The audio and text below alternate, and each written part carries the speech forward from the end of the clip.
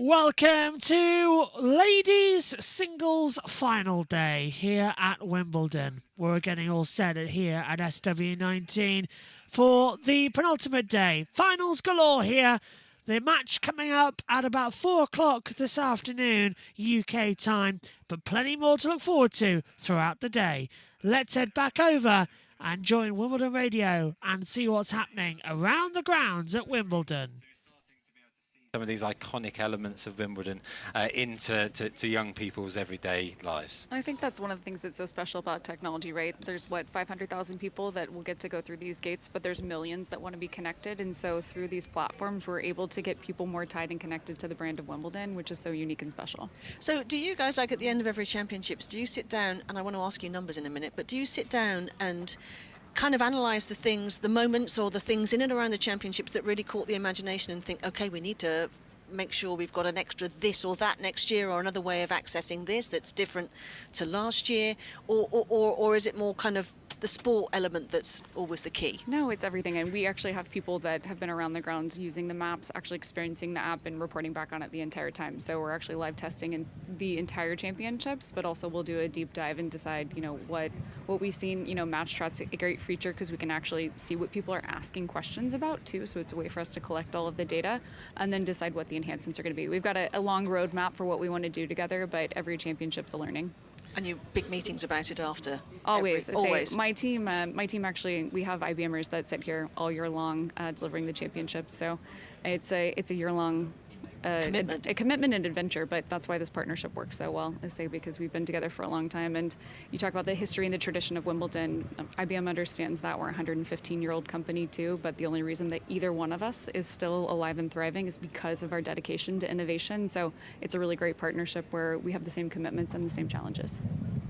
And Chris, what are the numbers? Tell us what are the most popular things that people are accessing this year? Because obviously we love the stats, so we're absolutely diving headfirst into what is the first serve percentage, how many errors on the forehand, how many on the backhand, all that kind of stuff we love. Yeah, so we see quite a broad range, and actually that's one of the main things about our platforms is that lots of different people come to it for different things.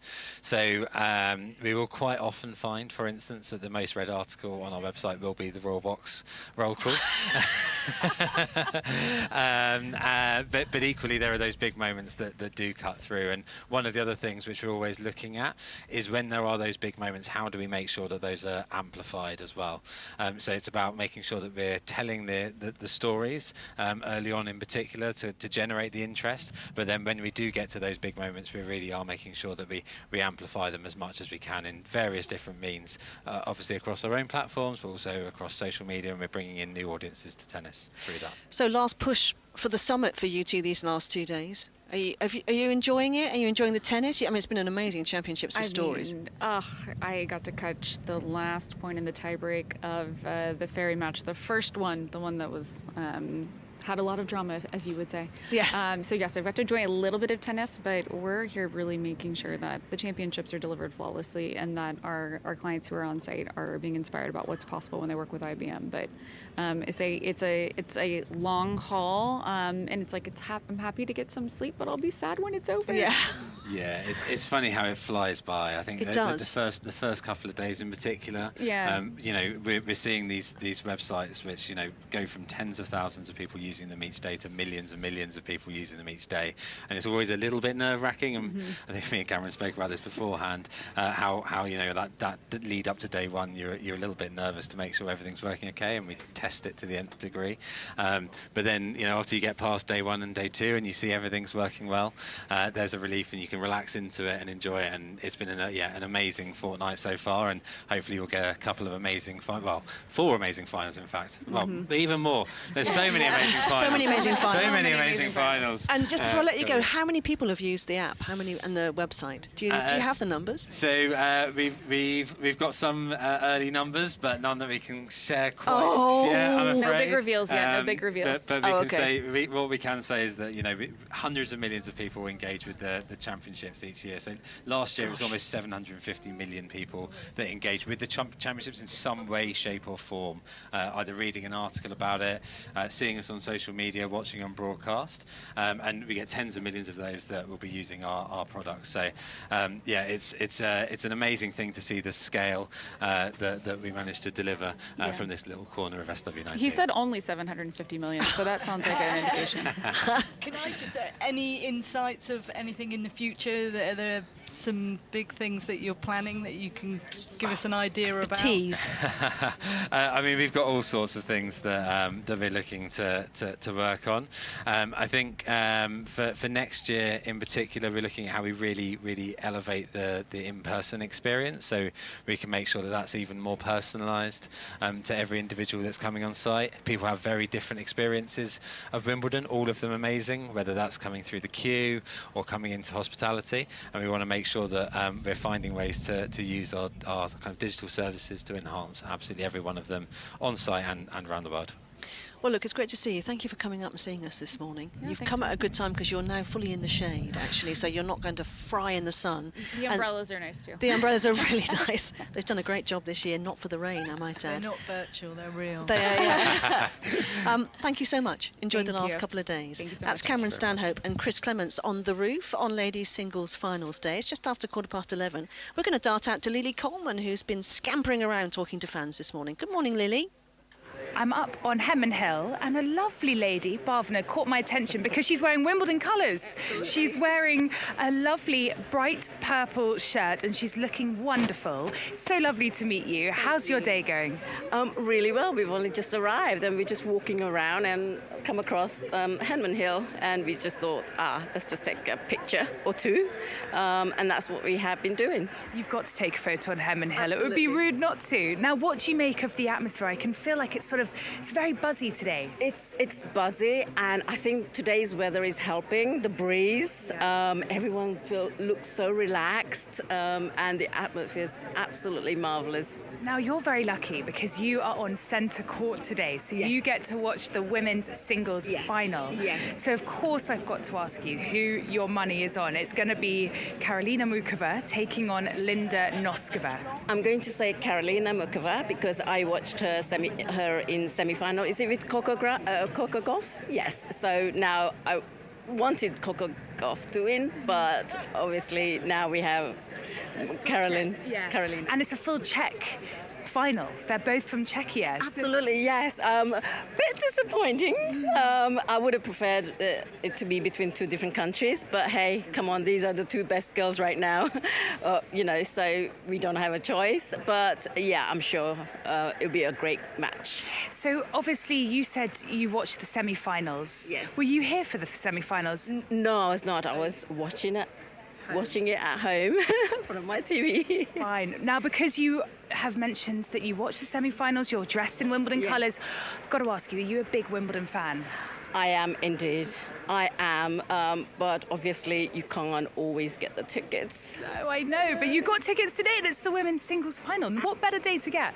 Exactly. I feel so lucky, but it was my husband who got the tickets. How did he get them? He got them through the ballot. The ballot, yes. And, Wow. Thing is, okay, here's the thing. He got the option to buy the tickets, and time ran out. We chose an option. Time ran out, and so that we had to let go of that, or taken away from us. And then we thought, let's see what next date is available. So my husband said, well, how about Saturday? How about centre court? How about la la la? And at the same time, I'm texting my brother, WhatsApping my brother, saying la la la la la. We managed to get the tickets on day 13. La la la. My brother goes, do you realise that you've bought the tickets for the final, ladies' finals? Oh my gosh, did you scream? Surely this is like the most incredible thing. Well, yes, after my brother told me it was, because we were just not thinking. We were just too busy trying to get the right date and everything, trying to purchase the ticket before it goes. Oh, wow. I mean, you're so lucky to be being on centre court for the women's final. That's going to be absolutely amazing. Is this your first time you've been here? No, this is my third time. The first time was in 1990s. I queued up on Wow. day 3. And then the second time was, I had debenture tickets. I managed to see Roger Federer play and Williams sisters, yes. What a day. That was my favorite year because I managed to watch Roger Federer play before he retired. Oh, well, you're very lucky to have been able to see that. Now, I'm sure Wimbledon must have changed so much since the 90s. Yes, I'm now going around again to see whether I recognize anything at all. It's gone really sort of pristine. Yeah, it is very pristine now. Yeah. There's not a grass out of line. Yeah, correct. And I instantly recognized Henman Hill. Yeah. But it was a bit rugged at that time. Yeah. But it's really pristine. It is very pristine. Well, I'll let you go. Enjoy your day. And I can't remember who you said you thought was going to win the finals. Mukova. You said Mukova. Yeah. Well, for your sake, I hope Mukova wins. Thank you very much. Have a lovely day. Bye-bye. Well, sorry, I got a bit of the giggles here actually because the next team is waiting to take over. They're standing by Barry Cowan and Olga Savchuk and Lindsay Hooper, and I've just asked them all whether they're sock shoe or sock shoe, and of course they're all sock shoe. I am now beginning to feel a little bit isolated in the way You I are put on determined my to find footwear. someone. I'm going to find one person. If it I feel kills like me I want to today, help you find one person. Would you put your coat on first and then work backwards? How's that working? yeah, funny enough, I'd try and put both arms in the coat at the same time. We've got an email from Bob who says, first of all, I'm sock, shoe. No. He's very kind enough to say he looks forward to listening to the radio at Wimbledon every year. You're He says wondering we're why you the asked. best. I know, I am. I wish I'd never brought it up. Thank you for providing your outstanding coverage, he says, of the championships every year, and keep up the good work. Thank you very much, Bob. I appreciate that. Maz has got in touch and says, great coverage as always. One of my superstitions was wearing the same pair of lucky socks if he won a match. The same pair. Did he wash them? Probably. I would think so. I hope so. That does happen quite a lot Yeah, that with happens. players. They're With outfits. washing too, yeah. overnight in the sink. He goes on to say he'd keep wearing the same pair until the winning streak ended, which I kind of get. And he also discovered later that Serena used to do that. She had the same superstition and wore the same socks throughout a tournament while she kept winning. Which actually... Did she? I didn't know that. Apparently... She's handing it into the locker room ladies to get those washed I tell every you night. who I'd like to ask this question of. Thank you very much, guys, for your emails and getting in touch. Alejandro Davidovich Fekina, who wears a white sock and a black sock, and that's because he didn't have the right socks. He rushed in the morning on one of his matches to pack his bag and didn't have a proper pair of socks. He had odd socks, so he thought, I'll wear them, I'll have to. And then he started winning with that, and he's never changed he it. can't hear, can he? I No, I wonder think if he he- I goes think sock shoe, or... I think he wears that black one underneath the two No, white. I told you that. I made it up. No, you didn't. I know. I asked him. He Did said, you? yeah. Well, I did He make that wears- up and did told you? someone. Did So you? I'm glad it's true. It's true. But then It's a when can of worms. I looked at it, It's true. I watched him, and Yeah. I couldn't see a coloured I sock watched it too. I underneath. was trying to find it the other day, but maybe it's a shorter couldn't- one. Maybe it's a short black sock. Yeah. Right, before, listen, we're rambling off about socks now. We probably ought to be talking about the women's final today. The ladies' final. Your winner today is Jill Krabus. Mukova. Lindsay Earle. Lindsay. Lindsay Hall. Hall. Lindsay Earle. So I called you. Oh, no. It's Lucy. It's Lucy. I'm going It's- Mukova, but we need to get. That's the first question that they get asked after they've won the championships. I'll have Whoever a chat wins, with Annabelle or is Rishi. it shoe, sock, shoe, sock, sock, shoe, shoe, sock, shoe, sock. I need to go and have a coffee. I think that is absolutely essential. You've got your sock over your shoe. Oh, listen, it's been lovely to see you both up here this morning. Thank you so much. The team is standing by with Lucy Hooper. No, I'm joking. Lindsay Hooper is going to be taking over from us.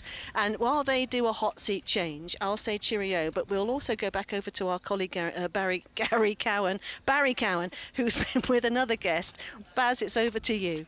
So I'm here at Orangi Park with Eric Ferrazzi. It sounds like Ferrari, but it's not. It's Ferrazzi, head of racket stringing for Babolat. Eric, this is where it all happens in terms of the stringing. How's the championships gone for you so far? Yeah, so far very, very good. We are like over than 7,000 so far, and it's a good year. No rains, so it's much easier for me to have the racket done on time. So how many years have you been here? I'm jumping with Babola in 2017, and we have the official partnership for the racket stringing since 2022.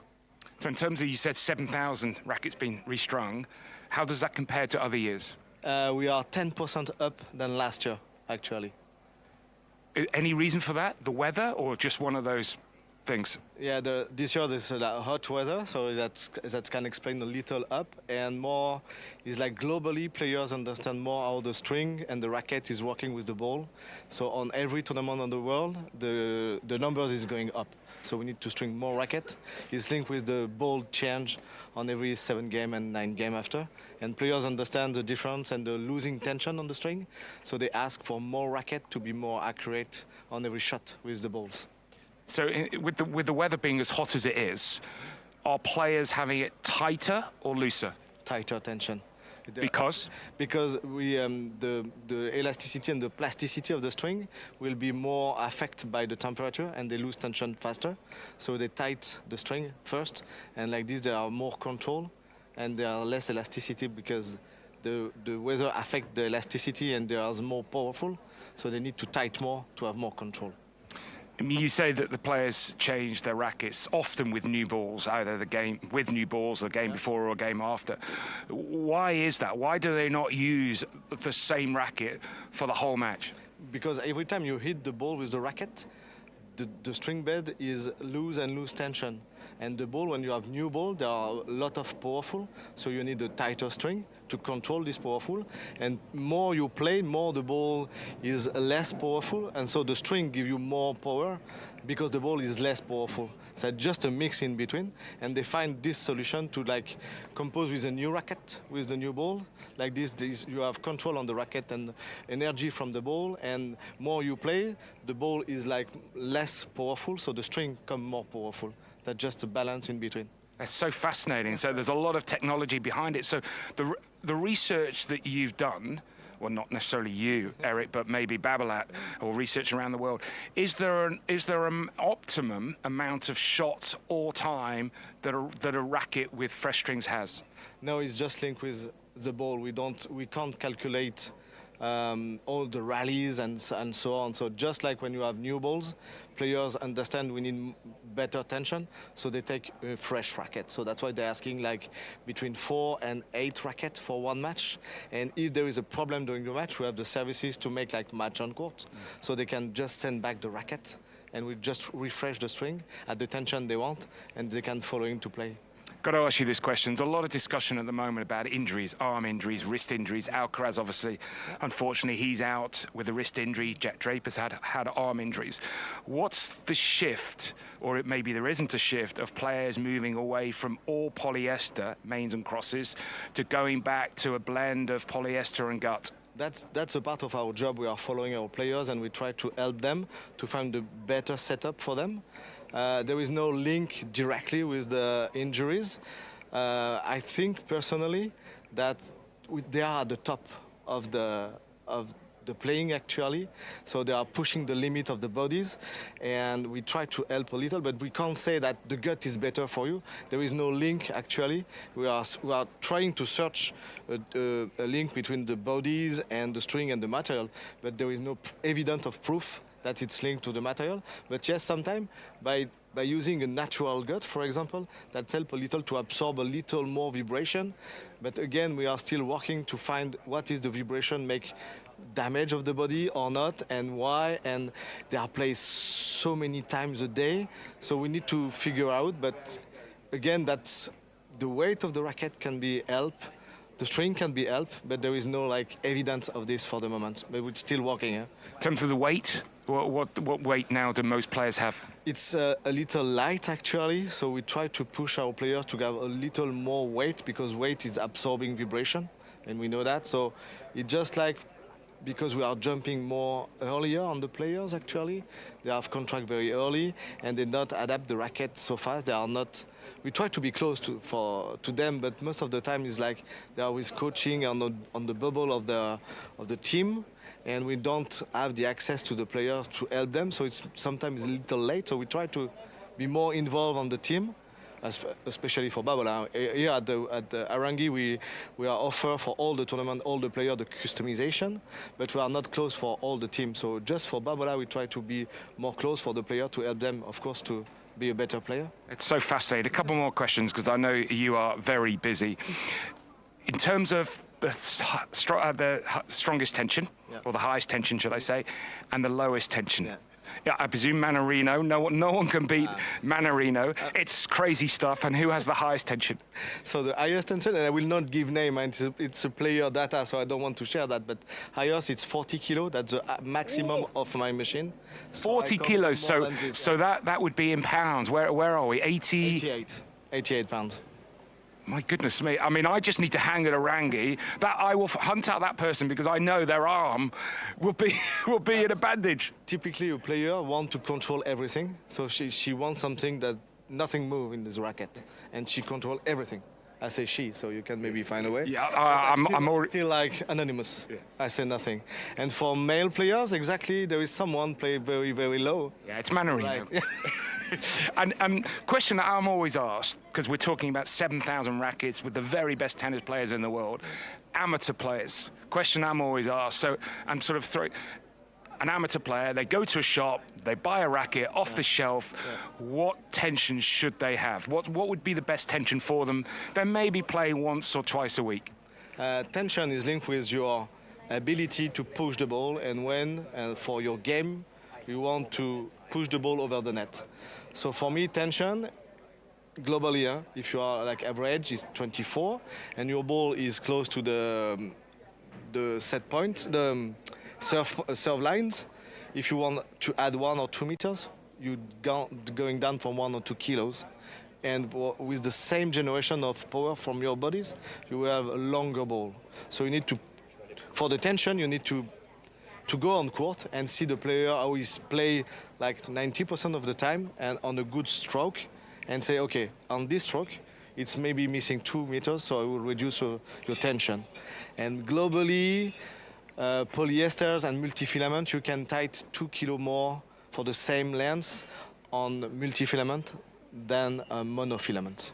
Eric, it's been fascinating. Thank you very much for your time. And now I want you to string my racket at 88 pounds, 40 kilograms. That's where I've gone wrong.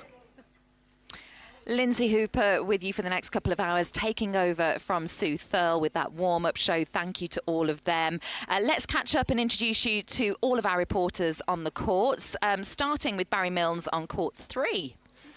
Hi, Lindsay. Yeah, it's obviously a beautiful day and a good crowd in to watch the ladies wheelchair singles final. It features the top 2 players in the world. We have the #1 seed Yui Kamiji against the #2 Dida de Groot from the Netherlands. But although de Groot has won more major titles, singles titles, than any other player, she has 24. She's won all 4 of the Grand Slams 6 times each.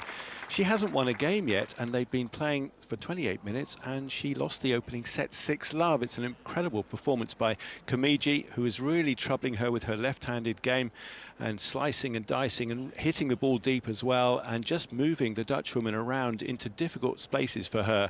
So it's a very one-sided opener, but de Groot, as I say, is a record winner of major titles, so you'd expect some response. She's had a long chat with her coach at the far end, but Kamiji, who took a bathroom break, has now come back onto the court, getting ready to start this second set. And for her today, this is big, because she's been twice in a Wimbledon final, but never yet won this title. If she wins this title today, then she will have won all 4 of the majors. She also has an Olympic gold medal to her name, so it will be a golden slam in her career if she achieves that. And the way she's going about this, you'd have to say she is going to lift this title this afternoon. Thank you, Barry. We jump over to #1 court next, where Arv Palmer can set up what's happening over there. Yeah, thank you, Lindsay. It's the gentlemen's wheelchair doubles final going on over here on court #1. It's Alfie Hewitt and Gordon Reid. They are the 6 times champion here at the All England Club at Wimbledon, so they're going for their 7th today. They're the current 2026 Roland Garros champions as well, and the most successful partnership in the male game, in the men's game, should I say, of all time in doubles too. So they are a very strong pairing. They're the top seeds, and they're taking on Gustavo Fernandez, who was the winner of this event in doubles back in 2015 and 2022, so knows his way around the All England club.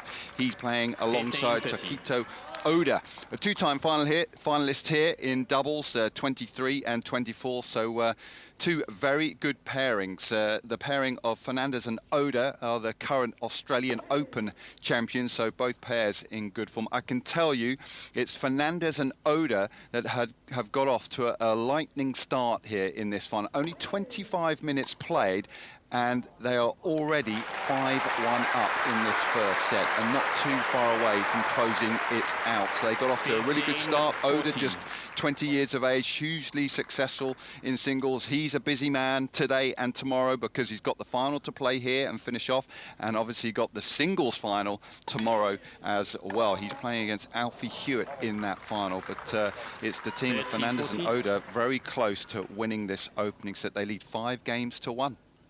Busy there, Arv. It was a really busy court yesterday on court 12, 5 matches. Back down to 3 today. Phil Stud, you're watching in the opener? Good morning, Lindsay. Yes, first up on the menu today here on 12 is a ladies' invitational doubles round robin match. It's the final group match, actually, between Dominika Sibylkova of Slovakia and Czechia's Barbora Stricheva, and Vanya King of the United States and Yaroslava Shvedova of Kazakhstan. Sibylkova, well, she's one of only 4 players to have won the WTA finals at the first attempt after Serena Williams, Sharapova and Kvitova. That was some achievement. She's made it to the quarterfinals of all 4 Grand Slams in singles. She's an Australian Open finalist as well. Stritseva's a former #1 doubles player, and she's won a couple of Wimbledon doubles titles as well. The opposition, Vanya King, Wimbledon and US doubles champion with her partner Shvedova, so there's a lot of pedigree on show here. Now, the order of the day normally, as you know, Lindsay, with these invitational tournaments is that it's generally more about fun than the result, but I have to say this has got to be one of the more cutthroat quartets that I've seen so far at the championships this year. They're really going for their shots. There is no quarter asked or given. It's all smiles. They're thoroughly enjoying themselves, but there is a lot of competition out there. They both want the win. In the case of Stritseva and Sibylkova, they're going for 3 wins out of 3. King and Shvedova have yet to win a match, so they're very keen to put that right. And one other point, Lindsay, Shvedova's claim to fame, she's one of only 7 players to have achieved a golden set in the Open era. Now, a golden set is where you win every single point, all 24 points. Very rare indeed, and she is the only player to have achieved it at a Grand Slam, and that was against Sara Errani here at Wimbledon back in 2012. So that is quite an achievement. That is a remarkable fact, Phil Stud. Thank you very much. And you talk about the enjoyment that they're having, these smiles on their faces. But we know with tennis players, there's always the competitive spirit. Also calling doubles action is Abigail Johnson over on court 18. Seconds ago, Lindsay, I witnessed the shot of the tournament, full stop. Tweener lob winner from 2013 singles semi-finalist Kirsten Flipkens. She bowed to the crowd with a huge smile on her face. An entertaining shot, but actually does something for herself and her partner Daniela Hantakova, because they were trailing by a break in this first set of their ladies invitation doubles against Magdalena Rybarikova and Lucy Safarova, but they've just gone up 4-all and love 30. And gotta say, Phil Stud was talking about competition in this invitation event. Sensed it a little bit here. Rybarikova and Safarova, they're playing like a team on a mission. They have competed in 2 matches already. They haven't dropped a set. And I wonder if there's a little something harbored, because the 2 of them made semi-finals in the singles in their professional careers, but that was their best Grand Slam result each. And for Safarova, she is a former doubles world #1. This was the only Grand Slam she didn't win. She had a couple of Australian Open trophies, 2 at Roland Garros, 1 at the US Open, but none at Wimbledon. So maybe the invitation doubles will do it for them. Rybarikova, though, she is having to fend off a couple of break points. It's 4-all and 15-40 on her serve. Can she fend off the first? Yes, she can. Long from Flipkens, who can't rechannel the magic of the tweener lob. So very entertaining stuff for the fans in the stands here on Court 18, and also looking down from the balcony, standing room only up top. What a place to be on this Saturday morning. Straight back to Arv Palmer on #1 court because there is set point already. Yes, and it has been converted, and what an opening set that has been from Gustavo Fernandez and Takita Oda, the unseeded pairing playing up against Alfie Hewitt and Gordon Reid, the top seeds, the 6-time champions here at Wimbledon and the most successful doubles pairing of all time. They've just taken the first set 6 games to 2. They were able to break the serve of Hewitt and Reid 4 times. So very much a dominant set by Oda and Fernandez. Set to the good in this final on court 1, Lindsay. Team for the next hour at least. I'm joined by Barry Cowan and Olga Salvchuk, and it's so good to have you with us on the roof. You might have heard Sue Thurl earlier in the warm-up show talking about the sock, shoe, sock, shoe. Sock shoe. Yeah, Barry's glazing over. And I just wanted to reassure you that for our social media topic today, that is not it. That is not what we're going to be discussing. What we are going to be talking about, though, courtesy of Rob Nothman, our very own, who we bumped into in the office earlier, is tennis doppelgangers. He said that Sebastian Grosjean, from a distance, he did add, and he did say a slightly different version, but in the face reminds him of Rory McIlroy. So we'd like to open this out to everyone. If there's anybody that you've been watching on your screens over the course of this Wimbledon Championships, or previous championships gone by, and you've thought, you know what, they're a dead ringer for, do let us know. You can email at radio@aeltc.com, radio@aeltc.com. There's hashtag Wimbledon, which will find you on socials, at Wimbledon and at Wimbledon channel on Instagram. Do get in touch with us. We'd love to hear yours. And I've got to go straight to the floor because, Barry, there's been a likeness for you with Nick Faldo in the past, you said. Yeah, some people have said, oh, you look like Nick Faldo. So, do I? A little bit. Okay. I can see where they were coming from with that. Okay. It's not a complete obscene Yeah, one. so I won 3 Open Championships. Yes, I won you the do. Masters. I was world #1. Yeah, I was a good golfer.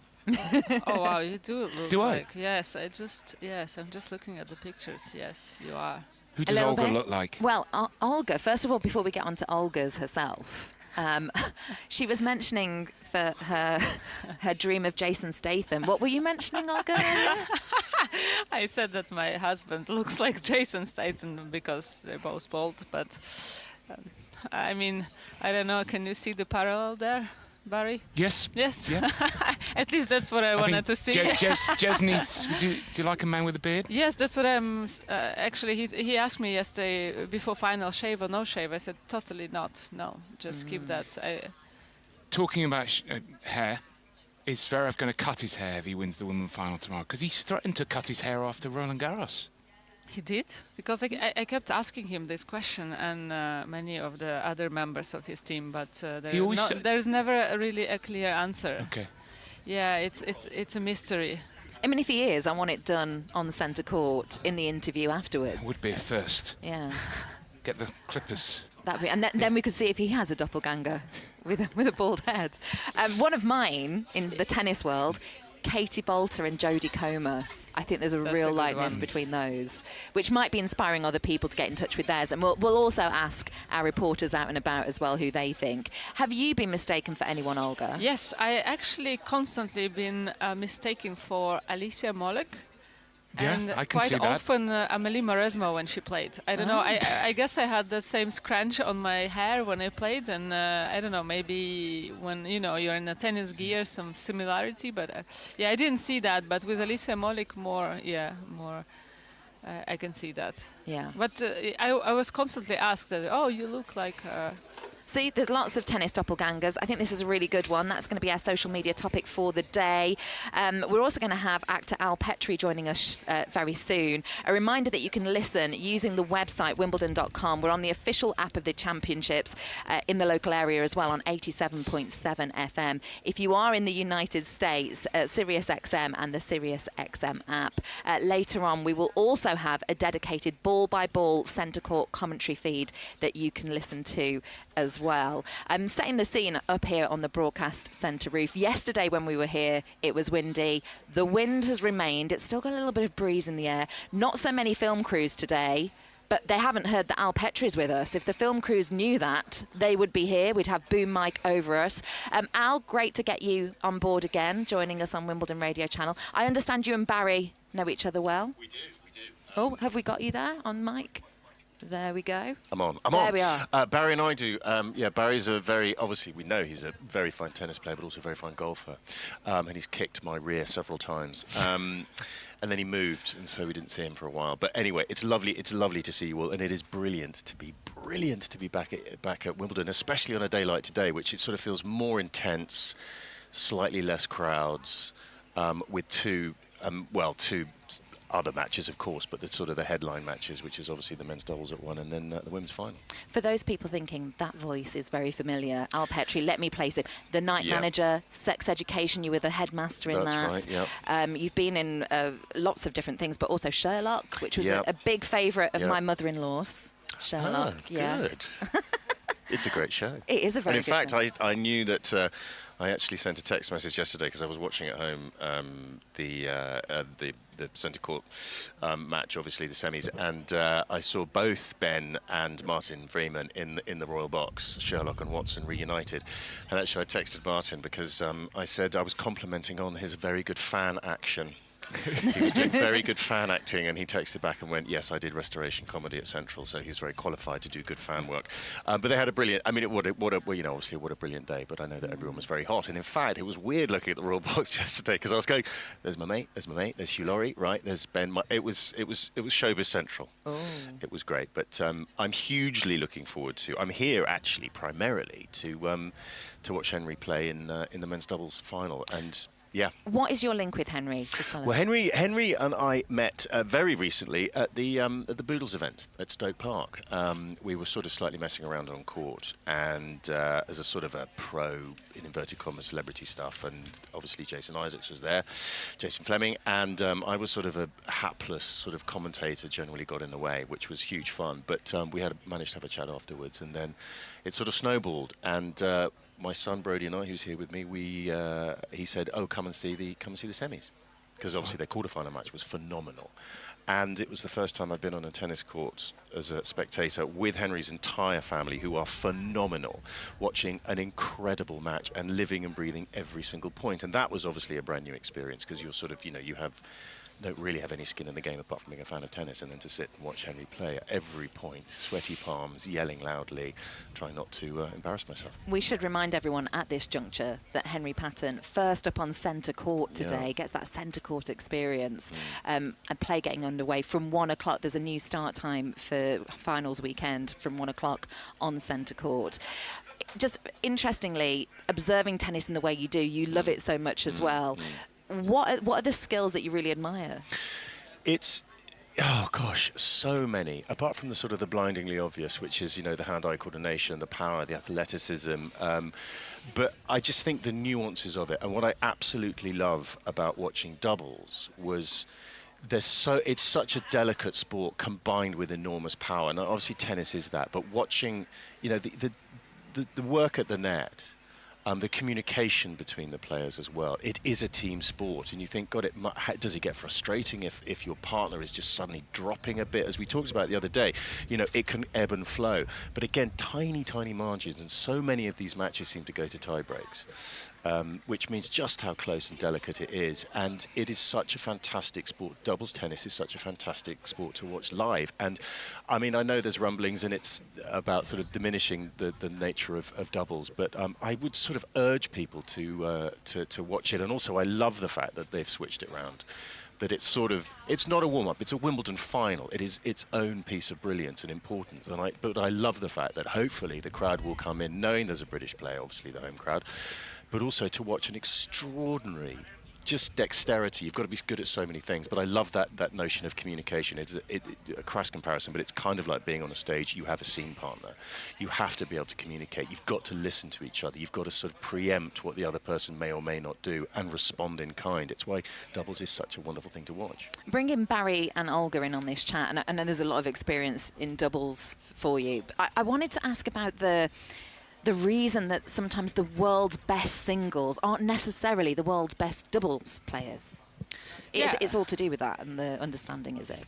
Yeah, I think it's the reason behind that also a lot to do with communication and, you know, that you have to share the court and the side of the court with a partner and have to find, you know, under stress and the pressure moments, you know, you have to find a way to communicate and lift each other up. And, you know, a lot of times that's why some partnerships are more successful than the others, even by the look of, you know, how powerful some singles players are. It's just by lack of the communication and, you know, allowing your partner to be the one, for example, to take control during few games. And, you know, it's that constant balance and communication.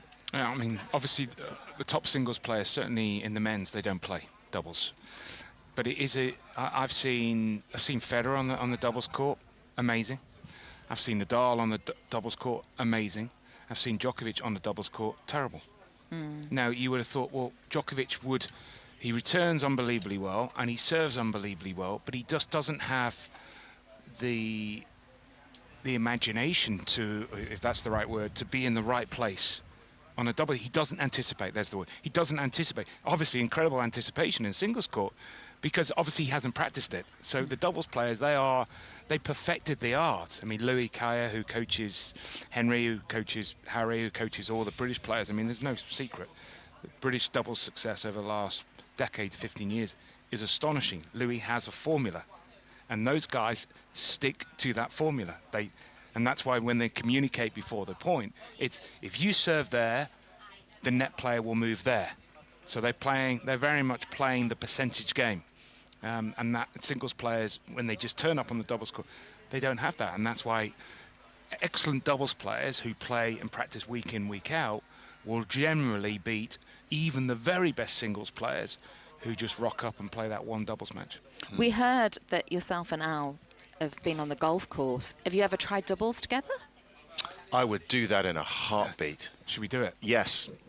Yes, yeah. Absolutely. I mean, that's just an absolute no-brainer. I mean, I absolutely love sport. I love watching sport. I love participating in it.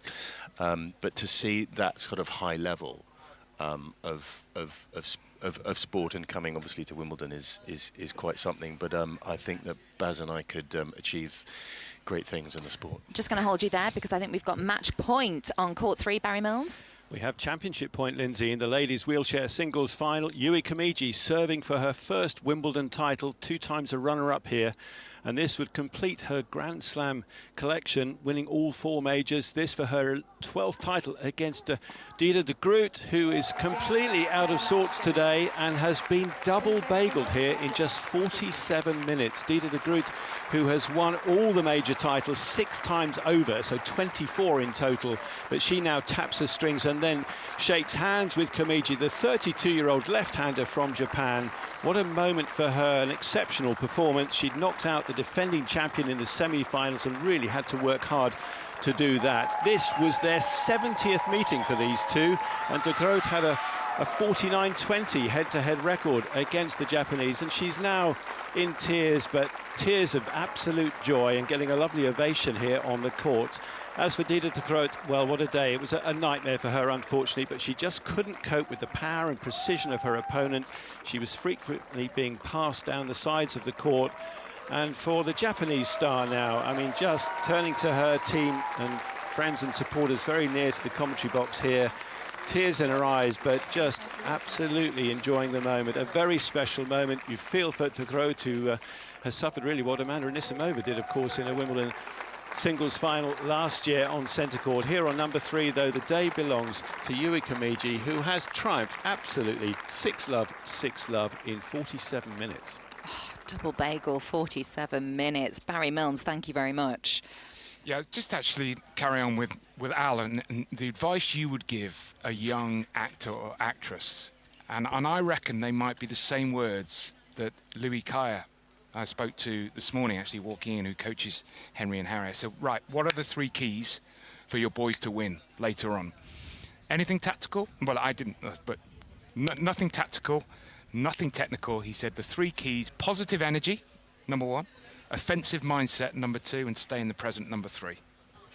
Yeah, I mean that's and the old favourite, which is you know, believe in yourself. I mean, everyone. I think in I've got this sort of a semi-mantra which I've sort of burped out enough to sort of people, but I often to sort of try and give a lot of young people confidence stepping into an industry which is extremely competitive. It's the acting world is not a meritocracy. You can be not great, but you can be very successful. Obviously, sport isn't like that. But I think so much of it is about things like you need resilience, because in the same way in tennis, you will lose probably more often sometimes than you win, certainly in terms of points, let alone matches, games, and all the rest of it. And you know, you get far more no's than you do yeses, so it requires certain resilience. And if it's not for you, that's totally fine. You can do it for a certain period of time, and if it's not for you, then that's okay. The world is a brilliant and amazing place, and there's loads of different things to do. But I think the main headline is that we are also unbelievable. We bring, all of us, you know, there's no one else like us in the world as human beings. We're not. So we bring something unique to sort of, you know, the party. So if you can figure out what that is and figure out a way to make a living from it, fantastic. But yeah, I'm in an industry that's not a meritocracy, so it's a different beast. But equally, you do need resilience. And also, it's good old-fashioned hard work. It really is. And that involves training. The parallels are there with sport. So there's a lot. I think there's a lot of things. Something else I'd like to tap into is that idea, and I'm thinking of the ladies' singles final now. When you think of Noskova and Mahova, they practice together. They know each other. They probably get on very, very well. I imagine they do. Olga's nodding. And then they're up against each other. And you have that in the acting world. You know, you'll have a part where you'll get to know someone. You'll probably be cast with somebody that you get on very well with. And then the next moment, you're doing an audition and you're both going for the same part. So there is that correlation, that mindset, tapping into that. How do you shift? You have to sort of celebrate others' success, otherwise you'll become sort of bitter twisted. But I think it kind of keeps you honest. I think a bit of sort of mild jealousy is probably quite good. And then I think the other thing is, and I've always said this as well, it's that I will always learn from other people, and I don't care how old you are. You know, I can be doing a telly show. I mean, that was the amazing thing about doing sex education, that I was working with a lot of young, really talented actors. And they could be 22 years old, and I'll be watching something either off camera or on set while waiting to do a scene, and you'll watch them just do something which is so kind of, it can come from anywhere. It can come from a thought or an instinct, and you go, that's brilliant. That's brilliant. And I sort of so you learn from anybody. So what's fascinating about the women's finals today is that obviously there is an age differential. What is it, 9 odd years? So that obviously, and by that I mean experience. Olga, I'm kind of referring to you really in terms of experience versus, so it feels like it's a good matchup, but it also feels that perhaps experience might overcome youth and inexperience. But then again, we go back to watching Arthur Ferry, and I was talking to the Patton family about, and one of the coaches about, actually Baz and I, we talked about it briefly as well. Is the youth allows you to come on and just swing kind of freely, going, wow, I can't believe that I'm here. I mean, it's so delicate, but I'm assuming a lot will come down to how each player takes the centre court crowd, how they deal with the pressure, let alone the talent that obviously they both have to an extreme. I mean, yeah, I will agree. As you said that Muchova, she has more experience being at the later stages of these tournaments, but also, as you said, also that Linda Noskova is young and she has nothing to lose, and it's already such a big deal to be in a Wimbledon final. I think it adds a little bit of extra spice being playing against your friend and also from the same country. I'm sure, you know, Czech press is all over this match, and it's never, I think it's, you would want probably somebody not from your country, because it's always a bit of like a mild jealousy, of course. So I think it plays a role as well. But I have to put probably a slightly favorite in this match, Muchova, as I think to overcome that semis against Coco Gauff in that dramatic thriller, I feel it's always give you, to win this kind of match, it always give you that a little bit of extra confidence, extra something to go into the next match. Just to round off this chat as well, I just like that you mentioned Arthur Ferry, because it also made me have another comparison. I'm always talking about football. Barry and I talk about football quite a lot. You know, that's my wheelhouse. And I was thinking about Arthur Ferry, and is there a potential for what I would call the second season syndrome? You know, this is his arrival now. He's got deep into a Grand Slam. Everyone is aware of him. Where does he go from here? What's the next 12 months like? Great question. And he will have a dip in that 12 months. 100% he will have a dip. And he might go on a run, possibly 5, 6, 7 losses in a row. That, because it happens to every player. People will start to figure out and watch him. I mean, he's got a lot of attributes, but there are also other areas of his game that he will need to improve if he is to get higher than what he's going to be at 36. But I think that's where it's staying humble, it's continuing to work hard, and almost, I think, he's got a lot of confidence, self-confidence, which is why he adjusted so well to everything this week. I even thought yesterday, I thought he handled it brilliantly. But he did not perform yesterday. He was just beaten by a player who played better, and then in the second and third set played some of the most aggressive tennis I've ever seen Zverev play. And stick with your team. I see so often players who do well, then they go through a bad patch of 2 or 3 months, and then they get rid of the coach. I mean, Raducanu even got rid of the coach when she won the US Open. So I think it's just almost expecting there will be a dip, but just staying true to yourself. But we've seen it before. You know, Justin Rose at the Open, and the world exploded. He missed 20 cuts in a row. You know, that is sort of inevitability. But I love the fact that, and I think it's so important. Stay humble, work hard. It's the best mantra.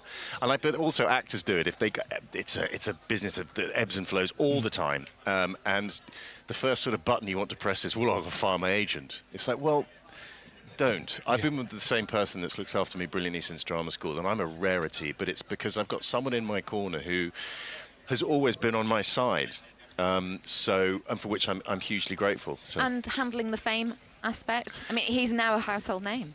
Yeah, well, again, I think that's the thing, is stay humble, and the sense that, you know, again, it's the same in this business. It's, you know, you've got a show out on the telly and everybody wants to talk to you, and then you don't have a show out on the telly for a little while and everyone looks anywhere else. And if you wonder where those cameras have gone, that way madness lies. So just take it as it comes and know that, I mean, there was that feature last night I saw on the BBC of he was walking down here and it was post the quarter and there were a lot of cameras around him. They will go.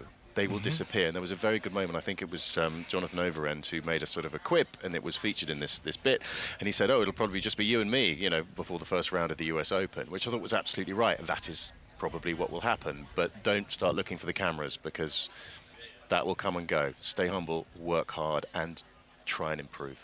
Al Petrie, thank you very much for joining us for this first part of the chat. You are listening to the Wimbledon radio channel. The time right now is 4 minutes past 12. With Amex, you can experience more at the Championships Wimbledon. With on-site benefits like refreshments and giveaways at the Amex card member lounge, and ice cream and prizes at the Amex Pavilion, an exclusive match at the Amex Experience. Visit the 2026 Wimbledon app and tap the Amex banner to learn more. Amex Gold Card representative, APR 85.8% variable. Annual fee applies after the first year, subject to status. Your rates may vary depending on circumstances. APR correct as of 25th of February 2026. 18 plus, terms and conditions apply. You are listening to the Wimbledon radio channel. Olga Salvchuk and Barry Cohen are with me, alongside me on a very windy broadcast roof. Just as you came back, I'm holding down the paper. Lovely to hear from your friend Al. there, Barry. You were getting doppelganger info from him. Yeah, he had some. Yeah, he's saying his dad said he looked like Fraser. There you go.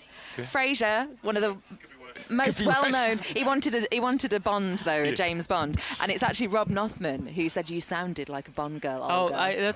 That made my week. Yes, you do, Olga. Really? Yeah. Yeah. Do it again. I was expecting you, Mr. Bond. Oh, I love that. This will be throwing Rob Nothman right now. He's getting into position over on number 1 court. I'm sure because he started this topic, he will have more doppelgangers for us potentially. We are going to talk as well and preview up to the ladies' final later, and all Czech women's final as we've already touched on. Can I just get from you a little bit of a scene set back at home in Czech of what that will be like, you know?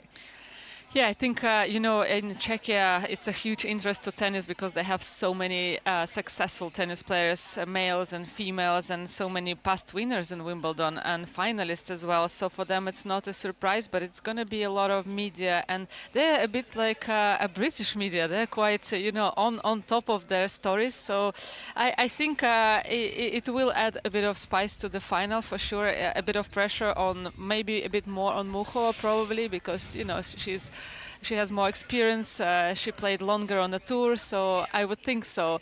But at the same time, as you mentioned, they're both such a chill characters, both very relaxed and very fun outside of the court. But Linda Noskova is more stable. Probably she doesn't have those. She doesn't have this really deeps during the matches, which her coach Thomas Krupa was telling me about. That it helps her to play in the pressure moments. So it's going to be an interesting one. I think if you take purely tennis and both of them are relaxed and swinging freely, you would probably put Muchova a slight favorite. But yeah, at the same time, you never know. It's Wimbledon final. Well, look, we'll hear from Muchova in just a few moments. Let's catch up with Rob Nothman now. I believe he's in position on number 1 court. Are you there, Rob? I am, Lindsay. Great stuff, but very entertaining. The last 20 minutes I've been listening to, and I'm watching a really gripping men's doubles final in the wheelchair event between the 24-time champions, Alfie Hewitt and Gordon Reid, who are up against Takita Oda and Gustavo Fernandez. And it was the Japanese-Argentine combination that took the first set 6-2. But we've had a complete change of fortune in this second set, with Hewitt and Reid now leading by 4 games to 1. That's 2 breaks of serve. Alfie Hewitt has just put away a forehand volley there, with Gordon Reid serving at 15-30 in this second set. So Oda and Fernandez leading by 1 set to love, but the British pair are on the comeback trail here. They lead by 4 games to 1 in this second set. I wonder what's going on court 12 at the moment. Let's say hello to Philip Studd. Good afternoon, Rob. Yes, I'm watching ladies' invitation doubles action, round robin group 1, and for level of competition and calibre of stroke, this has got to be the most intense invitational match that I've seen at the championships this year by quite some measure. 4 outstanding players, Sibylkova and Stricheva, the Slovak-Czech pairing, against America's Vanya King and Kazakhstan's Yaroslava Shvedova. And it was the 2 players who have won their previous 2 matches in this tournament, Sibylkova and Stricheva, who took the first set 6-4. But King and Shvedova have roared back in the second and now have a game point for a bagel set, which would take us to a match tie-break to determine who wins this one. So very entertaining stuff. Not much in the way of faffing about. This is serious. They both want to win these pairings, and it's making for a really entertaining match for this crowd on court 12 as we head over to court 18 and catch up with Abigail Johnson. Hey Phil, I don't think it's a coincidence that we're watching some incredibly competitive invitation doubles, because it is the last day of the group stage and these players do want to qualify for the final showdown. There's going to be new champions this year because Cara Black and Martina Hingis, who won in 2025, have not returned. And it was a 55-minute opening set here on court 18. We've heard about a final today that lasted less than 50 minutes, but 7-6 in the favor of Kirsten Flipkens and Daniela Hantukova over Magdalena Rybarikova and Lucy Safarova, who were yet to drop a set across their 2 previous matches played, and they led 5-3 in that opening set. But the most brilliant moment of the match, and possibly of the tournament as a whole, was when Kirsten Flipkens landed her through-the-legs lob winner. Seemed to ignite the pair, and they got the ascent in the tiebreak, didn't look back, so they are a set to the good, and they've won the first game in the second set. There are a couple of teams in this Group B who have won 1 match, lost 2 matches. Flipkens and Hantukova, they are 1 win and 1 loss, so this would be an important win for them, with Safarova and Rybarikova not quite needing it as much. Safarova, the only left-hander on court, is currently serving from the right-hand side of the chair umpire. Lindsay, could be a little bit more time left in this match here on court 18. Thank you very much, Abigail. Great to go round outside courts. And number 1, we've got action from 1 o'clock as well on centre court getting underway with dedicated commentary and a feed there of ball-by-ball action for you if you want to listen to that. We're diving into our journo panel next and the ladies singles final in particular. Let's hear some of Muhova and her thoughts then, because we looked at Noskova in detail on the warm-up show this morning. We had her run in. Why don't we now focus on Muhova and her story so far? Second service met by a meaty forehand. What a strike from Muhova, but with a backhand winner down the line. She's not done with this game just yet. Muhova lobs, and it's there! A remarkable series of strokes from Muhova. In August of 1996, Karolina Muhova was born in Olomouc, Czechia, to mother Hannah and father Joseph, a professional football player. This influenced a childhood of engaging in various sports alongside her brother Philip, who would go on to become a goalkeeper in his father's profession. Karolina's choice of tennis at the age of 7 led to her pro debut as a 17-year-old in 2013. With a highly skilled game inspired by Roger Federer, Muhova's talent and tennis IQ marked her out. She first entered the world's top 20 in 2021 before her major breakthrough 2 years later, where her run to the 2023 Roland Garros final was halted only by top seed Iga Swiatek. But a throwback to her injury-scarred 2022 campaign reared its head almost immediately. A wrist injury sustained at the 2023 US Open required surgery the following season. After a couple of years spent recovering form and ranking, a title on grass last month in Germany was huge encouragement for Muhova, and Wimbledon has continued her winning streak. The lawns of SW19 have complemented the number 10 seed's tricky slice and all-court game, with victories over 2024 champion Barbora Krejcikova and former world number 1 Naomi Osaka preceding her epic 11-9 final set tiebreak defeat of Coco Gauff. The lobby's good from Muhova. She's beaten the 2024 Wimbledon champion Barbora Krejcikova. Muhova nails another ace and a wide smile for the Czech player who becomes a semi-finalist at Wimbledon for the first time. Muhova's attacking, Gauff makes another ball, no! It's into the net from Coco Gauff! And Karolina Muhova is into her first Wimbledon final. That match-point-saving triumph over the American means that we are guaranteed a first-time major champion when Muhova faces Linda Noskova for the ultimate trophy. That was Muhova's run to the final, voiced by Abigail Johnson there. And I've got the journo panel with me. Everyone's in situ. Alex Sharp from Wimbledon.com, hello to you. Hello. Eleanor Crooks, Press Association, hello to you. Hi. And we've also got Kaz McCliskey, who's joined us again because you've been with us on previous championships. So great to have you back, Polish tennis journalist. Thank you, it's great to be back. It's really good to have you, Maz. Now, I want to look at this ladies' singles final, and there is nothing that we can avoid, which is the all-Czech affair. And how do you think that plays out when you consider as well, I'm going to start with you, Maz, the fact that we've had so many Czech champions in the ladies' side of the draw in the past? Yeah, third time in 4 years. Only Iga Swiatek has broken that run in last year. But it's not just two Czechs, but two Czech players who know each other really well, who played together at the Paris Olympics as doubles. And so they know each other's games inside out. They are a little bit nearly girls, nearly champions. Karolina Muchova has got to the semi-finals of every Grand Slam. She lost to Iga Świątek at Roland Garros in the title match, and with Noskova, they suffered the cruelest heartbreak in Paris because in the Olympics you've got a bronze medal match. The two semi-finalists aren't guaranteed a medal and they play off for it, and Muskova and Muchova and Noskova lost. We're all going to do that all day. In the playoff match. I mean, and so they have come close, but they're in huge form at the moment.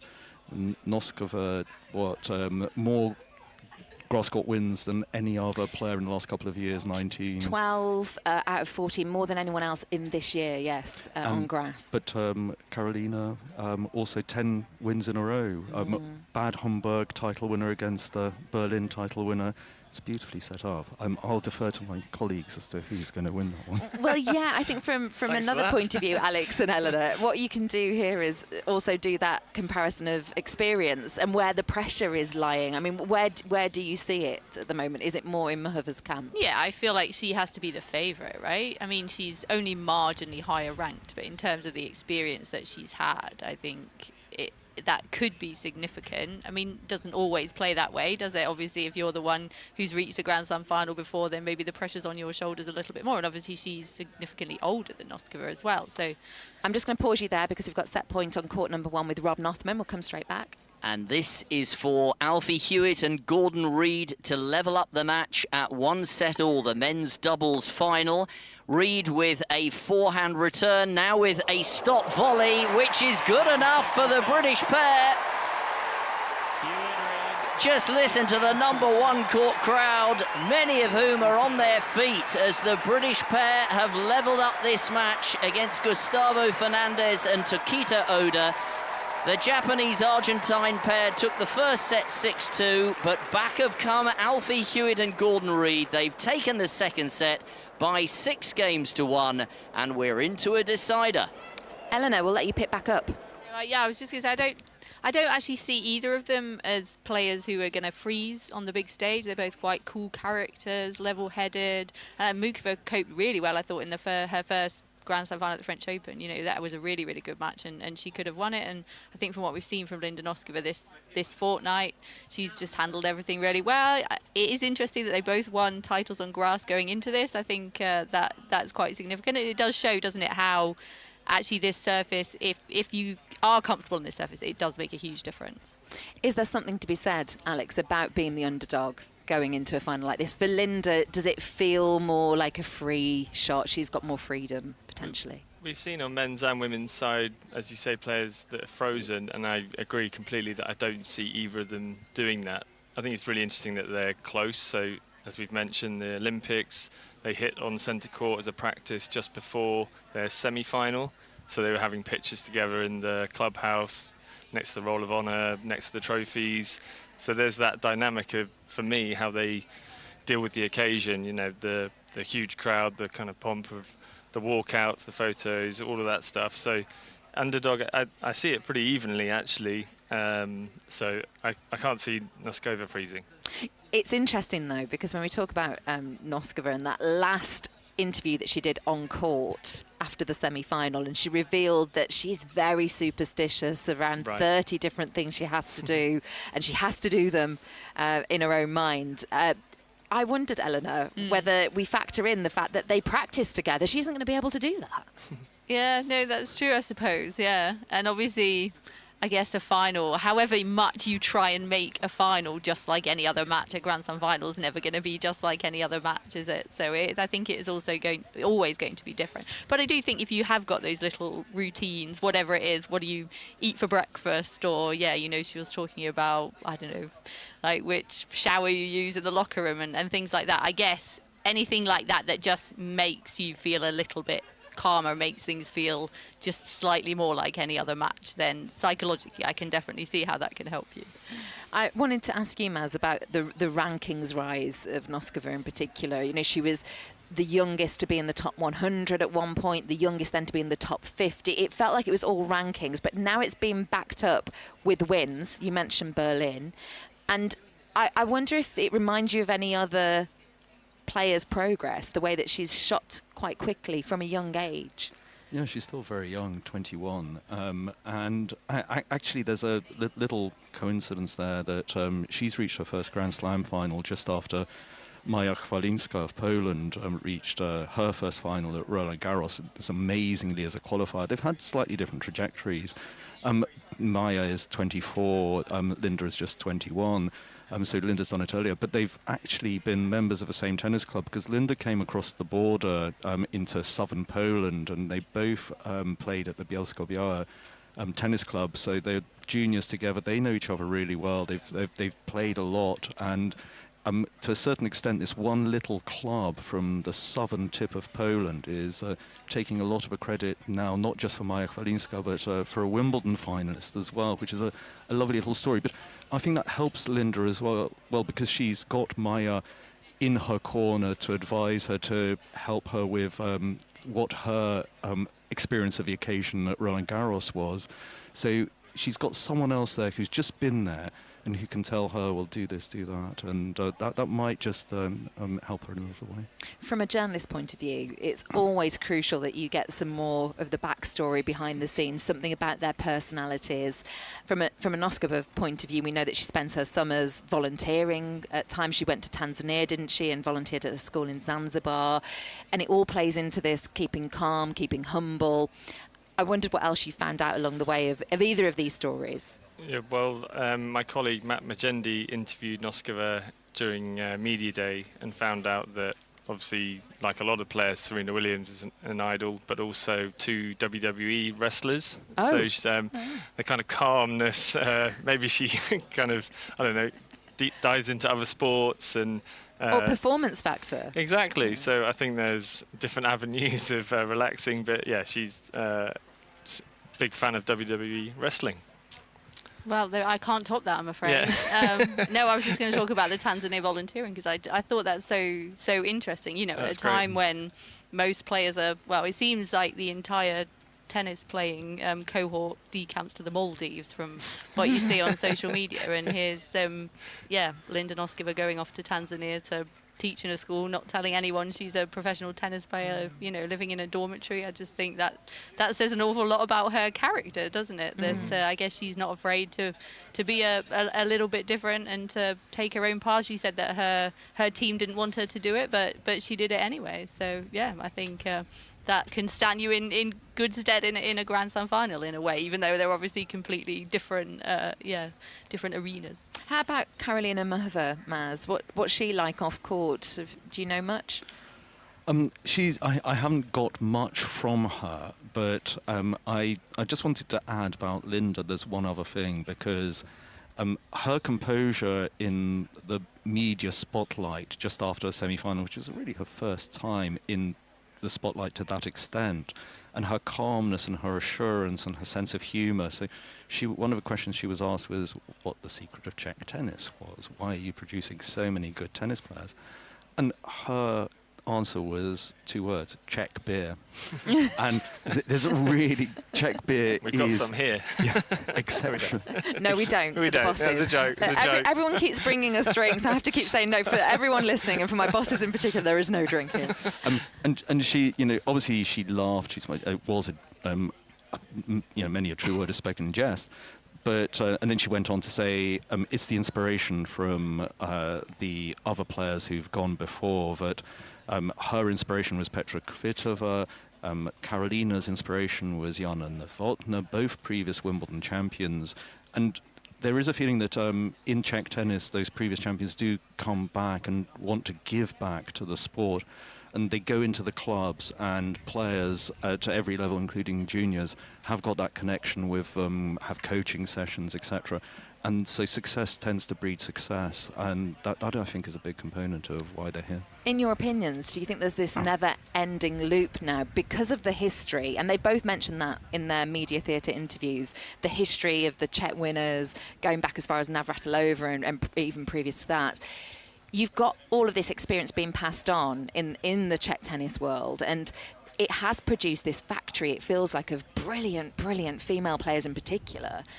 Do you think that's just going to keep going on a loop now? You get all of these winners, then giving back to the sport, to the generations coming through, and we have to just acknowledge, are they the best? Are they going to be the best nation for the next 10 years? Well, it's like Italy as well, isn't it? Men's and women's, they have tons and tons of tournaments at all the different levels. The coaching structure seems very, very sound. Czech tennis, I don't know enough about in terms of that, but they must do. They cannot produce that many legendary players and winners without solid structure, lots of tournaments at all the levels. I don't know if you two know more, but I think they've got a very good club structure. Okay. I think that's very key to their tennis, and maybe that's a factor, because what you look at all the Czech players who've won, and there are very different styles in there, but I feel what unites them maybe is that they've all got something extra. Like, none of them are kind of one-dimensional players, and they've all got something else they can bring. I mean, Mukova is such a clever player, isn't she? And when we saw Von Drusova went out here and Krejcikova, again, both players that, you know, have got a whole load of tricks in their arsenal that they can bring out when they need to. So, yeah, I mean, I think that's the question everyone's asking, right? If other countries could replicate what the Czechs have been doing, then I'm sure they all would, wouldn't they? But nobody's managed to so far. And when you look at the junior game, there's plenty of Czech girls in the junior game as well, so it doesn't seem like it's going to slow down anytime soon. And of course, if you see somebody from your country winning a Grand Slam title, it does give you that little bit of extra belief, doesn't it, that you can do it. Well, having Maz here, it's a perfect one to ask you about Iga Świątek and what impact that's had in Polish tennis, because it's about the role model, the inspiration that you said. I mean, they've had it over and over for Czech tennis, but has that had a direct impact, do you think? Absolutely, it makes a huge difference. And you'd say, actually going back to Agnieszka Radwańska, who reached the Wimbledon final here in 2012, and she really set the ball rolling on the current group of players, obviously playing in the inverted commas veterans event here, and who's been on the show herself talking about Iga this week and talking really well. And she's actually a huge voice of reason in Polish tennis. And maybe because she reached a final rather than winning a Grand Slam, she isn't as appreciated as much as Iga Świątek, who's won 6 Grand Slam titles now. But every one of these players who makes a breakthrough does then inspire others. And we look at the women's draw here at Wimbledon now. You've got Magdalena Frech, you've got Magda Linetti, you've got Maja Chwalinska. Iga's not on her own, and so it is snowballing, and the BJK Cup team is better, and they all inspire each other. Then the junior program is that much more developed and sponsored and supported. People want to associate with tennis and with the Polish Tennis Association, so it does have a snowball effect, definitely, without question. And Kaz, if I can come back to you as well, because on that note, with the grass court season, do you think that is having a direct effect on other nations? When you mentioned the 3 and 4, the 3 in the last 4 Wimbledon titles have been Czech. Do you think that does have an intimidating factor? Yes, and it's very interesting that we're talking about grass and the Czech Republic, which does not have very many grass. It's hard to find a grass. That's the head scratcher, isn't it? Yeah. But I think that is actually a component of it, because the Czechs, like the Poles primarily, are brought up still on clay courts. Clay courts are very prevalent in Czech tennis clubs and available to play on. And that maybe hones your game a little bit more than hard courts, which are dominant elsewhere, indoor courts. And that may be a component in why the Poles and the Czechs have improved, especially in the women's game. Obviously, in the men's game, power is such a big component.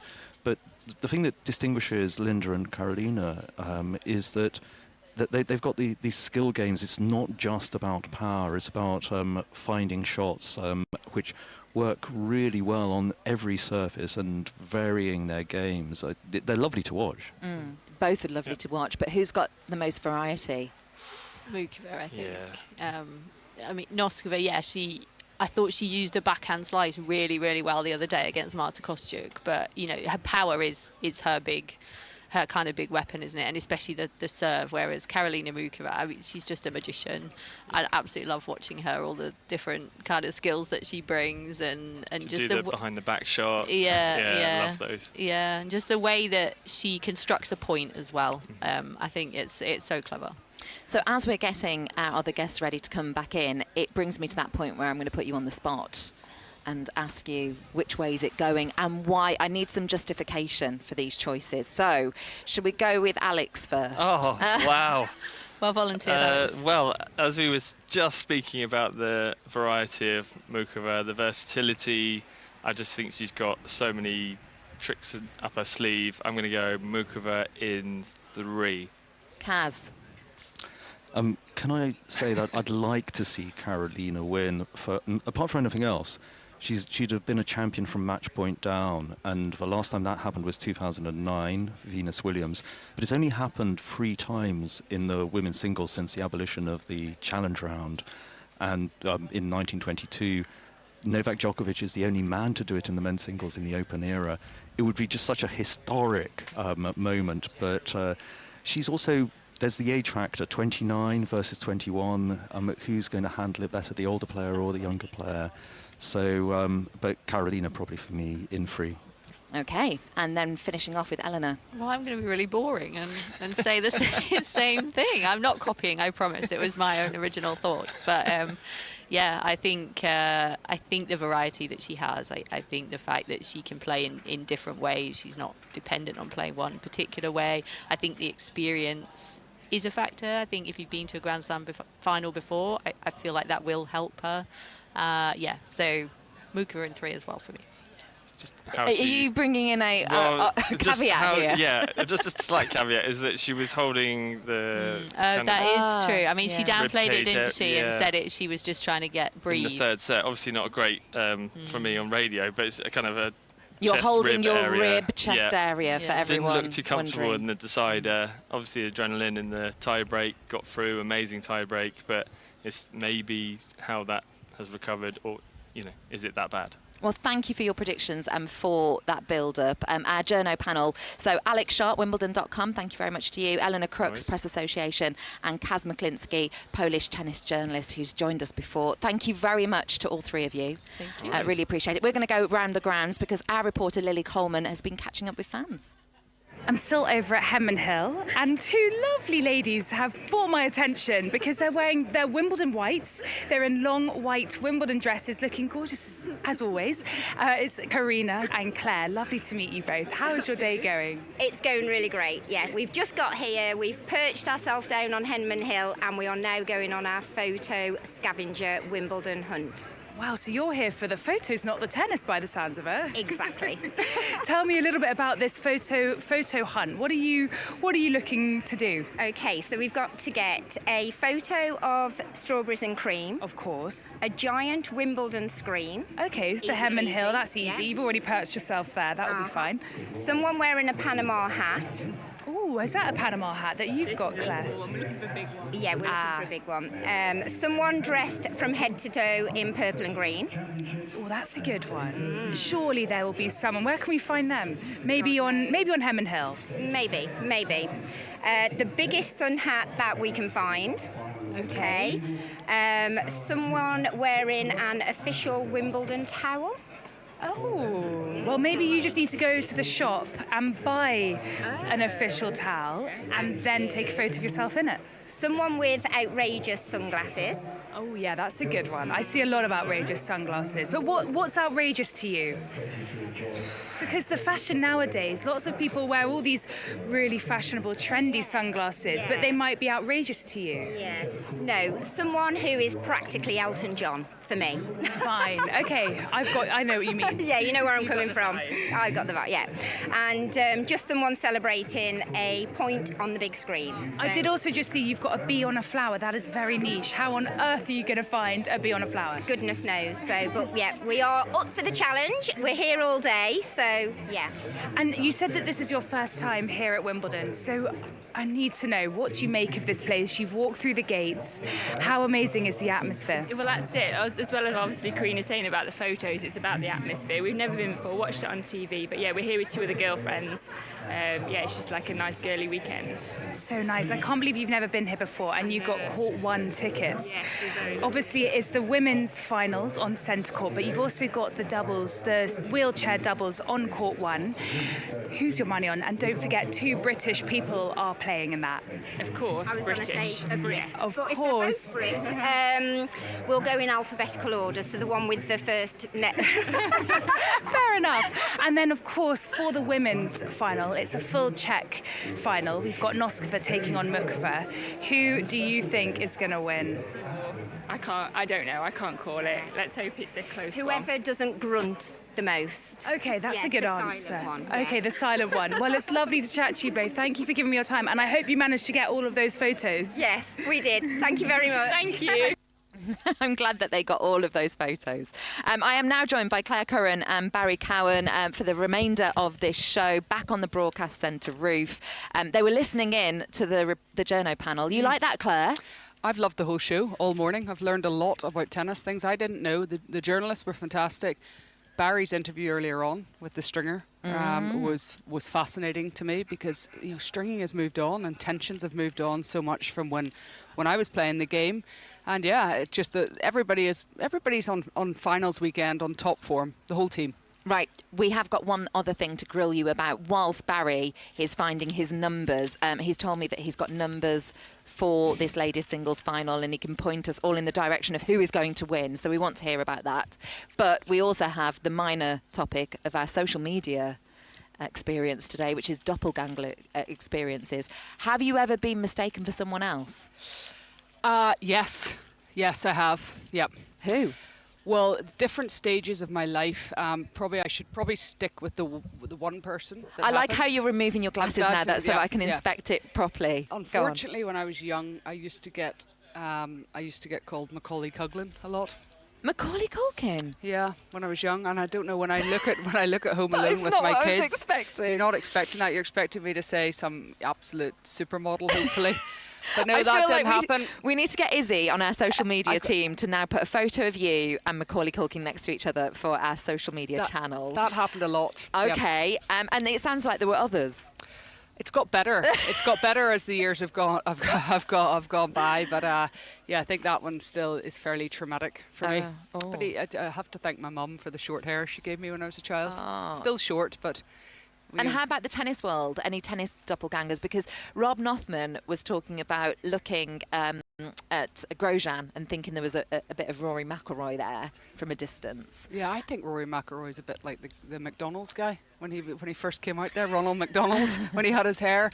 We're just going to get you on this subject for the rest of the show. I could keep going on with everybody. Barry, what about you? Apparently, I look like Nick Faldo. I can see that. Can you? Yes, I can 100% see that. It's the face, it's the eyes that are, and also you're very knowledgeable. I mean, I find Nick Faldo pretty knowledgeable about stuff, but I'm so knowledgeable. I've lost those notes. You've lost the notes. I spent half an hour doing the numbers and I can't find them. Don't worry if we've lost them. Macaulay Culkin, we'll put that one to one side. That was just an anomaly. But would you rather be...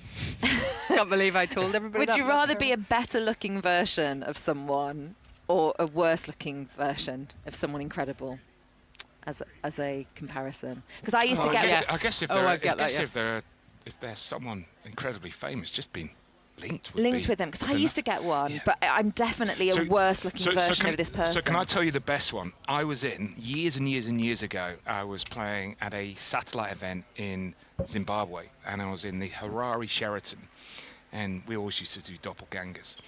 And we were down at breakfast, and looks like Desmond Tutu.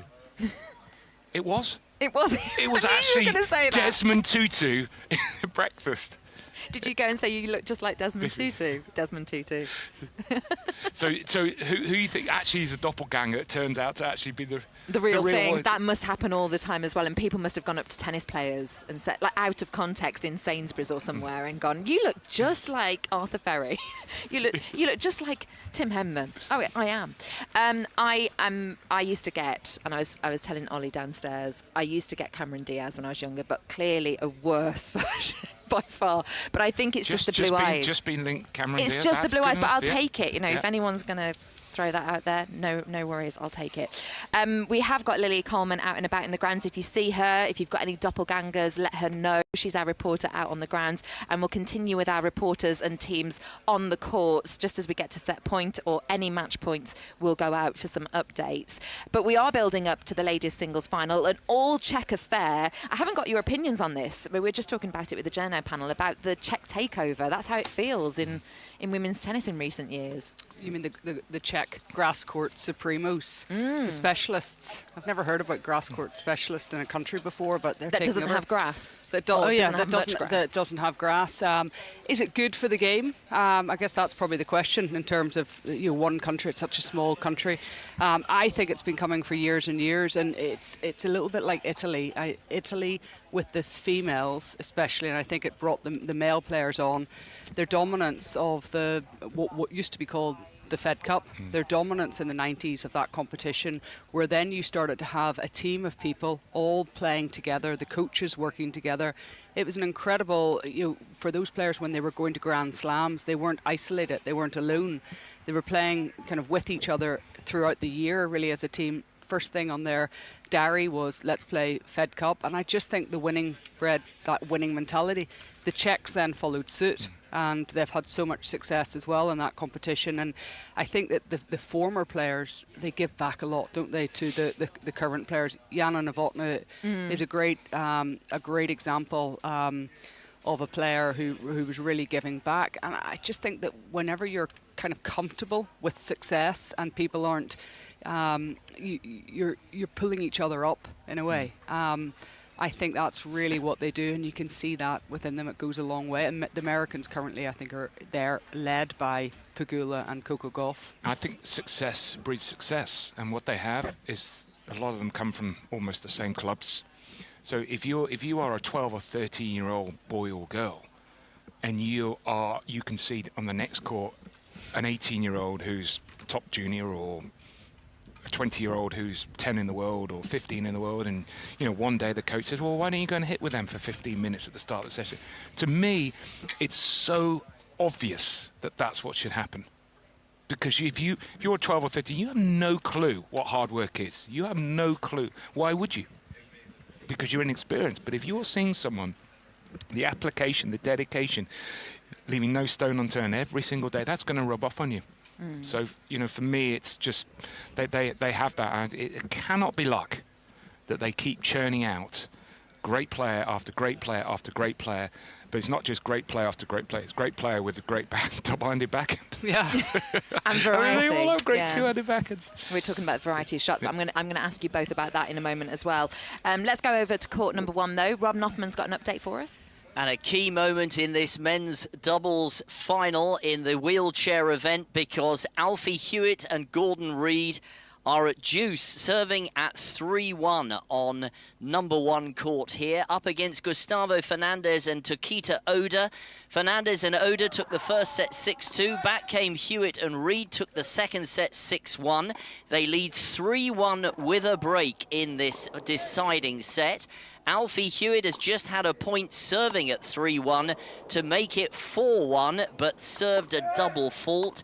The crowd are into this match big time. There's an enormous ovation each time the British players win a point. They almost did there. Reid's at a net, playing a little stop volley, and Oda is there after 2 bounces, which is allowed, but they're passed by Hewitt down the middle, and that brings up another game point at 3-1. Just listen to the ovation here.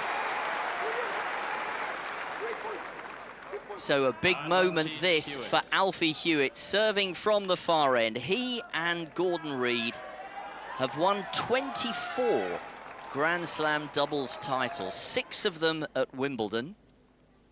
Could they be on their way to a 7th? What a big point this is after an hour and 32 minutes.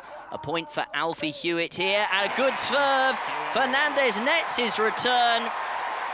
The British crowd again, a lot of them are on their feet cheering on the British duo. And so Hewitt and Reid forge ahead in this deciding set. They lead by 4 games to 1. Thank you, Rob. You started all this off with the doppelgangers. Any likenesses there as you're watching? Nobody that particularly springs to mind at the moment. I was going to ask Barry a question, though, because he was telling that great story about bumping into Desmond Tutu at the hotel that he was playing an event in Zimbabwe. And I was just wondering whether Desmond Tutu was a wild card and whether he'd reached the semi-finals. He beat me. There you go. That's what my coach said. You got to do a bit better. Yeah, very good. I'll get my thinking hat on. We need to come up with a few other tennis doppelgangers. I'm sure there are many others. It's a great opportunity as well for me to plug the socials. Thank you, Rob. At Wimbledon Radio on X. We're also at Wimbledon Radio channel, Instagram. radio@aeltc.com is the email. Do get in touch if you think there are any tennis doppelgangers. I still think that my Katie Bolter and Jodie Comer's a good one there. That is a very good one. They are very alike. They are. Very alike. And when she broke through, I think they even had a spread in one of the newspapers where they compared them because Killing Eve at the time was huge. Yes. So yes. I wanted to ask you, building up to this ladies singles final again, coming back to our topic, is variety of shots, both of you, trumping power in the ladies' game now? Because it always used to be, didn't it? Serena, it would be the power of the serve, and now you're seeing this variety of shot. Yeah, I personally, I think it's so important. I think on the grass as well. And it was one of the things with Sabalenka as a good example. She's a player who came onto the tour. She was so powerful, big serves, big returns, but she didn't have any soft hands. She didn't have any skills to disrupt an opponent except pace, because when you play against pace and it's all you're getting, it's quite comfortable. You can play quite well. You can actually play better than ever because you're dealing with the same ball at you, and also the pace is coming to you, so you don't have to generate your own. But the minute you see that little switch up, the slice where all the pace is taken off the ball, the bounce is a little bit tricky, you're having to move up the court, that disrupts an awful lot of players. So my feeling is that maybe more so over the last kind of decade, that the players that are developing, 15 years maybe, they have actually had to develop the variety in their games. The players that didn't do that during that time, then they're suffering a little bit now. And I think that's why we see so many of the fit women playing doubles. We see it all the time. We see it a lot more with the men's game. They're out there, they're developing their game. Sabalenka now plays with variety. She can absorb pace off returns. She can hit little balls, slices in the box. She has all this creativity and feel. Yet I still think she needs a little bit more of it if she's going to go and win the title on grass, which we assume is a surface which you have to have a powerful game to win. I don't think that's correct at all now. I think that there will be an evolution in the women's game. I think there'll be an evolution in the men's game. It forever changing. And we went from, obviously Martina Hingis, then into the Williams sisters, who, Martina Hingis, in terms of ability, hand skills, there weren't too many close to what Martina was able to do. And then obviously Serena and Venus, they raised the bar. I mean, I don't think anyone at the time had ever hit the ball as hard as Serena and Venus. So they got ahead of kind of the pack. And now we're seeing, when Serena played the other day, I mean, yes, she's the greatest server that I've ever seen, but she doesn't hit the ball anywhere near as hard now as some of the younger players. And I think we'll go into the next stage, as Claire was saying, that you can't just survive on power. You've got to be able to have that power with the variation. That, why can't we see a serve and volley? Why can't there just be some subtle changes? And I think that comes from coaching.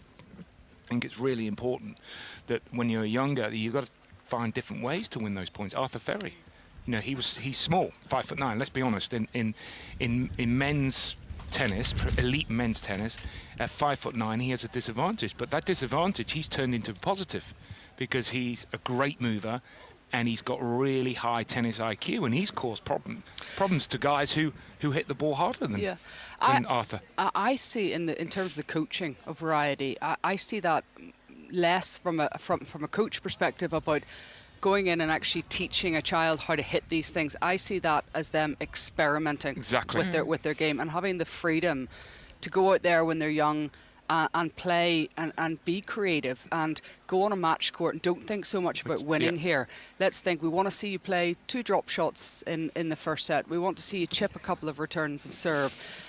Serve and volley once again. Play doubles in every But tournament. that brings me on to one thing, and I've never been able to really, truly understand why. But if you only ever play in your age group, what happens? They all play the same way. So if you're playing against like-minded people, it's very hard to develop those skills. So you should be playing against adults. Yeah. It's earlier possible a junior to be able to play adults.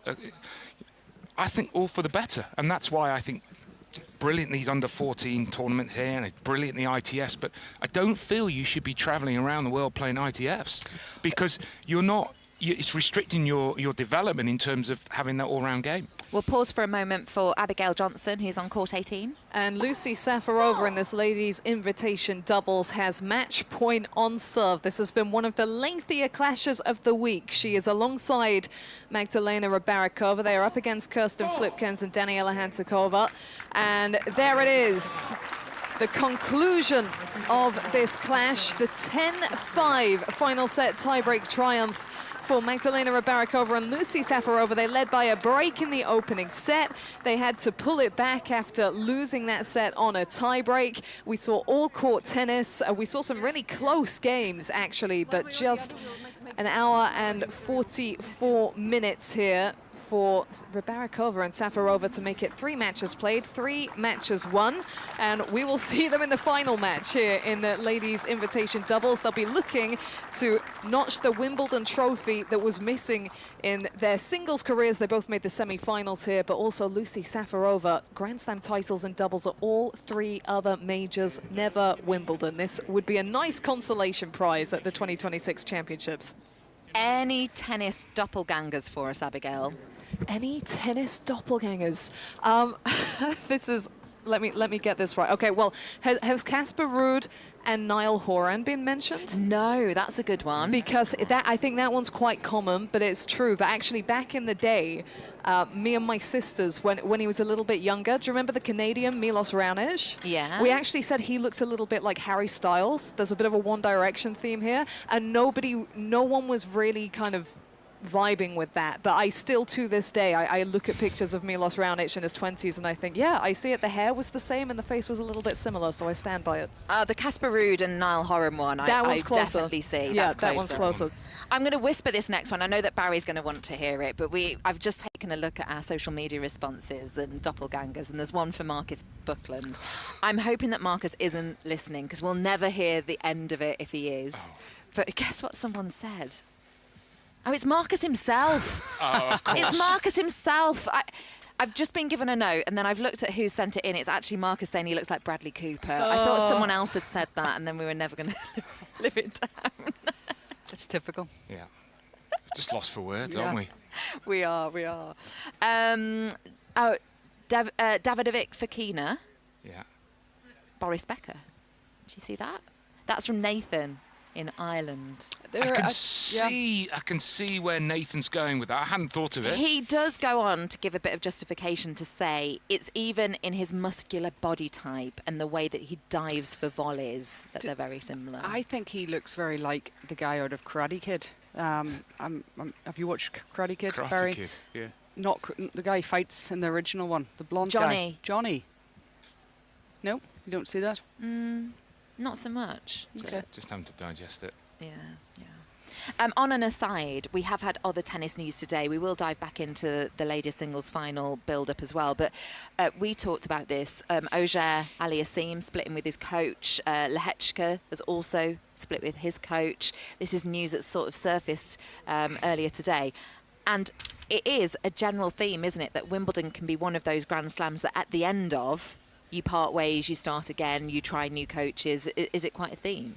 Yeah, I mean, I was very surprised that Felix, it's a nice statement, appreciating basically all the great work that Frederic Fontaine has done, and they've had a brilliant relationship. He's been with Felix as Fontaine right from the start, basically, of his professional debut. But when you look at it from the outside, he's just made 2 quarterfinals of majors. quarterfinals at Roland Garros, quarterfinals here, played a great match. On another day, he could have won. So obviously we don't know the reasons for it, but I think above all, a great player-coach relationship who've actually stuck with each other through thick and thin. Do you think it's quite popular to change coaches at the end of Wimbledon for quite a lot of players? I mean, obviously these 2 men's, but it's happened on the ladies' side a lot as well. Yeah, if you look at obviously the time of year, and it's coming up now to them thinking about the American hardcourt swing, they'll have a little bit of a break now to prepare for that. And if you're thinking, okay, will I do it after the US Open, then that's a little bit late for the year. This gives you something to start, I guess, to have that little bit of time now, and then you've had some tournaments together, and then they get that big off season at the end of the year. But with Felix Auger-Aliassime, I felt that match in the quarterfinals, I felt that this now is a match that he has to make that step forward, and it was his kind of time. I felt that should have been a match for him at this point of his career, number 3 seed here, playing into Djokovic right there. And it's interesting. I actually see with his game a little bit different in terms of when you look at an Alcaraz and the top guys, they're a little bit more unpredictable when they're on the ground hitting those ground strokes. I felt watching him the other evening that whilst he's hitting great shots and he is coming in, that's the little bit of variety that he's bringing. But actually I felt that his game was quite readable. And maybe Djokovic felt that as well, that he actually has to kind of let go a little bit more whenever he's at the back of the court and play to different places. And very, very top guys, they read those patterns too well. Well, you were talking about the inside-out forehand. Yeah, so a lot of time, actually, he'd be ready to hit an inside-out forehand, and Djokovic was already there. Because he obviously had done his research on it. And he feels very pattern-based. And when you think about an Alcaraz or even a Sinner this year, they're putting in the drop shot, they're doing the different things, and there's a little bit more of an edge that he needs to be getting, and maybe he's been feeling that, and this is now the right time in the year to explore that. But yeah, I'm not surprised. In terms of splitting up with a coach, realistically, if it's going to be during the year, now is the time, because you've got March, April, May, June to the end of Wimbledon. It's such a busy time because you've got so many big tournaments: Indian Wells, Miami, Monte Carlo, Madrid, Rome, Roland Garros, Wimbledon.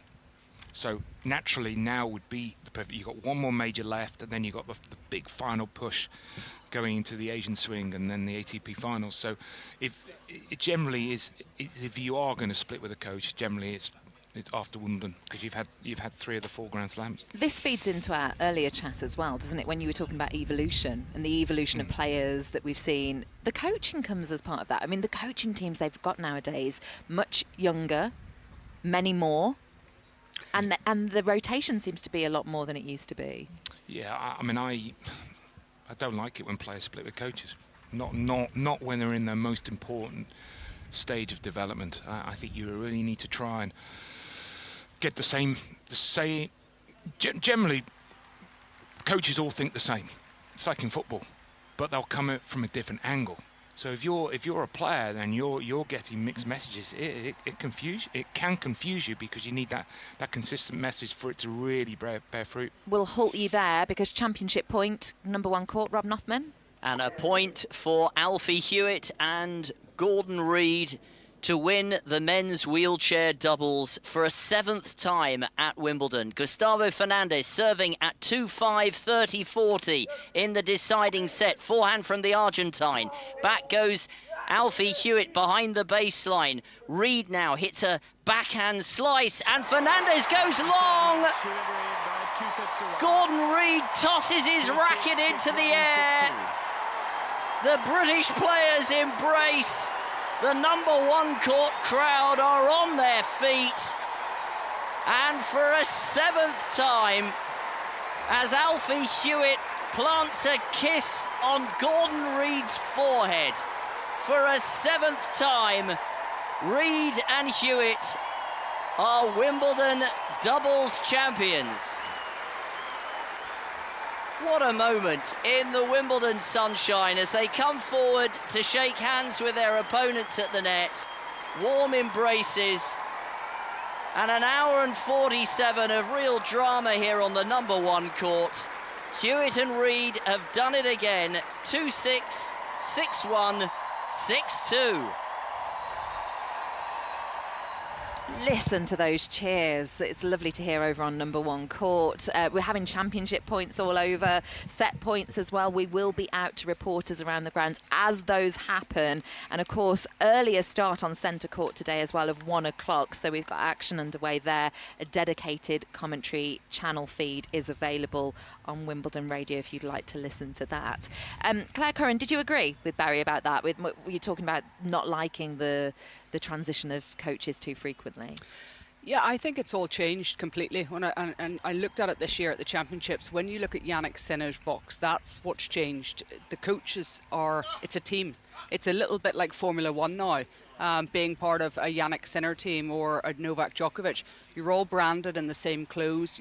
In some ways, they might have different thoughts, they bring different ideas in, but you have to kind of go with the mantra of the entire team, and I think that's changed a lot in the coaching aspect. So my feeling with any of these very, very top guys now is that they have to know that when they do make the change, they have to know that the person that they're bringing in is somebody who's not just going to be able to work really well with that player, but they're also going to be able to communicate well with the S&C, the physio, the performance analysis that's going on. All of these people make this kind of team. So I think when they do make a change, there's a lot of thought then will go in beforehand to who is actually going to fit that spot. So these guys, I think, will have been giving this some thought for quite a while prior to making that decision today. We've covered so many different topics. I think we should round off the show when we're looking at Carolina and Linda and this huge match between them for the Wimbledon title. With your final thoughts, what do you think is going to be key between Muchova and Noskova today? The sheet of paper that I lost, which was where all the numbers. We'll find it when we're off all air. The numbers so far for the tournament. Muchova is ahead on all the key numbers, just slightly ahead of Noskova. But I think numbers this afternoon, when you've got 2 players very similar in terms of ranking, I just think who's going to handle that situation better. And that's the beauty. We can look at numbers, we can all have this idea, but we don't know. There will be one player today, in my opinion, who will get inspired and raise their level, and there will be one person that might not truly believe. And they don't know, and we don't know until they step out there. And might not be at 4 o'clock. It might be. We might have to wait till 6 o'clock or 6:30, and that's what's for me. Obviously, it's great to have, serial Grand Slam champions in finals. But I think it's also really interesting when you got 2 players who are looking to win their first. Yeah, I looked through the numbers today. I didn't see very much at all between them. Maybe, if anything, the big stat that stood up was just unreturned second serves. And it's Muchova who is 20% of those, and Noskova 36% of her serves are unreturned. So maybe that, but I agree. I think physically, I do have a question mark on Muchova today. I'm hopeful that was just a stitch that she suffered the other day. If it is a muscular tear, Olga has said absolutely fine. Muscular tear, you can fix that up in the 36 hours. I'm not sure you do that, especially whenever you're faced with the pace that's coming at you. But overall, the last few years that I've been watching the Wimbledon final, I think maybe the last kind of decade of it, the stat that always comes out at the end of it is who hit the least amount of unforced errors. Tennis, isn't it? Ultimately. Yeah, generally. and we're talking about a powerful player like Noskova. She's going to keep going after it. She's going to keep going after it. But she was very good in the semi-final in the sense that she was only actually hitting 7 winners. She made her opponent play so many forced errors. So she has actually kind of calmed that down quite a lot. And that, for me, I think she therefore has... I just feel she has the calmness. And maybe... Noskova. I do. Okay. I think she does. I think she's been so impressive. Maybe the fact that she's 21, maybe she has less scar tissue than Muchova, who, yes, you can look at it and say she's played a Grand Slam final. She's been in many semi-finals. But Noskova is just calm. Sounds like you're split then, because you were going Muchova. Muchova, she was my second-tier tip. So Muchova. Noskova's my only one left of my so whole tips. So you're sticking with Noskova. I'm So 2-1 Noskova. 2-1 Maybe Noskova. that'll be the score. Yeah. 2-1. Maybe. Maybe. I'll tell you who's in situ for it, for Wimbledon Radio, for all of the coverage for this afternoon. Marcus Buckland is on centre court. Bradley Cooper, yeah. Let's go over to Bradley. Thank you both, Barry, Claire. It's been wonderful. We had our journo panel earlier as well. A big thank you to everyone who's been involved with the show. Marcus, Bradley, are you there? Well, I mean, I keep being stopped by people saying, Bradley, could I have your autograph? I've got used to it, Lindsay. It's embarrassing, isn't it? You know, can't help being this good looking. But thank you very much. Really enjoyed listening to you, and before that to Sue on the Wimbledon warm-up show. What a brilliant start to what is always a fantastic day, the penultimate day of the championships. Of course, the women's singles final to come, not before 4 o'clock, but imminently the men's doubles final, and we have the 4 players out on court getting ready. Very familiar scene. The security just making sure no one gets on the court. The sun beaming down onto centre court. The royal box filling up. Poor old Jill Krabus, who's alongside me, has only just arrived, so I don't think she's had a chance to look at the royal box. I saw Simona Halep's in there. Yes. I saw Mariam Bagtoli's in there. I saw Maria Sharapova's in there. Yes. Who else should you know? Well, Christine James, who was up with us a couple of days ago, the finalist in 1961, the All-British final. She went to see the musical Sinatra 2 nights ago, and she met Frank Sinatra back in the late 1950s. Okay. And Dean Martin, I mean, she's got an amazing story to tell. She was saying how last year she was in the royal box at this time, and Kemi Badenoch, who's the leader of the Conservative Party, was just in front of her. And at one point, Christine leant down and explained how she'd met Winston Churchill, and Badenoch nearly fell off her seat, saying she'd never met anybody who'd met Winston before. So Christine and her daughter, very talented tennis player in her own right, are there. I saw Billie Jean King. Billie Jean King, of with course. Alana Klaas. Do you know who Jan Kodesh, champion in 1973, played in the semi-finals? I'll give you a clue. He's got a book out. He's got a what? He's got a book out. Roger Taylor. Correct. It's the only mention, I promise, of that book today. But yeah, Marion Bartley, of course, the champion in 2013. She was a runner-up in 2007 as well. And I'm sure, Jill, for all of these greats, as they sit down again, they must just reflect 30 seconds. on exactly what they went through, what they experienced all those years ago. We're going to start here shortly, but on number 1 court, we're about to witness something rather familiar, because Messrs Hewitt and Reed are going to pick up yet another Wimbledon trophy, and Rob Nothman's there for us. And Marcus, you could hear the applause ringing round the number 1 court as Gordon Reed and Alfie Hewitt make their way over to the table that has been brought on down the far end of the court, draped in a Union Jack with the red, white and blue, and the silver trophies gleaming in the July sunshine are handed to both of them.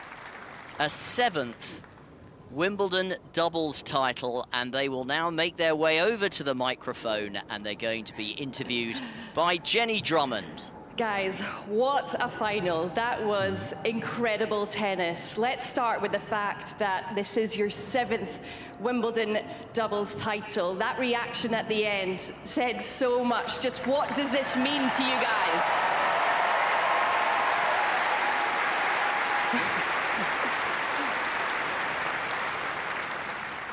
Yeah, I mean, it's a dream come true, really, to play, you know, at our home slam on a court like this with a crowd like you guys, and to come away with the win. Yep. Against a team that, you know, we know exactly how strong they are. These guys are the US Open and the Australian Open champions. So we know when you've got somebody with the size of Taquito's forehand and the size of Gusti's biceps, it's not easy. So we had to be at our best today, and yeah, thanks to everyone for being part of that dream. Absolutely.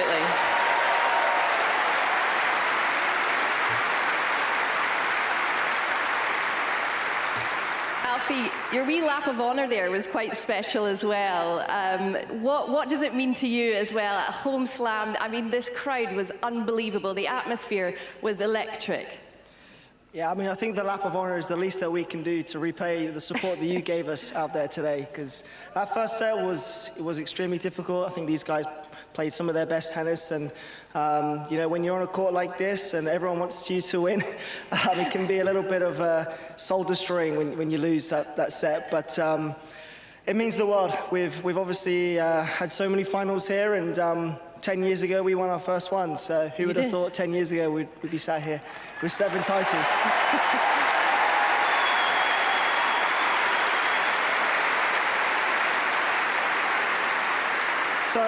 So I must say thank you to Gordon, because actually my first Wimbledon doubles was against him in 2015.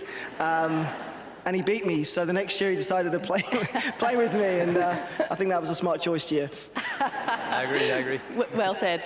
Now, look, you just spoke about history there. We're celebrating 50 years of wheelchair tennis this very year. How proud are you of where the sport has come today? I mean, you guys are so heavily involved in it. You're 2 of the biggest names in the sport as well. Gordon, this one's to you first. Yeah, I mean, 50 years is not a long time in sport and in tennis. So to come from Brad Parks picking up a racket for the first time, who we've seen around the last couple of weeks here, and it's been great to have him, a legend of the sport, involved. To being in this kind of stage, I don't think anyone would have dreamt about that 50 years ago, or even maybe 20 years ago. So, we have to say a big thanks to everyone that's made that possible, which is the championships here. Jamie Baker, he's put us on, made some big decisions for us to help us out. Everybody at the LTA has done a great job supporting us through the years as well. We wouldn't have done what we've done without any of those guys, so big thanks to them. Indeed.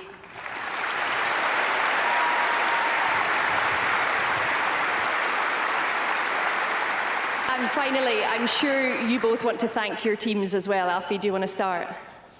Yeah, I think the biggest thanks goes to Rob Smith over there in the corner. We brought him on board.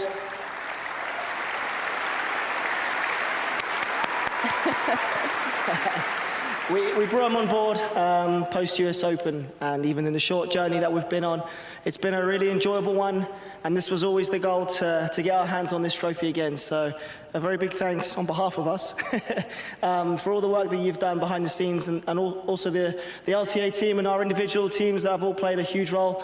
Without you guys, we certainly wouldn't be able to go out there and do what we do. So looking forward to the celebrations.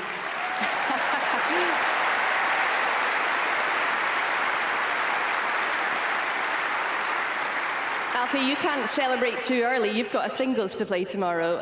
But Gordon, would you like to thank your team finally as well? Yeah, I'll celebrate on his behalf, don't worry. No, yeah, I mean, it's impossible to name everybody individually. Everyone over in the box over there has been a big part of the journey. So thanks to everybody over there, to Pricey, Craig, our individual coaches, and to all my family, friends, everyone who's made the atmosphere super special.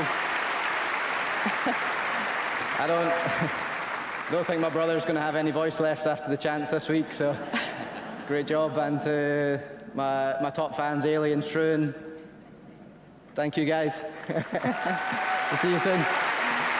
Let's give it up one more time for your 7-time Wimbledon doubles champions, Alfie Hewitt and Gordon Reid.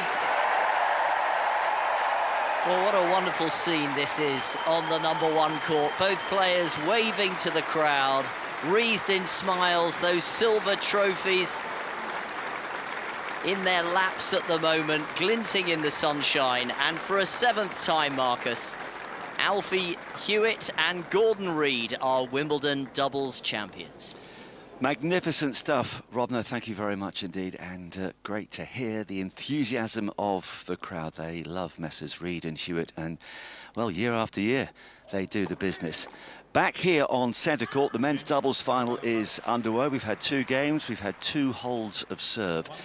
It is, of course, Harri Heliövaara and Henry Patton of Great Britain and Finland up against Marcelo Aravalo and Mate Pavic. It's a 9th meeting between the 2 teams. Heliövaara and Patton lead 5-3. One previous encounter at Wimbledon, that was in the quarterfinals in 2024, which Heliövaara and Patton won. Really tight match, 4-6, 7-6, 7-6. Most recent encounter was just a couple of weeks ago in the final at Queen's, and on that occasion Aravalo and Pavic went through 6-2, 6-4. Jill Krabus is alongside me. Jill, it's another beautiful day, and this, I think, has all the ingredients for a top-class final, does it not? Yeah, this is going to be great, especially the encounters that you just said. They've played each other so many times, and they played each other in the quarterfinals here in 2024. Heliovara Patton won that, and they went on to win the title as well, so a lot of experience. But just knowing each other's games, it's just going to be the really fine nuances, I think, in this match that they're going to make a difference. Oravio Polic coming in, obviously, with some confidence, having just beaten them. I think they'll be, from what I understand, I think it's the first final, two finals back-to-back, Queens and Wimbledon, between the two teams. That's pretty cool. It is. It shows just how dominant they both are on this surface. We will settle into this match shortly. A reminder, there is dedicated commentary right now, thanks to Barry Milnes and Arvin Palmer. The time on this sunny Saturday afternoon in southwest London is 1:15.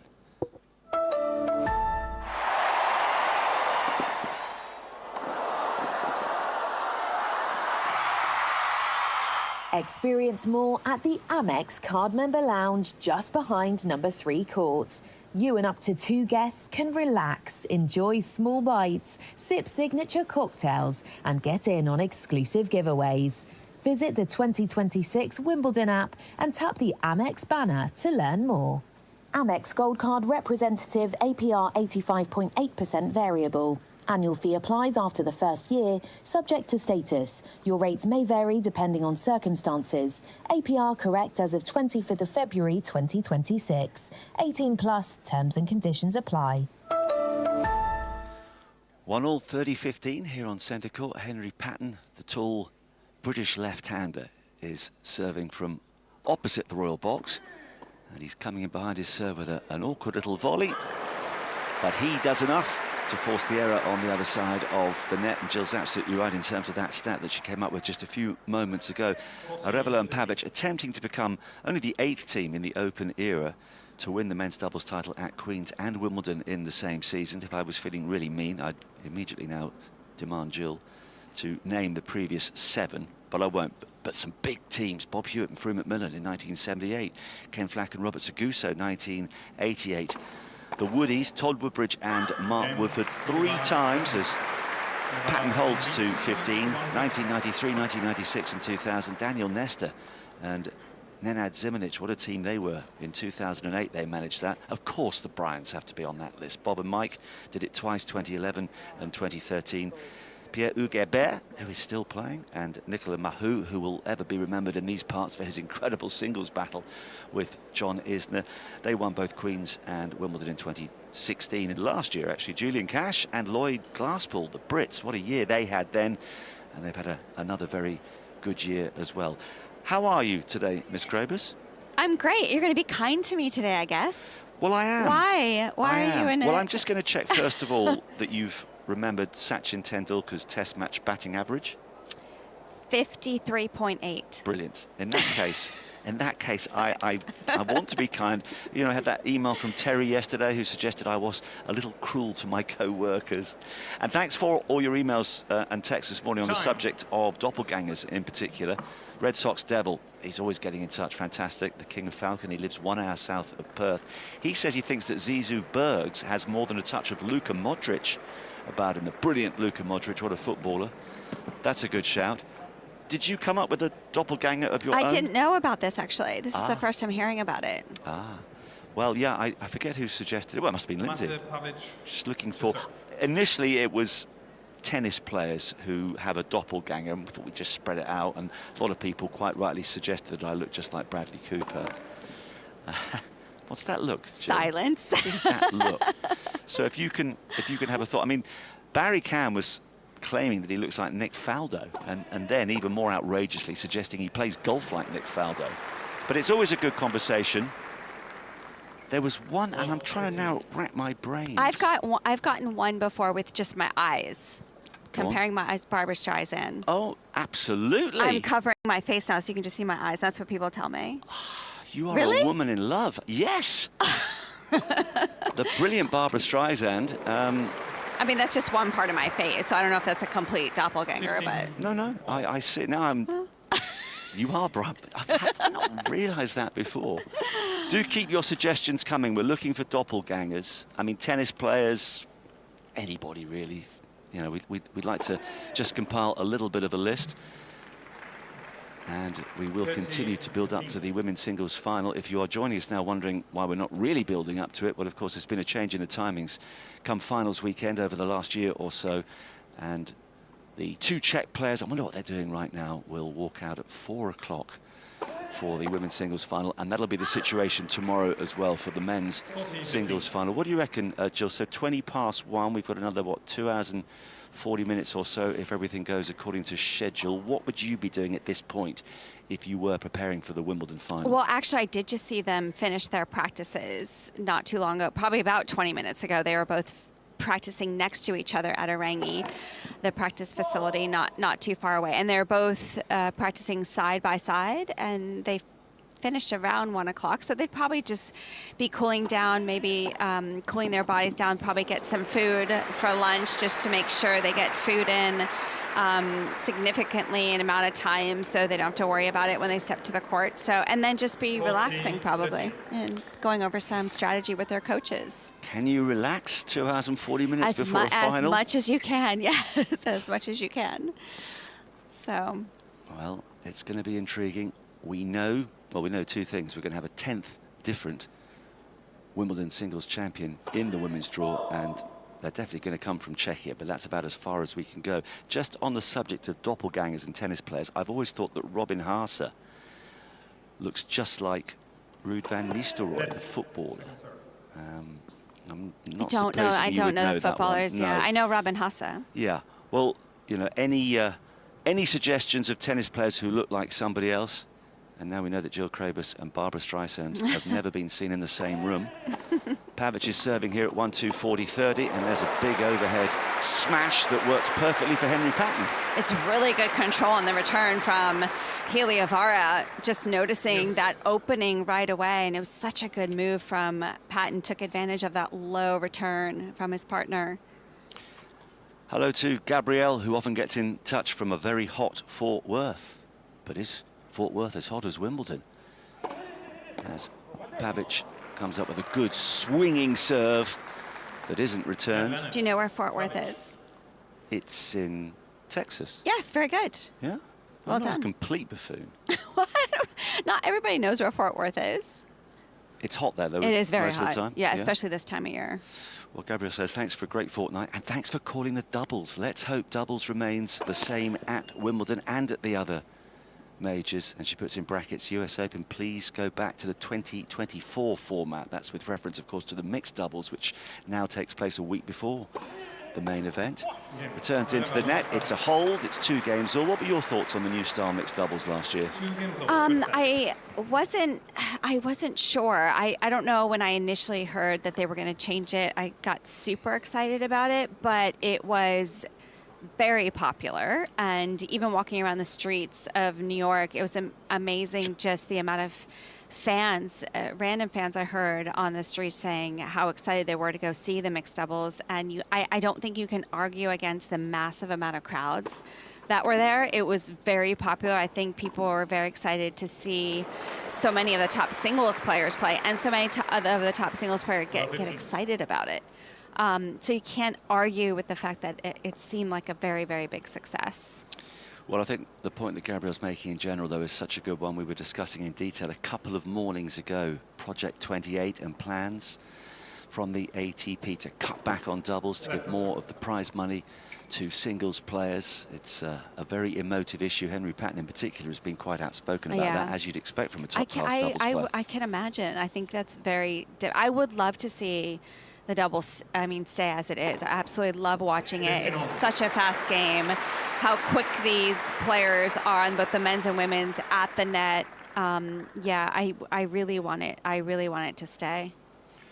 Big ace from Harry Heliovara with the second point of the 5th game of this final. So it's 2-all and 15-all. I am indebted to Judith Steele. She's been in touch via X. I think she fully appreciates that I do look just like Bradley Cooper, as there's an easy put away at the net. Patton doing the business, and of course Bradley Cooper starred with Lady Gaga. Do you remember that film? Yes. What was the name of it again? Yeah, I remember it. I don't remember the name. What was the film? Was it? Yeah, I don't remember the name of the film, but I saw it. Was it not? Was it La La Land? No, No? it's not La La Land. I can find it.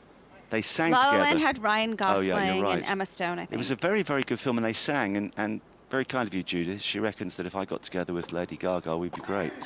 Well, if they kept my microphone off, we might be. A Star is Born, that's what it was A Star is Born, called. Yeah. It was a remake of, hang on, wasn't Barbara Streisand in one of the original versions of A Star is Born? Oh, maybe. With Chris Christopherson. Maybe. I think you might be right. See, the links here are quite extraordinary. But yeah, Lady Gaga and I would be good as long as my mic was kept off.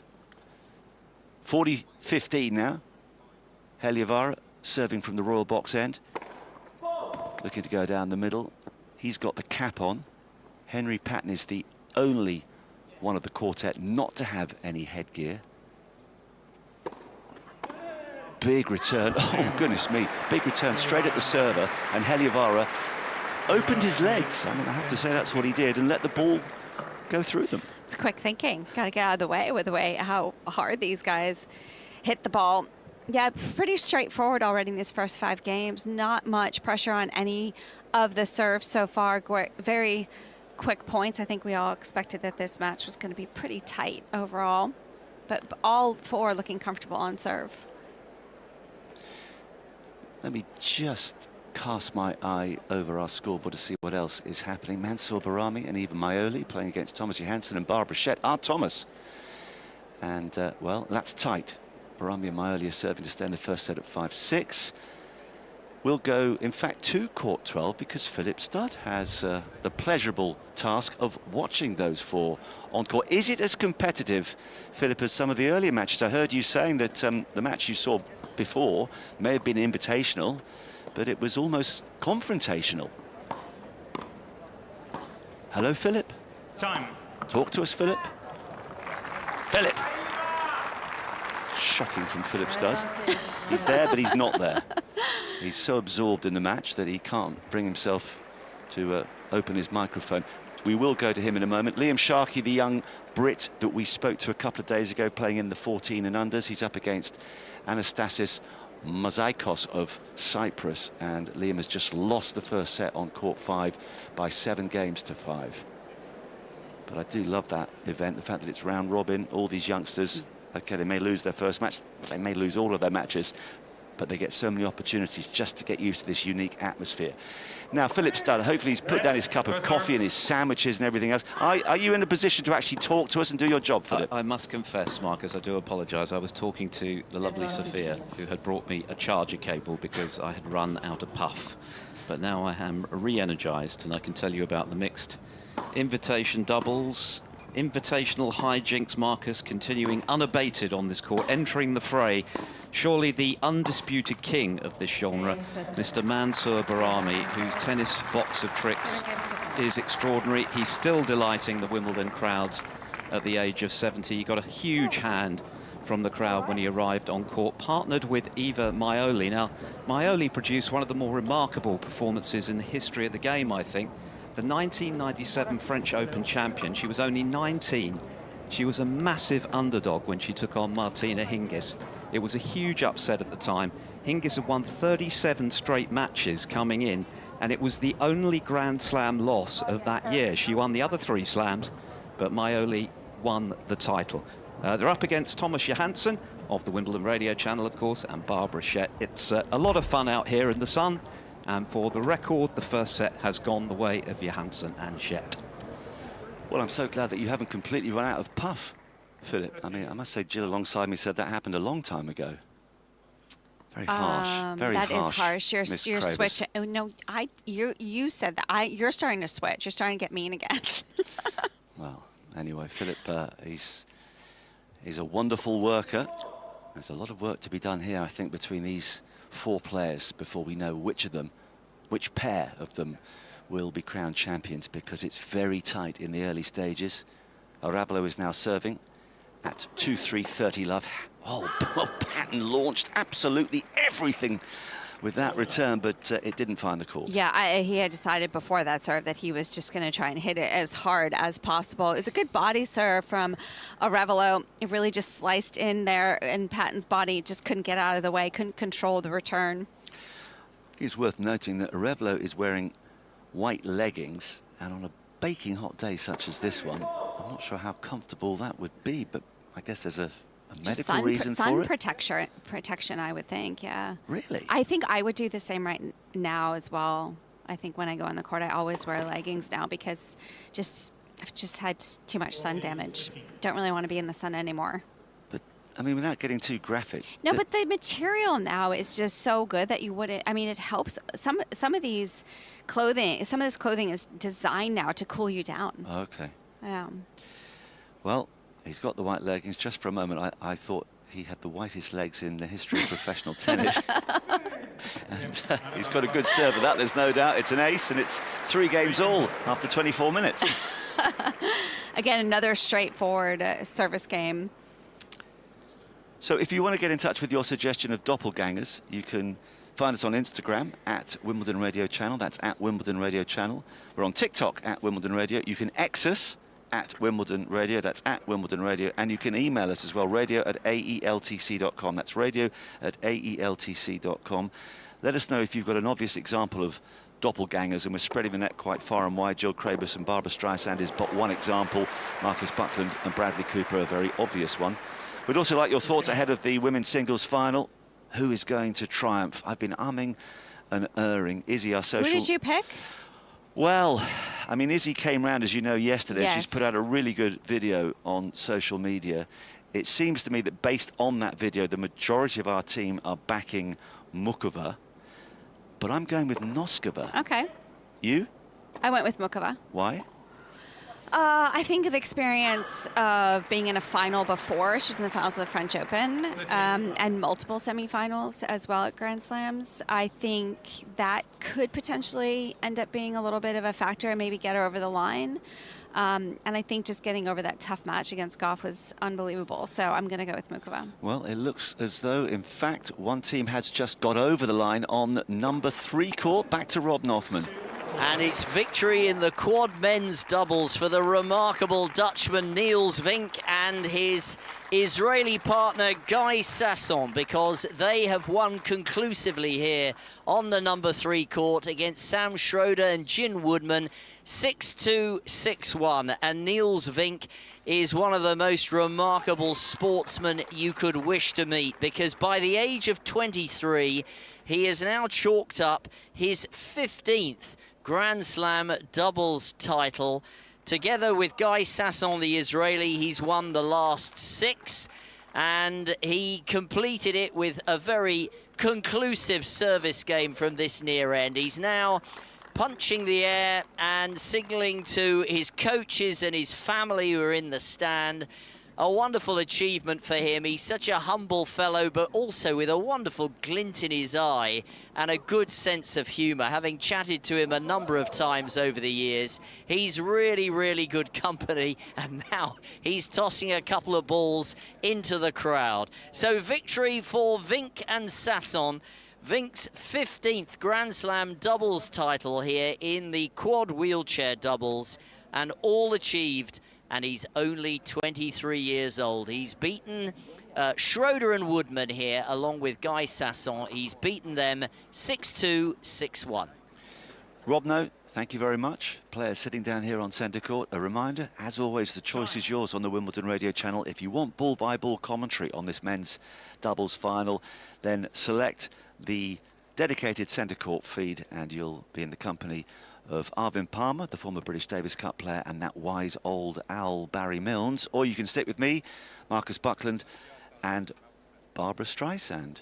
And we're trying to muse over who exactly will win the women's singles title. I certainly hope one thing happens, Jill, and that it lasts longer than last year's final. Yeah, I don't think it's going to be 6-love this year. I think it will last long. I think it's going to go 3 sets. Do you know that wasn't by any distance the shortest match in the Open era as far as finals are concerned at Wimbledon? At Wimbledon. I was going to say it was the French Open in there. No, well, at Wimbledon, the shortest match was in 1975. Really? Yeah. Wait, how long was last matches? 38 minutes. Oh, last year? Last year's. Last year's was... Well, I haven't got it written down. I think it was 58 minutes. Pretty Okay. sure it was 58 minutes. But the shortest is 38 minutes? 38 minutes, King against Goolagong in 1975, Wow. and the longest, 2 hours and 45 minutes in 2005 when Venus Williams played Lindsay Davenport. I remember that match, yes. And another really interesting stat ahead of today's singles final, of course, is the saving of match points. Both Yep, players both have saved saved match points, yes. match There's a lot of points. similarities between the two. They both are coming in with a grass court title. They both saved match points. They're both from Czechia. They've both been in multiple finals throughout their career. There's a lot of similarities. There are. I'm just looking at Wimbledon women's They singles. both played on center court for the first time ever in their semifinals match. They warmed up together. It's incredible. It is, actually. I was really interested to hear, was it you, or certainly some of the team earlier, talking about, obviously, in tennis in particular, you're going to come up against fellow countrymen or fellow countrywomen. They're going to be friends sometimes. And I would say that certainly, actually, you want it even more. Although you're friends, there's even more of an edge. Would you agree with that? Because you're friends, there's even more of an edge? I don't know if I'd call it an edge. It throws in a little twist, but you just get so used to it. You get so used to playing friends on the tour because it happens all the time. So it's just something you get used to. Yeah, Sometimes it can be uncomfortable depending on the situation. I mean, I don't know. It's tough. It's not easy. Well, on the subject of match points being saved, in Wimbledon singles finals, it has happened on only 1, 2, 3 occasions, as you can hear the umpire there, Nico Helmsworth, confirming that nothing significant has happened as yet in the first set of this men's doubles final. It is 4 games apiece. Harry Heliavara is about to serve from the royal box end. Only on 3 occasions has a match point been saved in a women's singles final. I thought... Only on how many occasions? 3. 3, okay. I thought there'd be probably more examples of that. In 1990, when Suzanne Longron played Dorothea Lambert-Chambers, Chambers saved 2 match points. In 1935, the Helen final, Helen Wills against Helen Jacobs. Jacobs saved a match point. And in 2005, that match that went on for 2 hours and 45 minutes between Venus Williams and Lindsay Davenport, Davenport saved a match point. Do you remember that? I do. I remember Yeah. that. That was one of the best finals I think I've ever watched. It was so good. Yes, I do remember that. Indebted to Max Wadsworth, our unofficial statistician, who comes up with so many stats. Most of them are brilliant. There was one I didn't understand earlier, and he chided me on WhatsApp saying basically I was thick, but I might come to that one later. All 4 players are at the net. Classic moment, of course, in doubles when everybody converges upon the net, and that's when I feel sorry for anybody doing ball-by-ball commentary on a doubles match. You cannot. It's just physically impossible to describe every single point. What did you say? You're a bit thick? Well, no, Max said I was a bit thick because I didn't understand this stat. We like Max. Do we? Yeah. Heliavara is serving at 4-all, 15-all. For now, the royal box is in the shade, but of course later in the afternoon, they'll feel the full force of this burning July sunshine. Second serve, it's chipped deep. There's going to be an overhead. And that comes back from Patton, who then goes cross-court, fizzing forehand cross-court. That's not coming back. That was well timed from Patton. He didn't quite put the overhead away, and Pavic did well just to react, to get the ball back in play. It was so short in the court. It was an easy put away, but those are some shots that you can easily rush, but he did well just to pick his spot.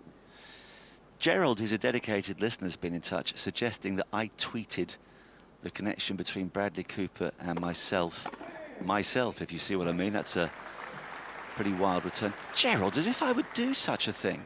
But what Gerald wants to know is, and Joe, producing, is in my ear, Gerald wants to know, Joe, what time is the quiz happening tomorrow? It's always one of the highlights of our coverage.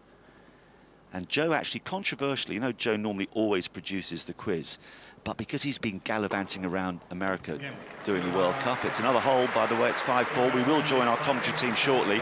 He's not actually producing the quiz. But, Joe, what time is it tomorrow? And he tells me, Gerald, it'll be around 12 to 12:30 tomorrow. Hopefully I'm not in Jill's team. Why?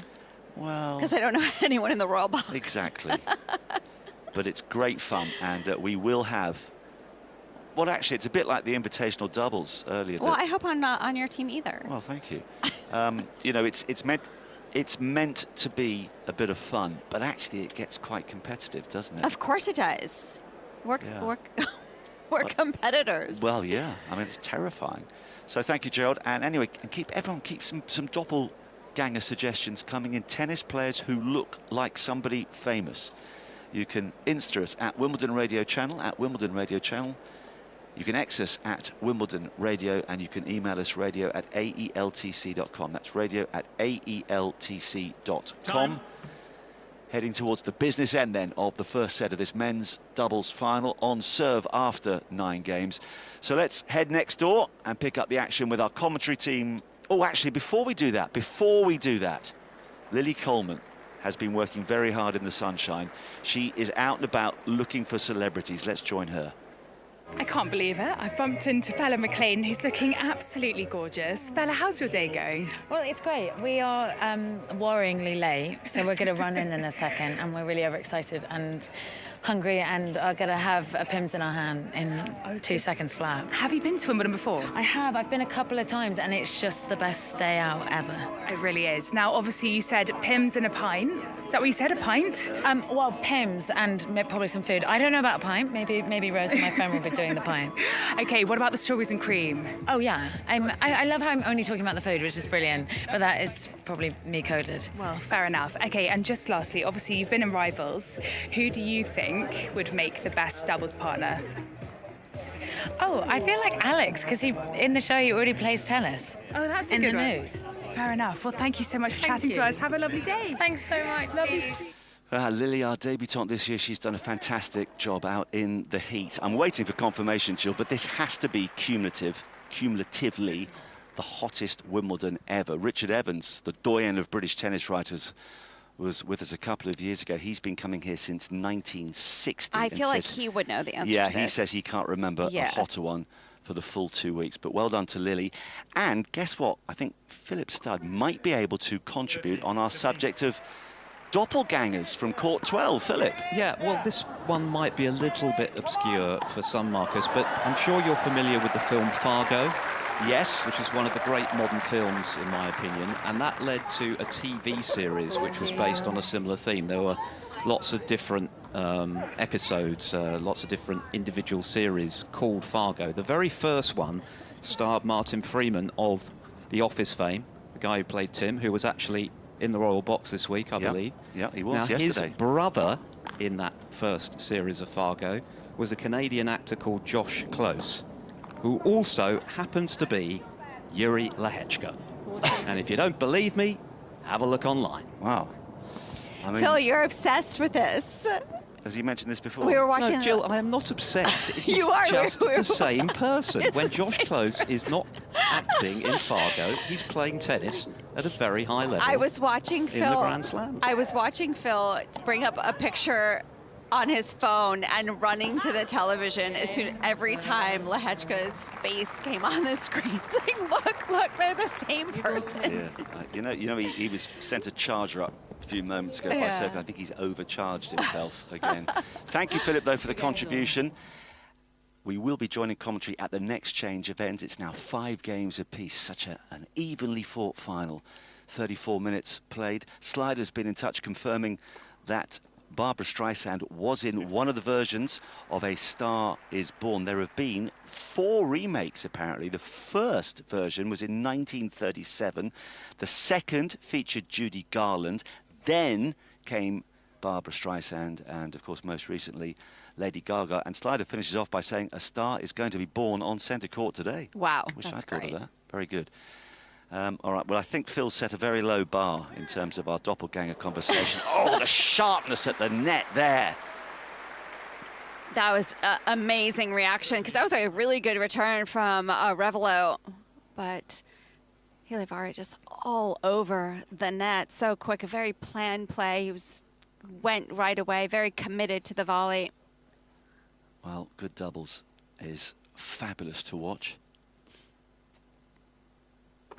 Patton's now serving down the middle and just missing. So at 5-30 love, let us quickly go to Abigail Johnson, who is getting ready on number 1 court. In fact, she's already ready, I hope, because it's just underway. It's the girls' singles final. Abigail. Hello, Marcus. I hope I'm ready. I hope they're ready, because both the top seed, Sun Jinran, who's just 15 years old, and her opponent, Anna Pushkareva, the number 14 seed, are making their Grand Slam final debuts. And what an arena for it. The number 1 court is surely the biggest stage that either have competed on to date. Sun was really impressive in her semi-final on court 12 yesterday. She won for the loss of just 4 games. Pushkareva, the 17-year-old, looked a little more nervous. She had the opportunity to win in straights and was taken down the wire, but she is the underdog and looking to utilize that status. We've got Sun on the left-hand side of the chair umpire. She's got the trademark fringe already dripping over the visor. She is a game down to Pushkareva, but has pulled it back from love 30 in her opening service game. Marcus, she said earlier in the week that she was too shy to approach Novak Djokovic, but she's a big presence on the court, and I think we're going to see that play out over the next hour or so here on the number 1 court. Great stuff, thank you very much, and hello to Mariana, who regularly gets in touch. She says that Stefanos Tsitsipas could easily be Bjorn Borg, and goes on to say, heart says Mukova, head Noskova. Thank you for the fabulous commentary, says Mariana. I learned so much. And she is in Corfu, where it's currently 34 degrees. It's getting hot out on centre. Ravello and Pavic are about to serve to stay in the first set of this men's doubles final. We will now join former British Davis Cup player Arvin Palmer, and alongside him, the wise old owl himself, Barry Mills. So what a first set we've had thus far.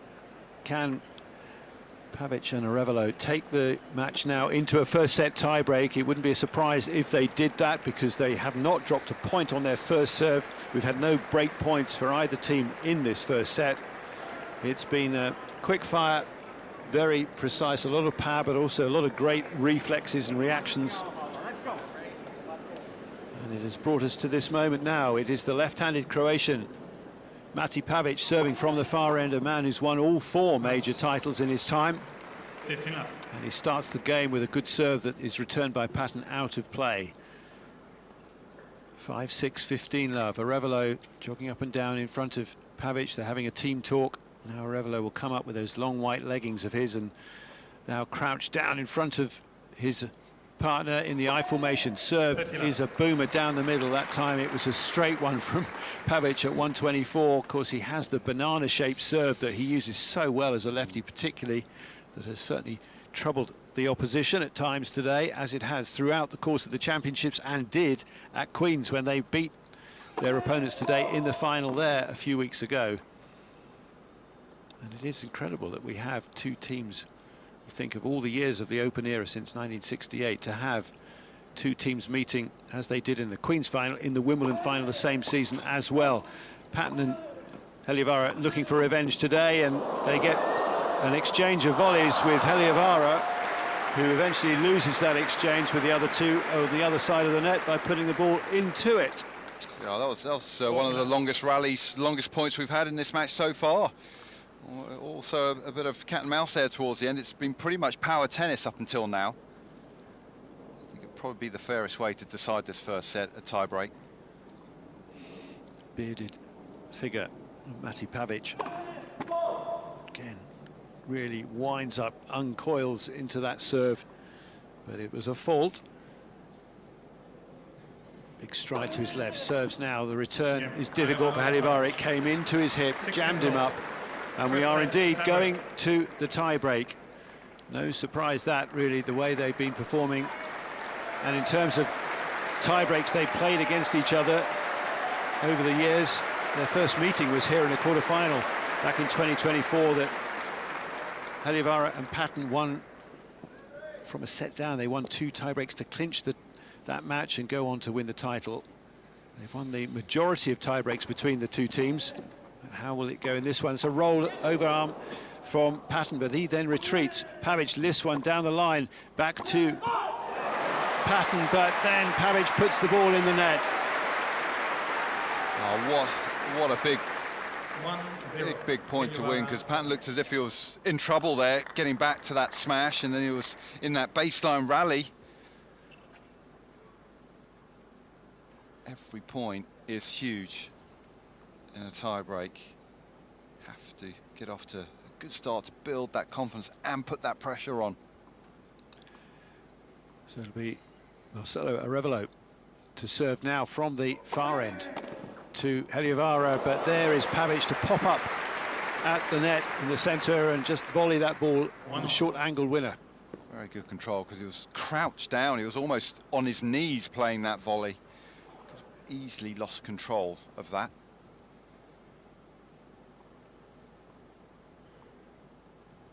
Only had one deuce so far in this final.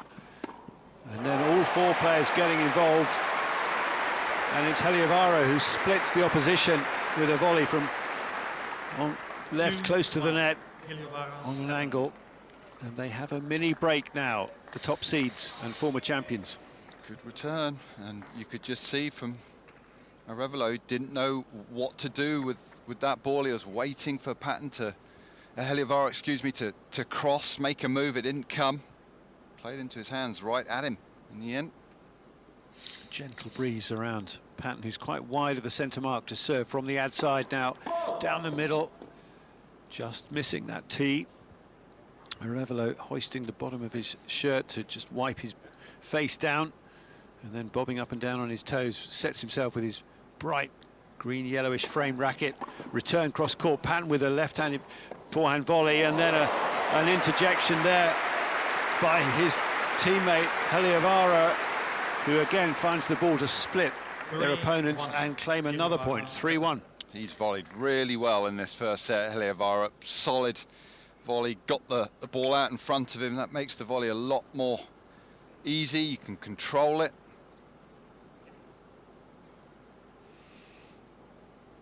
And it is the tall Briton, the towering figure of Henry Patton, in front of the Royal Box, who serves 3-1. Make that 4-1. Terrific serve. I mean, just got his full weight. It's a lovely rhythm on that shot, and that really launched off the deck and out of reach. The start to this tiebreak, 4-5 points in, 4-1. Found their form in this first set tiebreak.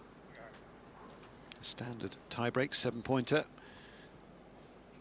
Pavic then 1-4 from the far end now with his lefty serve. Out wide, lob returns gone up from Heliovara, smash from Pavic, and Heliovara unable to do much more than just bump the ball back into the grass in front of him. And they'll change ends with the top seeds 2 points ahead here in this first set tiebreak. All of them stopping by their chairs to take on some more drinks as the temperatures continue to soar on this second Saturday of the championships. And certainly an engrossing match for a large crowd gathered around. Great that they get this audience for this showpiece.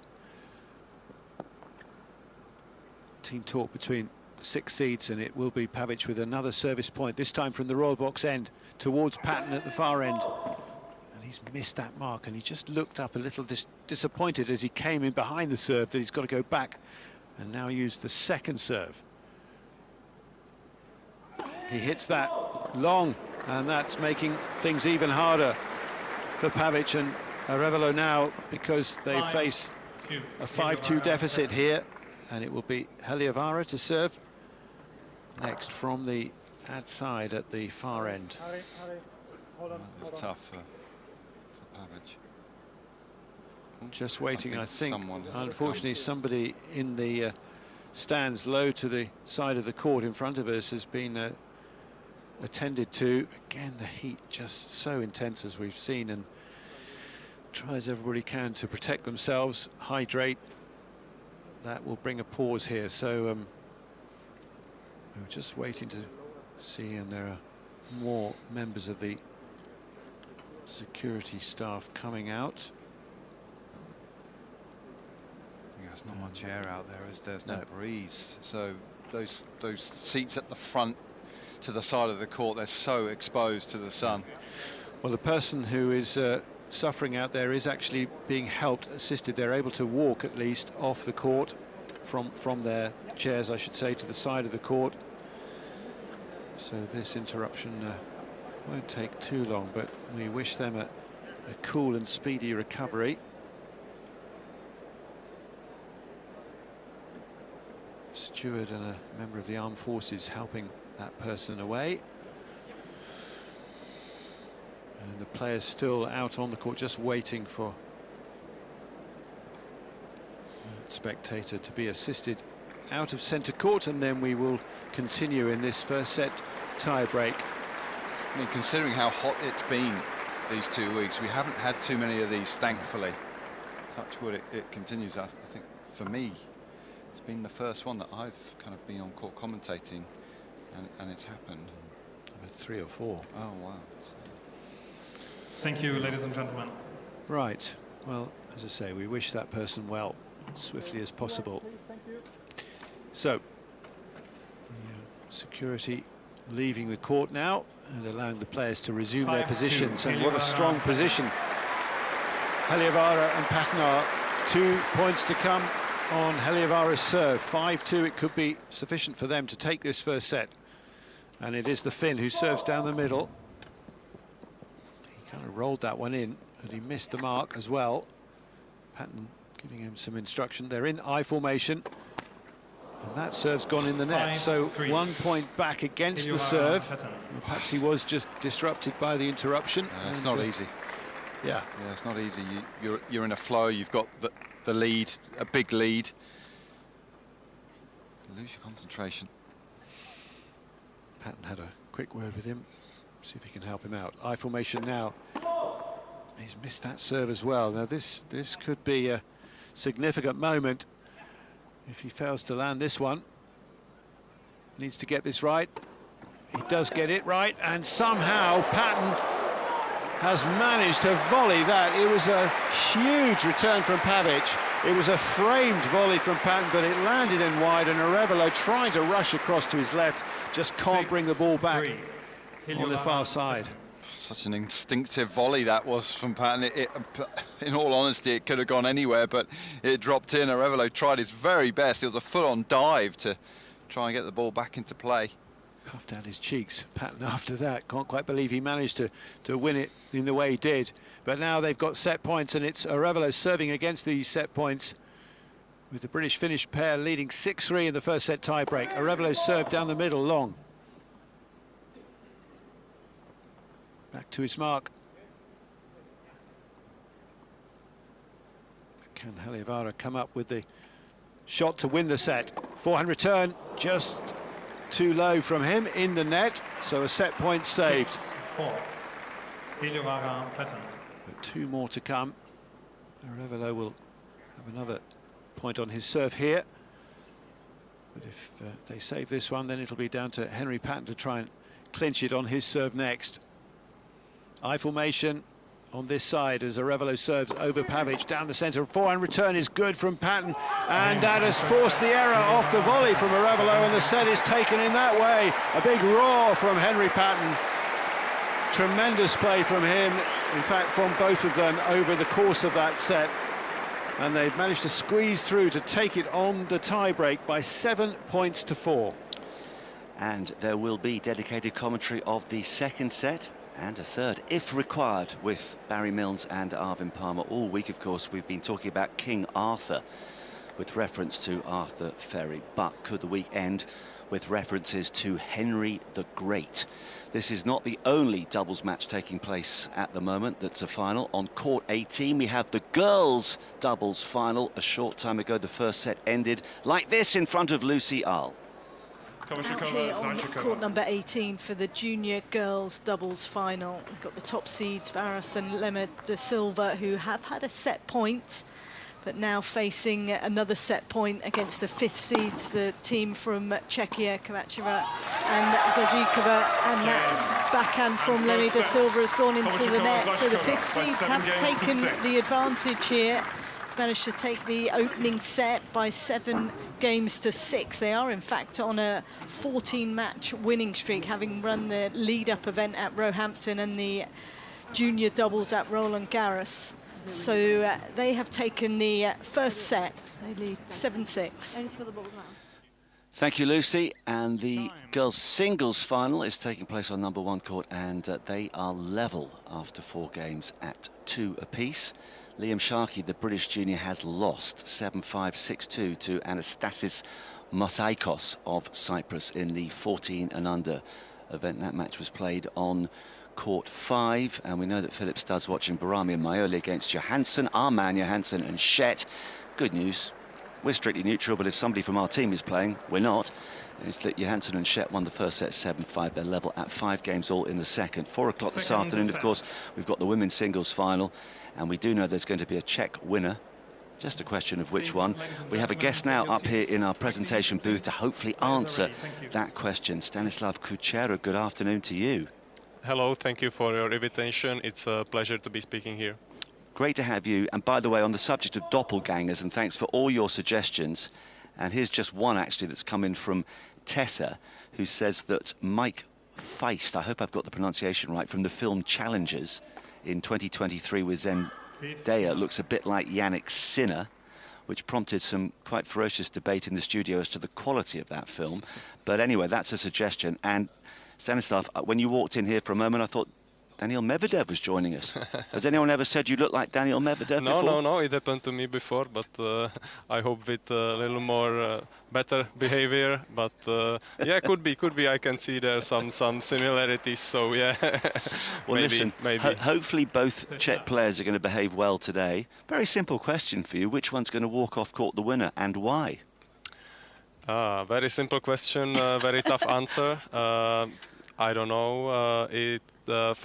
In my opinion, Muchova is a little slight favorite because of her complete game and her slices. She can disturb the rhythm because Noskova is a big hitter, using so much power, and Muchova likes this kind of style. She showed it against Osaka in the quarterfinals.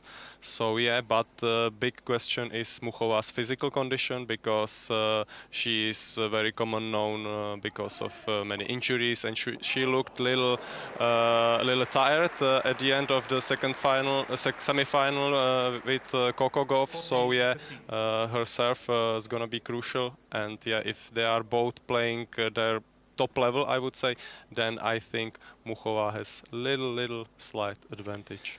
Pavic is at 40-15, first game of the second set. Yes, towards the end of that semi-final, Mukova a few times was clutching her stomach. Have you heard anything more about that? Yeah, it looked like some abdominal issues, but she told us at the press conference, that it was only, she was trying to only catch her breath and had some pain in the stomach. We will see.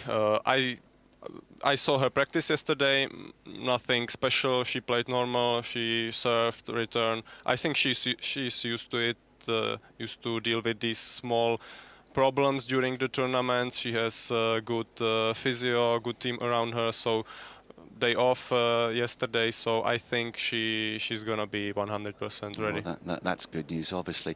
Now, in the Royal Box today, amongst others, Stanislav, we have Christine Truman, who back in 1961 played in an all-British final. She actually lost to Angela Mortimer. And I can only imagine how this country would react if we had 2 British women in a Wimbledon final. You've got 2 Czech players. So is the country going to come to a standstill this afternoon? Difficult to say. I don't think it's like you know, so big deal, but of course it never happened before in Grand Slam final in our history, in Czech history. Back in Czechoslovakia days, there was of course Martina Navratilova, but she played officially under US flag. And then there was 2 finals in men's Grand Slams, Ivan Lendl and Miroslav Mečíř.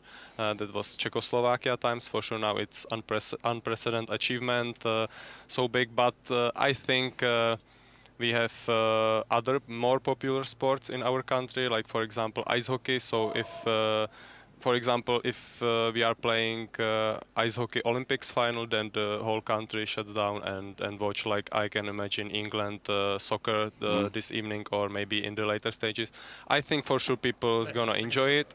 There will be a huge amount of views and interest, but it's not like okay, also it's Saturday, so people don't have to work usually, but it's like a very big deal, but no crazy thing happening, I would say, because also we had 3 Czech winners here in the past few years. It's like, not we are used to it, but it's not like you know, something happening in 100 years. No, you've had it too good for too long. That's your problem.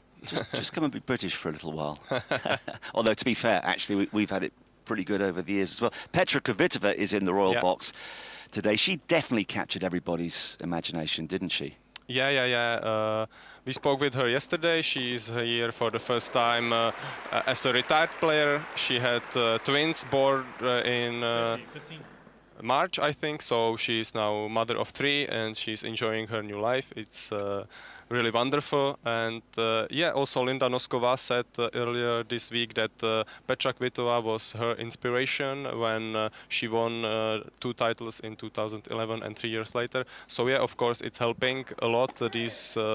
Like this generation around Noskova, Muchova, Krejčíková, Vondroušová, they all knew Petra Kvitova, or they were, you know, seeing this Wimbledon's finals, and yeah, she was a huge inspiration for sure. She's absolutely Czech legend.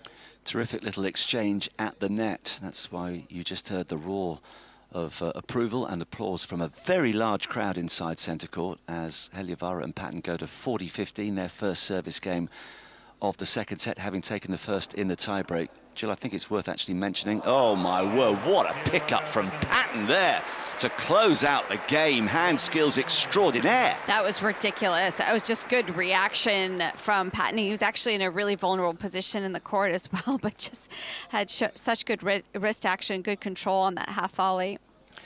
A reminder, of course, if you're listening to us and thinking, well, why aren't they describing every point? The choice is yours. Next door right now, Arvin Palmer and Barry Milnes are providing dedicated commentary. You always have a choice on the Wimbledon radio channel. I'm just going to mention the size of the crowd because they've changed the schedule around of late, Jill, and I'd say that centre court is certainly more than 3/4 full, which fully vindicates this new schedule. I like it. I've always loved putting the doubles actually before the singles. I think it brings people to the site even earlier. I feel like the people come for lunch or tea or usually right before the singles. It gives them more action to experience, and I think it's great atmosphere. 4 o'clock start for the all-Czech battle. Tell us a bit more, Stanislav, about Linda Noskova, because she's only 21 years of age. Jill has been purring all fortnight. You're a fan, of her game. I'm a fan of both. Yeah. I know, you always want to be nice to everybody. You've spoken more about Noskova, I think, than Muchova this fortnight, but maybe that's because you've seen more of Muchova. I think you just keep asking me about Noskova. Oh, it's my fault, is it? Yes.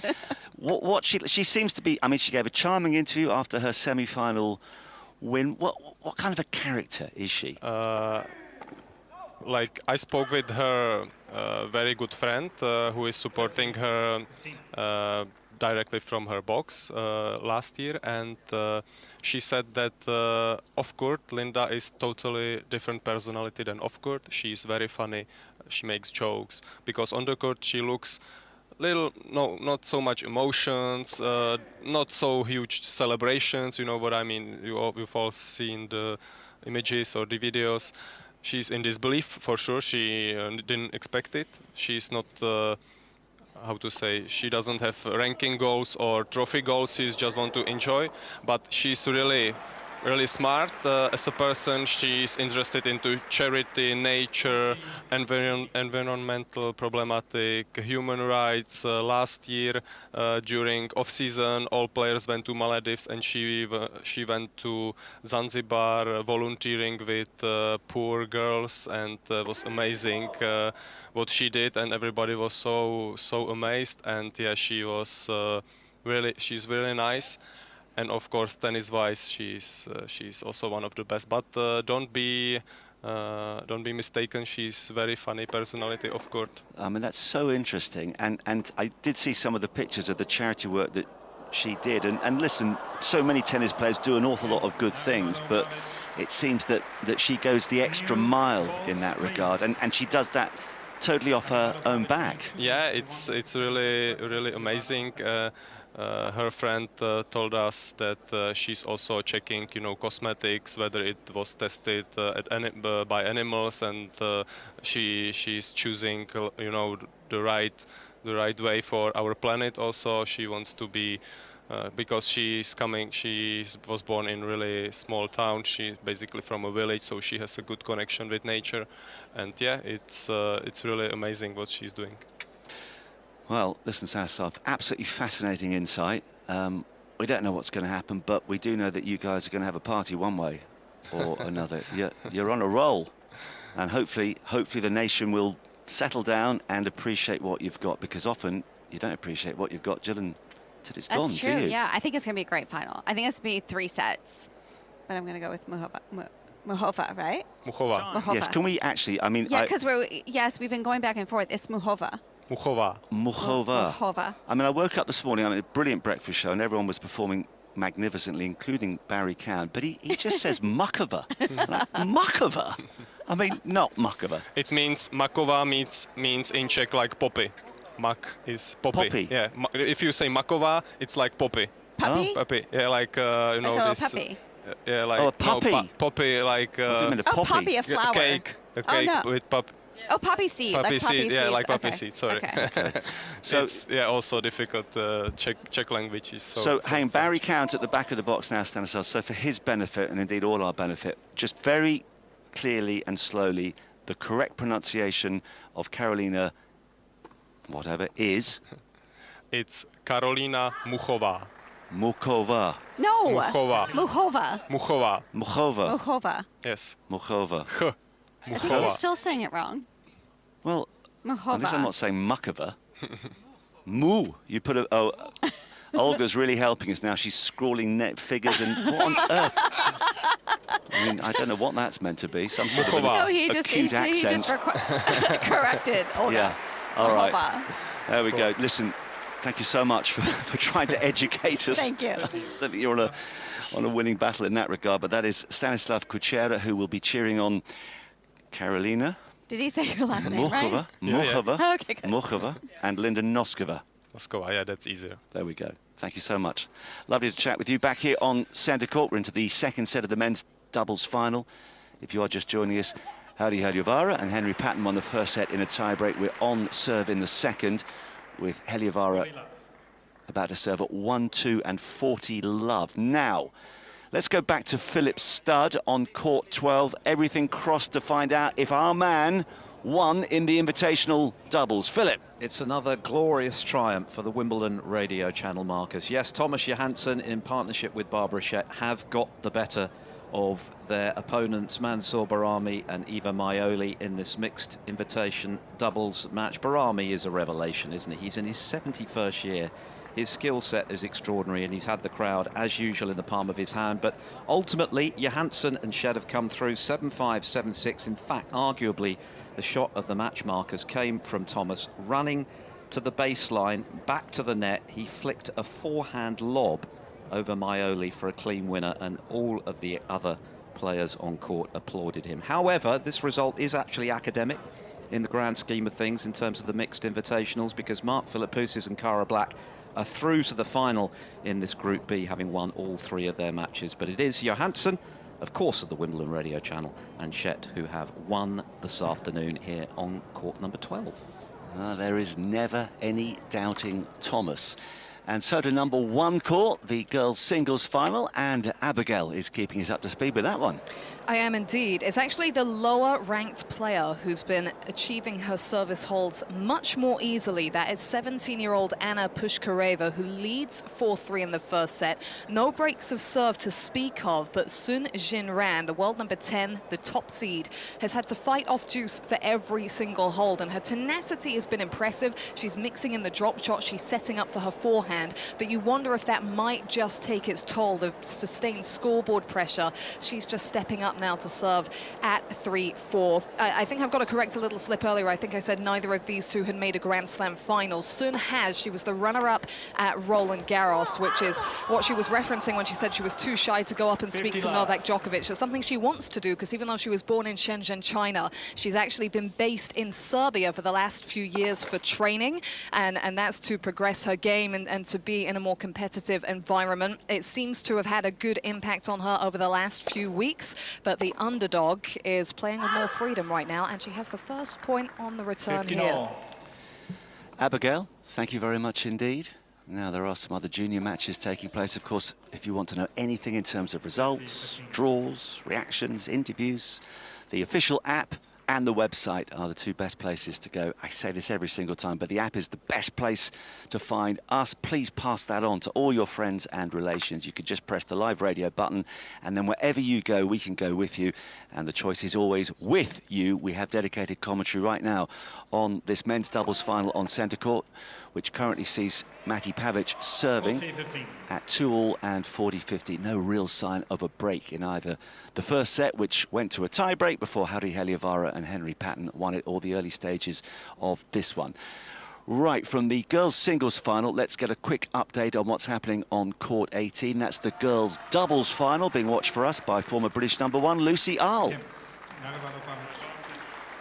It is, and I've got the top seeds from Brazil. So Olivia's in. Lema da Silva and Barras, they lost the opening set to the 5th seeds. Two more players from Czechia. I think we're going to maybe have to limit how many players from Czechia are allowed to get to the final. They took the opening set. That's Sajikova and Bachkova, as you can hear there. They've just been able to hold. It's been a tight second set. They took the first set 7-6. If you remember when you were with me before, and it still is on serve. There have been a few break points, but all 4 players have been able to hold, and it is the 5th seeds, the team from Czechia, that lead 4-3 on serve in the second set. Now hold on to your hats, everybody. We have not one, but 2 members of the Cowan family with us, and the good news is that the new member is very talented. Time. In a moment, we'll hear from Olivia Cowan. Before that, let's go back out and about. Lily Coleman, what's she up to now? Well, I can't quite believe it. I've been joined by Stanley Tucci. You are such a legend. How are you doing today? I'm great, thank you. I'm here, so I'm great. And what are you looking forward to about today? Obviously the tennis, but Wimbledon's known for its traditions. We have the strawberries and cream, the Pims. Yes. What are you most looking forward to? I'm looking forward to all of it, to tell you the truth. I love coming here. I've been coming here for many years, and it's just thrilling. Now, no matter where you are, it's great. I mean, there's something special in the air when you're around Wimbledon. I don't know, it feels like there's an aura about this place. No, there is. It has a really great energy. It has a very happy, positive energy. I know it might sound silly, but it just, you feel good every time you come here. Now, of course, I've got to ask you, who do you think is going to win the women's final? It's Karolina Mukova taking on Linda Noskova. They're both from Czech Republic. Yeah. Who's your money on? I have no idea. Fair enough. I wouldn't dare say. That is totally fine. Well, have a lovely day. Thank you for talking to us. Thank you so much. Honesty. I mean, I don't think any of us really have much of an idea. I mean, to be honest, we haven't had much of an idea for the whole 2 weeks. And if you take the French Open into consideration as well, you can't blame experts or novices, because there have been so many upsets, so many surprise storylines and narratives. Here it remains very, very tight in this men's doubles final. Henry Patton, the British left-hander, is currently serving alongside his partner Harry Heliövara of Finland at 2-3, 15-love, having won the first set in a tiebreak against Marcelo Aravalo from El Salvador and the very experienced Matti Pavic. And I'm delighted to say that joining Mr. Cowan and myself in the booth is Olivia Cowan, top golfer. And I mean, her only real handicap in life is that you're related to this guy, aren't you? I'd say it's a great relation, isn't it? So hang on, you are, well, he is your uncle? Correct. Uncle yes. Barry. Uncle Barry. Oh my goodness. Got to have me. respect in the Cowan household. Yeah. Is it a happy relationship between uncle and daughter? Sorry, and niece?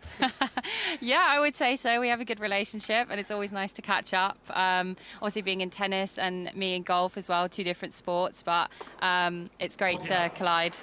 Well, I've been lucky enough to come and watch you in action a few times, notably at the Women's Open 2 or 3 years back when you had a top 5 finish. Just tell us the situation as far as your golf is concerned right now.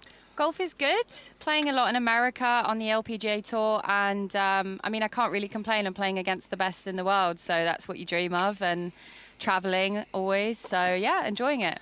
playing against the best, but also playing with the best, because you and Nelly Corder teamed up in an event just a couple of weeks ago, didn't you? Yeah, we did. Yeah, we're really good friends. So it was just a good, fun week to play with one of your friends and have an enjoyable week and spend a lot of time together. You know, we don't really get to play a lot together. So knowing that we're going to play 4 days and just have a good time was, yeah, it was amazing. And you had a pretty successful time, certainly for the first couple of rounds or so. Yes, the weather switched on us a little bit on the weekend, so it was quite difficult. But we still enjoyed it. We had a great week.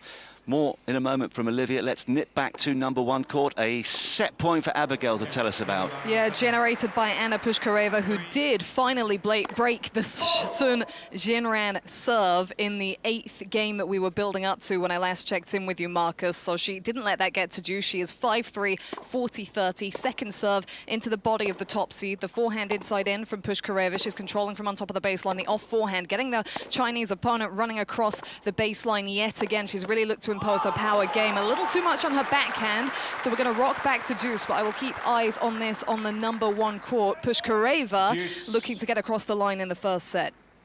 Thank you, Abigail. Yeah, we'll keep an eye on how that one develops over the next few minutes or so. I mean, Olivia, so many similarities, of course, between tennis and golf. It's an individual sport.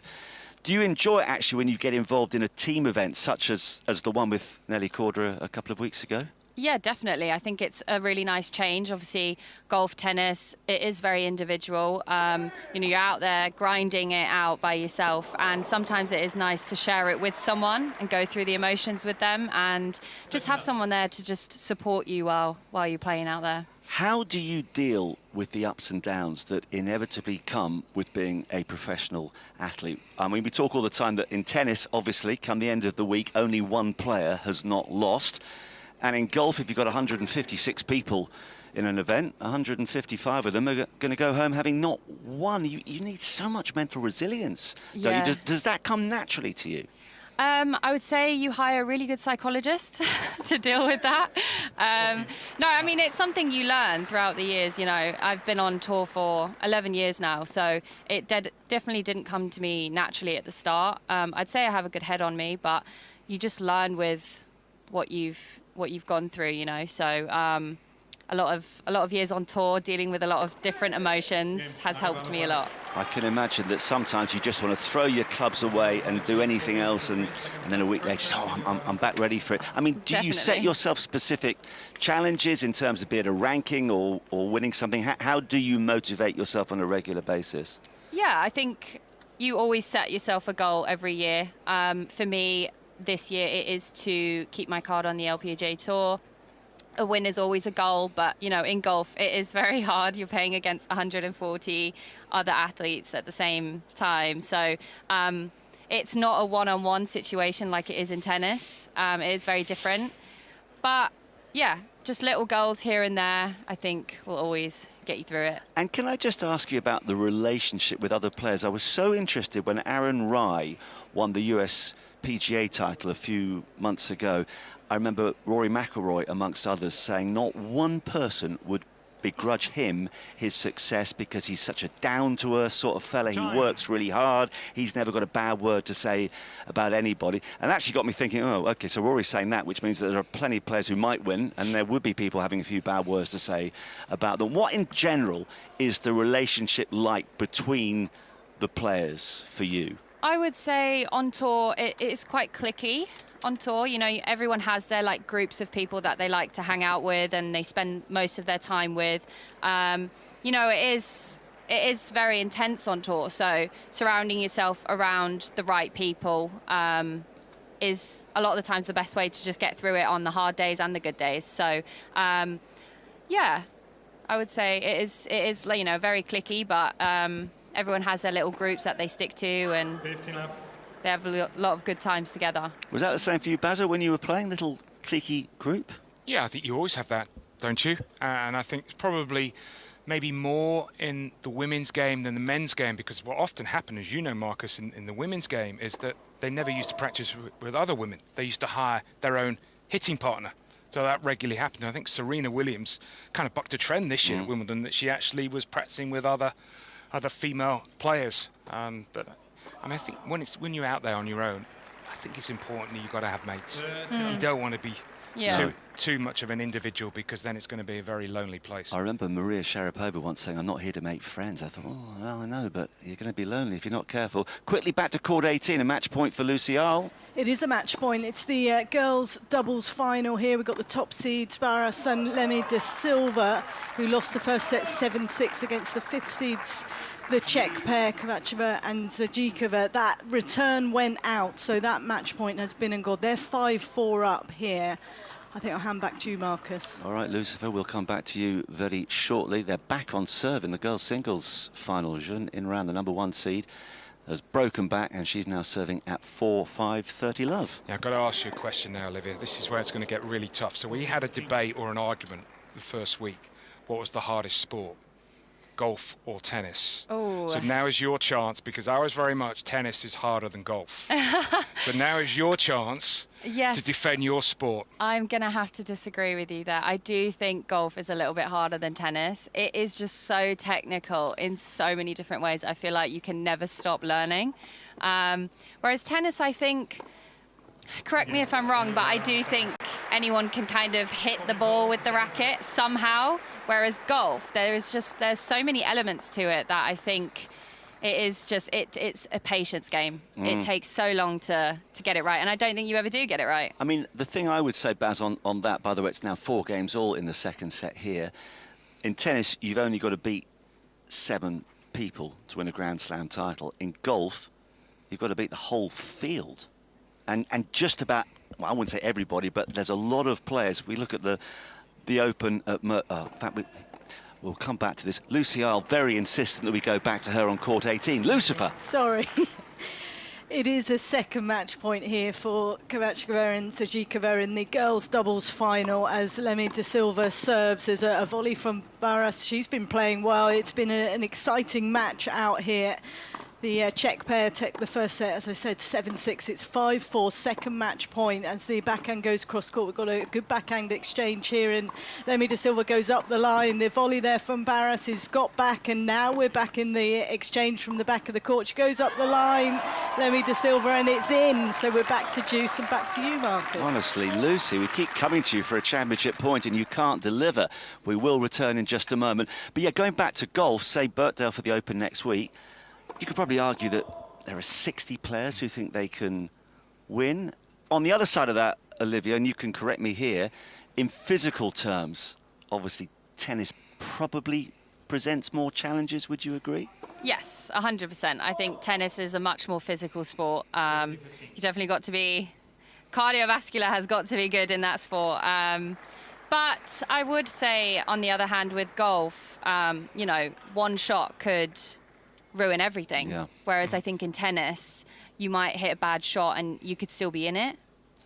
That's a really good point. Well, one bad set, you can still be in it. Yeah, as long as you win the last point. You're right. You have a quadruple bogey on your 5th hole, and you're done, aren't you? I mean, what I find so fascinating is, you know, in tennis, you've got your 25 seconds to recover, and actually sometimes you're better the faster the match goes because adrenaline kicks in. But in golf, naturally, you have got all those pauses.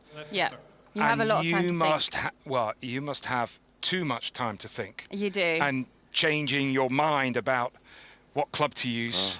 Yeah, I think that is, they do say it is between the ears, you know, in golf as well, especially. And because you have so much time out there to think, as you say, it's almost too much time. You start thinking forward when you shouldn't. It should be shot by shot, but naturally you do, you know. So there's a lot to fight against in golf. I mean, by the way, we're not going to go back to Lucy just for a few moments at least, because it's now 5 games all in the second set. My hero, as you know, Basil, was Colin Montgomery, and I'll never forget the US Open of 2006. He's played a brilliant drive on 18. Effectively, all he's got to do, is from 150 odd yards, is get the ball on the green. He was going to win his first major. There was a 15-minute delay because his playing partner Vijay Singh had driven into the hospitality tent and all the rest of it. And at the last minute, he changed his club selection, found the rough, double bogey, never won it. I mean, please, for all of us who play golf, admittedly very badly, what is the skill in terms of relaxing for a few moments mentally and then getting back into the right frame of mind as you're about to hit a shot? Well, I'd love to know myself. I'm still trying to figure that one out. I think for me, I work best when I make decisions very quickly. You know, I get the number, I want to know where I'm hitting it and get on with it. When you're waiting for a long period, you do have a lot of other doubts that come into your mind. You know, oh, will this get there? Is the wind switching? You know, how's it going to react? And there's a lot of things to think about. So for me, fast-paced works best. But oftentimes, you know, on tour is quite slow and you do have a lot of time to think. I think the best thing is to just stick with your initial thought and go with that. Badger, if you were doing it all again and you had the choice to be a tennis pro or a golf pro, what would you do? Really good question. I've actually looked back at this a bit. I actually think I was better suited to golf. Why? Because I had no problem. Actually, I would have no problem in golf going on the driving range for 5 hours and just going and trying to get better and better, because I had that mindset as a server. I had no problem getting a bag of balls for an hour just trying to perfect, and that basically is golf. And obviously in tennis you've got the other elements, and my biggest weakness was something that was out of my control. I wasn't quick enough, my movement wasn't good enough, so as long as I can get from the first hole to the 18th hole, that was the easy part, right? So, because I do think, I mean, where top elite sport, you have to have an obsession. You have to have just that ability. I am going to get better, and we've seen it with, haven't we, with Zverev, and we're going to see him in a Wimbledon final tomorrow. You know, he's obsessive about trying to get better, and I mean, he's got this Roland Garros major in the bag, and he might just get his second major. We're heading towards the business end of this set, but just before you go, Olivia, a couple of questions. Obviously, we mentioned that you played with Nelly Korda recently. Who is, maybe it's her, who's the best player you've ever played with or against? Well, I've got to say Nelly Korda. I mean, she's the #1 in the world, and just everything about her game is inspirational, really. She's got everything, every shot in the locker, really. And she's just all in all a great person, so I can't really say anyone else. Is she quite laid back? Because both Barry and I remember her dad, Peter, who was pretty terrifying on a tennis court. Well, and a brother, right? I mean, he's so chilled. Yeah, that's true. Yeah. They've gone a different route from Dad. Very, yeah. One last one. Just tell us who's going to win the men's Open next week up in it's your neck of the woods, Bazza, at Birkdale, and Scotty Scheffler missed a cut yesterday for the first time in about 30 years. We might blame it on the jet lag, though. He's come from America, so it's just a warm-up week. Marcus never takes that into account. There's no excuse. You can't start blaming jet lag when you're the world's greatest player. I mean, he can try. Well, fair enough. I mean, all the greats, even Roger Federer, if something goes wrong, it's not their fault. There's a reason for it. But is he going to bounce back? Rory's obviously doing pretty well up in Scotland this week. I mean, Rory is unstoppable these days, I think. He's definitely got a good chance. I still think Scotty's got a good chance. He's a great player. It's his first cut he's missed in how many events? I can't even recall. It's a lot. It's a lot. So I think he'll just bounce back next week. He'll go up early, get a bit of practice in and get ready. Well, listen, Olivia, it's an absolute pleasure to see you again. Tickets on centre today? We have, yes. We're very much enjoying it. From Uncle Barry? Not from Uncle Barry this year. I was a little too late to the party to ask, but I got some elsewhere. OK, and who are you here with? I'm here with my friend Hannah Screen, also another professional golfer. Ah, Hannah. Oh, there she is at the back of the room. OK, well, listen, have a fantastic afternoon and good luck for the rest of this season and beyond as well. Thank you very much. Thanks for having me. Pleasure. That is Olivia Cowan, the niece of our very own Barry. Keep an eye out on her performances, and when she's good, she is so very, very good. And we've got some very good tennis here, with Henry Patton currently serving to stay in the second set alongside Harry Heliovara. It's 4-5, 30-15. Uncle Anissa having some nice pictures taken in the press. Hang on, I'm on the radio, Baz. I can't be posing for pictures as well. So I totally missed that point, but anyway, it's 40-15. I mean, there's nothing between these two teams, really, Barry, is there? No, that was always going to be the case, wasn't it? It's just masters at serves and that first volley. And I think Louis Caillot will be happy. It is players so far in this match. Another big serve. And Henry Patton closes out that game on the line with the serve. Second set. So 5 games apiece. At the next change of ends, we'll go back next door to our commentary team. It's all changing here, though, because as Olivia heads out to her seat on centre court, the Bond girl herself, Olga Sabchuk, is about to come forward. Earlier on today, I don't know if you heard Marcus this morning, but I spoke to Louis Kaya, Patton and Helevara's coach, and I said, what are the 3 keys for today? Which I'm sure it'd be 3 key, whatever sport you play: positive energy, offensive mindset, and as Olivia said, stay in the present. I heard you say that earlier, and I was in the car and I wanted to write down those 3 points. So I'm going to do it now. Positive energy, defensive... No, offensive, offensive mindset. Offensive mindset. So, you know, positive, aggressive, you know, whatever word works for you, and stay in the present. In the present. The one thing you get wrong with all of that, Baz, is the second one. I mean, you're just offensive. Let's go to number 1 court as Baz threatens to punch me. Abigail. Well, it was Anna Pushkareva who served for the opening set. It is now top seed Sun Jinran in this girls' singles final with set point on serve at advantage. Really an extraordinary hour on court with the finest of margins. Pushkareva double faulted the break back. Sun broke to go out in front with a winner off the back of a dead net cord. It has been back and forth, but she's just got a touch more versatility within the extended exchanges, Sun, at the back of the court, and it's got a few misjudgments out of her 17-year-old opponent. She's missed her first serve, so at 3 minutes off the hour mark, this really isn't a done deal. It's gone in all directions. Can she land the second? It goes in front of Pushkareva. It goes off forehand into the backhand down the line from Sun. The forehand spun by Pushkareva. The backhand back behind is a clean winner from the 15-year-old top seed. Second best at Roland Garros, where she would have competed on court Simone Mathieu. It's a much grander stage, this number 1 court. It is full of people. Both girls have stepped up in front of them, but it is Sun Jinran, Marcus, who is 1 set away from her first career Grand Slam title.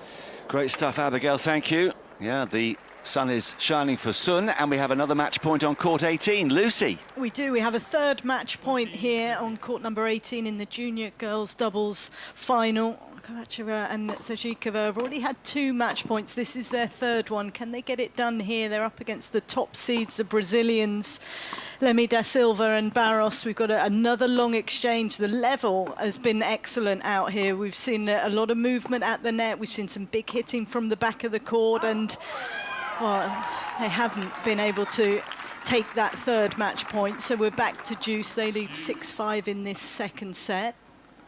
Do you want me to stay here, Marcus, or should I go? I'll go back to you, Marcus. I tell you what, Lucifer, no, you've had 3 match points. That's it, is it? That's it. That's it. 3 3 strikes. and you're out. 3 strikes and you're out. We will come back to you, but just a moment here of interest, because on the Ravelow serve at 5-all, it's deuce, and maybe, just maybe, we're going to see in a moment that very rare bird, a break point. Arevalo from the Royal Box End looks to go out wide to the left-handed Patton. Misses. Now, this is an opportunity. You can tell that Patton can't wait to get the return back in play. Oh, he's missed it going down the line by a fraction. Oh, he hit it well, and he couldn't believe it as he sort of bent down as if, oh, that was so nearly the break point. That's the fine margins that we were talking about, Marcus. They've gone into a tie-break on court 18, so Lucy is standing down just for a moment. We'll say hello to Olga in a second as Arevalo serves and then comes in with a nice little... Oh! Hang on. Hindrance. Hindrance. I guess Patton said something, did he? Second set. Well, Nico Helmuth, the umpire. Mr. Patton unfortunately spoke during the point, therefore the point goes to Arevalo Perez. There we are. He's explained exactly what did happen, and to be fair, there were no complaints from Patton or Helievara. Surprisingly, I have to say. I didn't see it. Did you hear it? No, he obviously said something that the umpire, because he was right in front of the umpire, wasn't he? So I guess that, you know, the umpire was decisive there. What a big moment it is for the umpire making his, well, umpiring his first Wimbledon final. Yeah. That's very interesting. I am impressed at the way that neither Patton or Heliovara said anything. They just went and sat down on their chair. Yeah. But I guess it doesn't really make any sense to, you know, to complain, because in the end it's decision from umpire. Well, that's true, but it's not always the case, though, is it, with some players? Olga, lovely to see you. Congratulations on Sasha Zverev's victory yesterday. Of course, you and your other half are part of Team Sasha. You've broken British hearts, but don't worry too much about that. I play a massive deal in that team. No, but it was a funny story actually this morning, yesterday morning, when we arrived at our parking here at. We park in one of the Wimbledon houses that the lady we know, and you know, and it was in front of our parking place. It was saying "Very good morning." so just turn that paper upside down and put it back. It's the last time you'll be allowed to park there. It was quite funny yeah.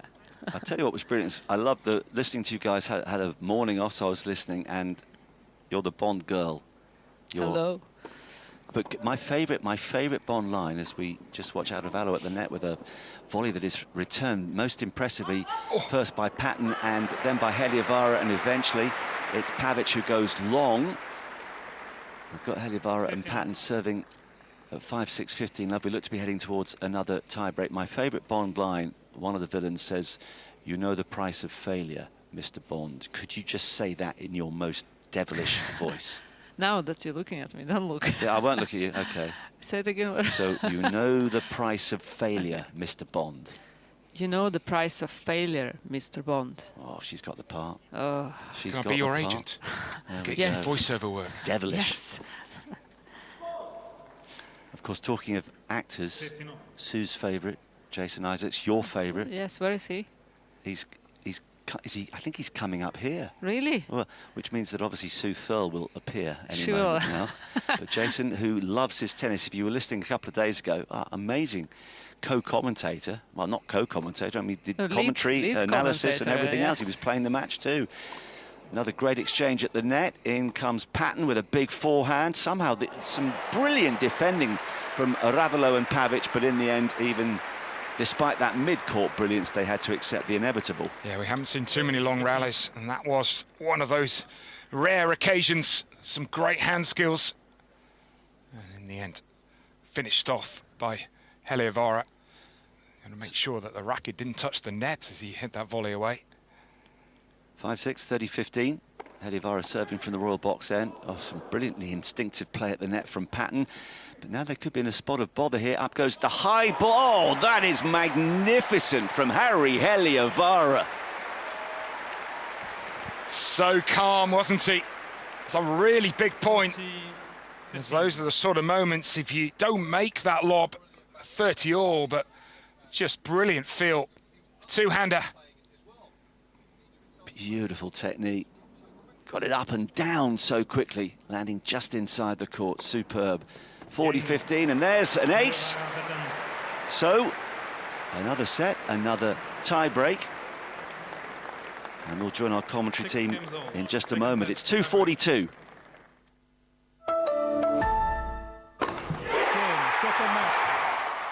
Visit the Amex Pavilion on the Hill to enjoy delicious soft serve ice cream and win exclusive prizes. On the upper deck is a rooftop bar with incredible views where card members can bring up to 2 guests. Visit the 2026 Wimbledon app and tap the Amex banner to learn more. 18+ terms and conditions apply. So into the tiebreak we go, and we've got a mini break straight away for Heliovara and Patton. So let's go next door, see what's coming next in the company of Arvin Palmer and Barry Mills. Now he'll be serving next. 1-0 up in this tiebreak. Remember, it's a standard 7-point tiebreak this in the second set. Regular formation. His partner can watch this. It goes over the top of Heliovara. Patton then checking where the opponents are. And Arevalo snatched at a volley. The ball just sent down, not a lot of pace from Patton there. He was just looking to place it and placed it well. Arevalo making the unforced error with the volley, and it's 2-0 to the top seeds and former champions. Got nervous there, Arevalo. It has to be an unforced error. That was a volley at quite a comfortable height for him. Patton wiping his brow. No cap on him. No flies on him today. He has been superb, and he'll look to serve again to take a 3-love lead if he can. It's a body serve. The return's going to come back long. He just says, come on. And they really are on song here. 3 points to the good in the tie-break. They are 4 points at the moment away from the title. You just try to keep extending the lead here. You don't get careful. Stay aggressive. Arevalo and Pavic with it all to do. And it will be Arevalo's next serve on this 4th point of the tiebreak. And another one that they put in the net. Their first serve percentage has not been as good as their opponents. And their points won on first serve not as high as well, indeed, nor on the second serve. All the pressure on them, but that time it was a point won on the serve. Heliovara's return into the net. I'm not sure what happened there. No. A return that hit the bottom of the net there from Heliovara. Looking down quizzically at the court. But they know the top seeds, if they can get this next point, get another point against the serve, they really will be in pole position to shoot for the title. Arevalo's serve shot down fiercely down the middle, 135 miles per hour, but he's missed the tee. Patton's looking hungry for this. It comes to his forehand, he drives it across, and he's done it again. Outstanding work from Henry Patton. 2 top-notch, world-class returns in this final from the world number 1. You got to love that aggression. He is going out to win this. Patton, 2 world-class returns in this break here off that forehand wing. So his teammate Harry Heriavala serving now, 4-1 up in the second set tiebreak from the Royal Box end towards Marcelo Arevalo, who returns fiercely himself. Backhand then from Heliovara, goes again, and then the luckiest net-called winner, I think. There was no call, was there? No. No, it's caught the line. It went off the tape and onto the line, and whilst they apologise for their good fortune, that puts them even closer to the title. They're up 5-1. There's a change of ends, but that really must be a sinking feeling for their opponents. Wow, what a bonus for them, though. Thought that net call was going to deviate the ball out. So often you see those just lifted a little further beyond the line, but 5-1, you take a 4-2 lead, 5-1. That's a bit of a bonus, and he's still got one more serve to come. So close now, they can almost reach out and touch the title, but they have to maintain the focus, have to keep it all together. They've won 4 titles this year on the tour, but this would be the big one again for them. They've won Adelaide, they've won Doha, Dubai and Madrid. And Heliovara serving 5-1 up after the change of ends. At the far end, serve, second serve, return fierce, and he's forced back there. Pavic smoked that one right into his toes. 5-2. And it just was too strong for Heliovara to flick it back from there. Not giving up the ghost there. Positive body language. They still believe they can get themselves back in. Win both of these, of course. 5-4. Right back in it. So Pavic at 5-2 down, serves from the far end. Return, though, is strong. Half volley from Pavic has gone wide. It was Heliovara who crashed that.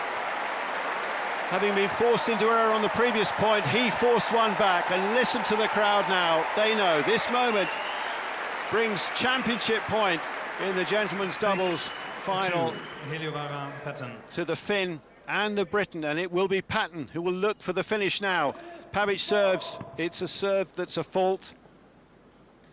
The Croat, who has won the title himself, but is Patton about to get it for the second time alongside Heliovara? The return, forehand stretch is into the net. It was a very good serve. It has so much swerve on it. Typically from Pavic, when he most needed it, he found it. So a championship point saved there, but guess who's going to be serving for it now? Britain's Henry Patton. One more shot could do it. Can he find an ace to finish it? Takes a deep breath. Bounces the ball 3 times, sets himself. This for the title. Serves down the middle. He has! And on bended knee and then on his back. And now a roly-poly by Heliovara in front of him. An exuberant celebration and now hugging each other. What an awesome performance. What sweet revenge after losing the Queen's final this year to Pavic and Arevalo. And now shake of hands and embraces at the net between the quartet. But that was a stunning performance by the top seeds, the world #1s. They played accordingly, and they have triumphed to regain this title. They've done it in 2 tiebreaks. They won the first 7-4, and they've clinched the title with the second set tiebreak, 7-3. Well, what a fabulous final and what a brilliant performance from Harry Heliovara and Henry Patton. Centre court almost completely full, everybody up off their seats to show their appreciation for the 2026 Wimbledon champions. They were pushed really hard by Marcelo Arevalo and Mate Pavic, but now they can soak up the applause. They're pointing at each other. There was a wonderful backflip from Heliovara. After that last point, they've gone back out into the middle of the court, putting their arms around each other as their opponents quietly start to pack up their belongings. But we're going to have a presentation very shortly, and Annabelle Croft should be in a position to interview the players as well. Alongside me, Barry Cowan and Olga Savchuk. What a fabulous performance, actually from all 4 men, but particularly from the winners. Yeah, brilliant. What a moment. Second Wimbledon title. Heliovara's in tears, I think. Tears of joy. It's surprising, not surprising. He really is. Finnish players, they don't tend to give you a lot of reaction. No, he's just won his second Wimbledon title. He's not finished. Well, he's finished in tears. I was like, well done for joking. Now here comes the presentation committee, the familiar round table with the Union flag over it, and the ball girls and 1 ball boy bringing out the trophies. Sally Bolton, OBE, Chief Executive of the All England Lawn Tennis Club for 2 more days, overseeing developments. And very shortly, Deborah Jevons, CBE, she's chair of the All England Lawn Tennis Club, of course, and Roy Kolobawala, president of the LTA, will emerge into the sunshine. Ladies and gentlemen, the trophies will now be presented on court to the winners and runners-up of the gentlemen's doubles final.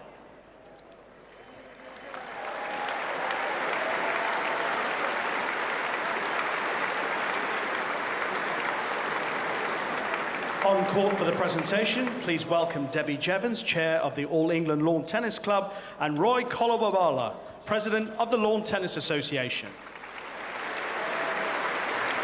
Debbie leading the way. And they head to the round table. Stand either side of the First, 2 ball girls. Please show your appreciation for the chair umpire, Nico Helworth. One interesting moment for Nico, when he had to call hindrance against Henry Patton, but Patton didn't complain. It didn't affect the match. A very good first Wimbledon final for Nico. And now this year's runners-up. From El Salvador, Marcelo Arevalo, and from Croatia, Mate Pavic. They were attempting to become the 8th pair to win Queen's and Wimbledon in the same year. Not quite meant to be, but goodness me, they did push the winners right to the end. And they will have silver mementos to take home to remind them of this for the rest of their lives. And we're going to hear from them now. Marcelo, we are chatting again here on centre court. You have a trophy to celebrate from earlier this week. How does it feel to have had what many people will consider to be a positive time here at Wimbledon this year? Well, yeah, just want to say thank you to everybody that showed up today to support I think it was a great match. I want to take the time to congrats Henry and Harry for these amazing 2 weeks to get a title here again, and also to their team. Congratulations, guys. You guys have been playing amazing through the whole season so far. Listen, every beginning has an end, but not every end it has to be sad or it has to be bad. I'm pretty satisfied. I'm pretty happy for our the way we fought today. Sometimes it just doesn't go your way. You gotta respect your opponents. They play great match. They play better than us in the important moments. We just did everything we could. We left everything on the court, so we're gonna leave center court today with that peace of mind that we did everything we could.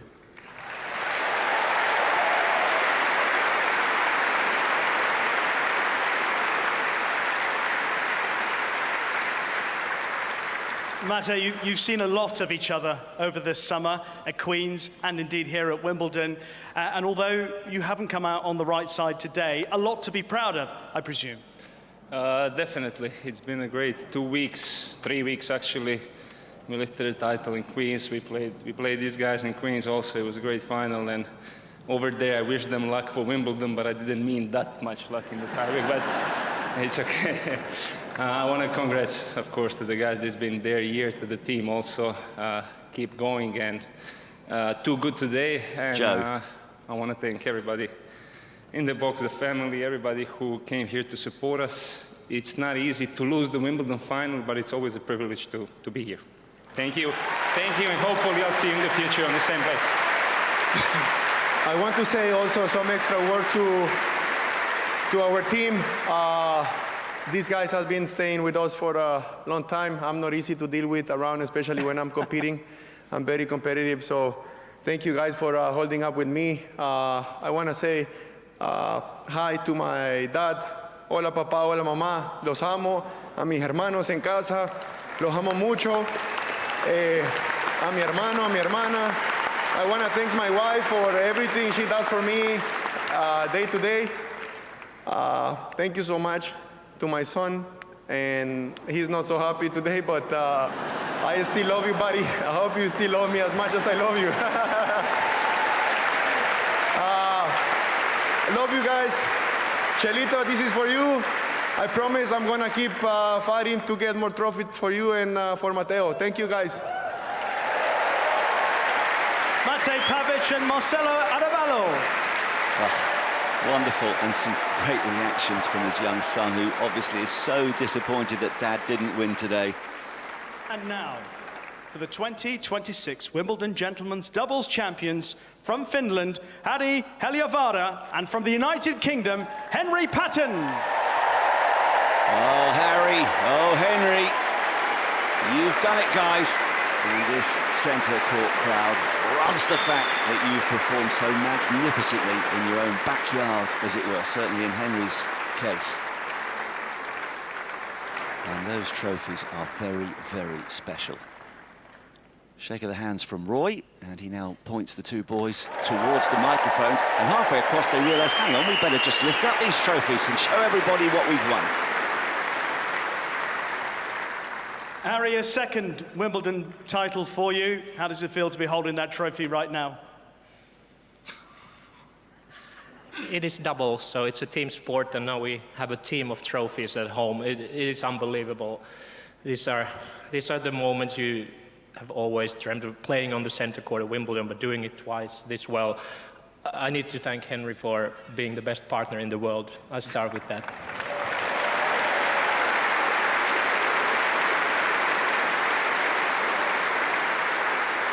And of course, Mate and Marcelo, you're amazing champions. You won so much during your careers. It's always also a privilege to share the court with you.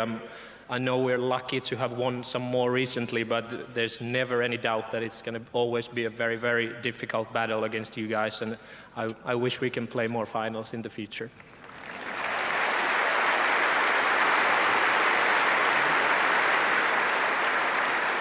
And I want to, of course, congratulate their team, but also our own team there. We have a full crowd in the box. With everybody knows how much they put to this moment, how much they sacrifice, so we can be here and play.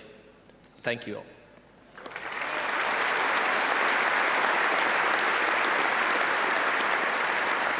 Henry, I hope after what Harry started with, you're also going to say he's the best partner in the world? One of them, yeah. He's up there, I think. Yeah, no, I owe Harry, well, my career, really. When I started with Harry, he took a chance on me, and turned out to be the best decision he ever made, I think. No, look, it's Harry. Like Harry said, it's our whole team that travel with us week in, week out around the world. It's our families, friends, everyone that supports us from afar. And my fiancée especially, who couldn't be here today. She's worth a special mention. She has a proper job, so she can't be here today. And yeah, no, this is it's surreal. You know, when we won the first time, we didn't know if we would have the opportunity to ever experience this again, and we just feel so lucky to be out here again. I'd be remiss if I didn't mention at the start of these 2 weeks the ATP Tour submitted proposals to maybe cut some of the doubles, and I'm a strong believer that we're here to grow the game. I think this is a fantastic example.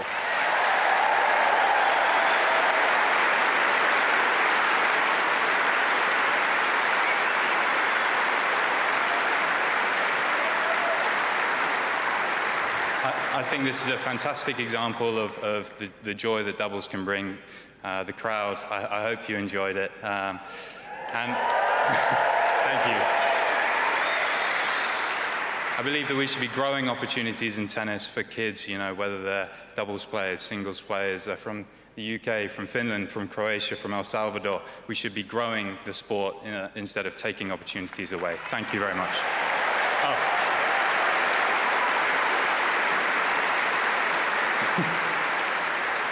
Thank you very much to Wimbledon for giving us this platform throughout the 2 weeks. You put us on amazing courts.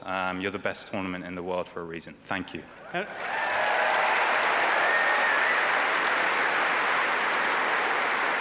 Henry, it would be remiss of me not to ask, how come your fiancée wasn't given the day off to be here?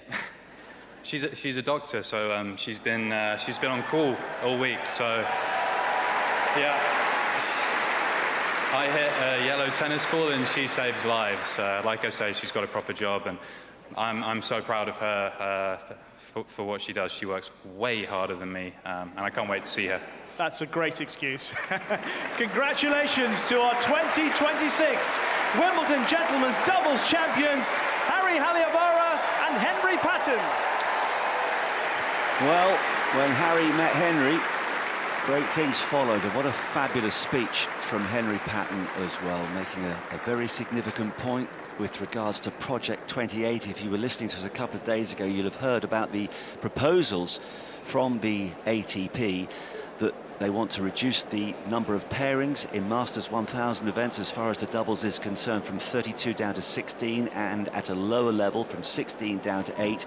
And at the moment the prize money split is 80% singles, 20% for doubles. The suggestion is that it will become 90% prize money for the singles players and just 10% for the doubles experts. And understandably, Olga Savchuk and Barry Cowan, Henry in particular, is dead against that, and he's chosen a very high-profile moment to make his point clear. Yeah, I mean, what a speech actually from all of them, and I really like the way he spoke, and he made a point, and I think it's been a case for many doubles players, and it's been around for a few years now. You know, they keep cutting the numbers down, and I think it's a real problem for doubles players. So well done to him to speak about it on center court of Wimbledon. That's very, very gutsy. And he spoke very respectfully, yes, and he was very quick to say just what a great job Wimbledon does in terms of promoting doubles events. Here we are with an almost full center court for the final. And I also like what he said about his fiancée. I don't work as hard as her. I hit a ball, she saves lives. Yeah, I think tennis players often lose that, don't they, the perspective thing. They say pressure, I don't know how I cope. Yes. I tell you, it's a lot easier playing in front of 15,000 people than it is trying to save people's lives. But I thought Harry spoke very well. I see both sides of the story, I must confess, Marcus. But the one thing that I always think, whatever you do, you either value it or you don't do it at all.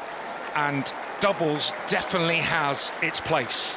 I think everyone needs to come together somehow to make it work.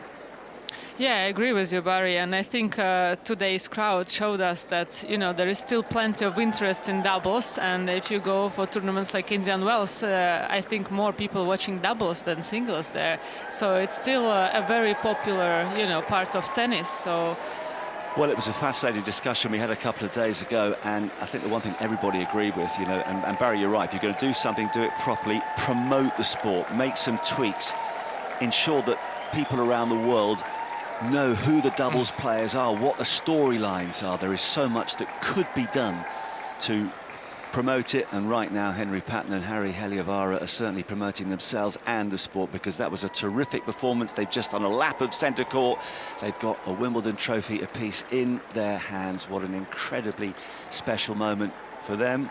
They've done it before, they'd love to do it again, and congratulations also to Adavalo and Pavic. It was a lovely speech from both of them. Terrific start to what's always a magnificent day at Wimbledon. We're less than an hour away from the ladies singles final, the all-Czech affair, and we'll build up to that. Jason Isaacs, the actor, is going to join us shortly.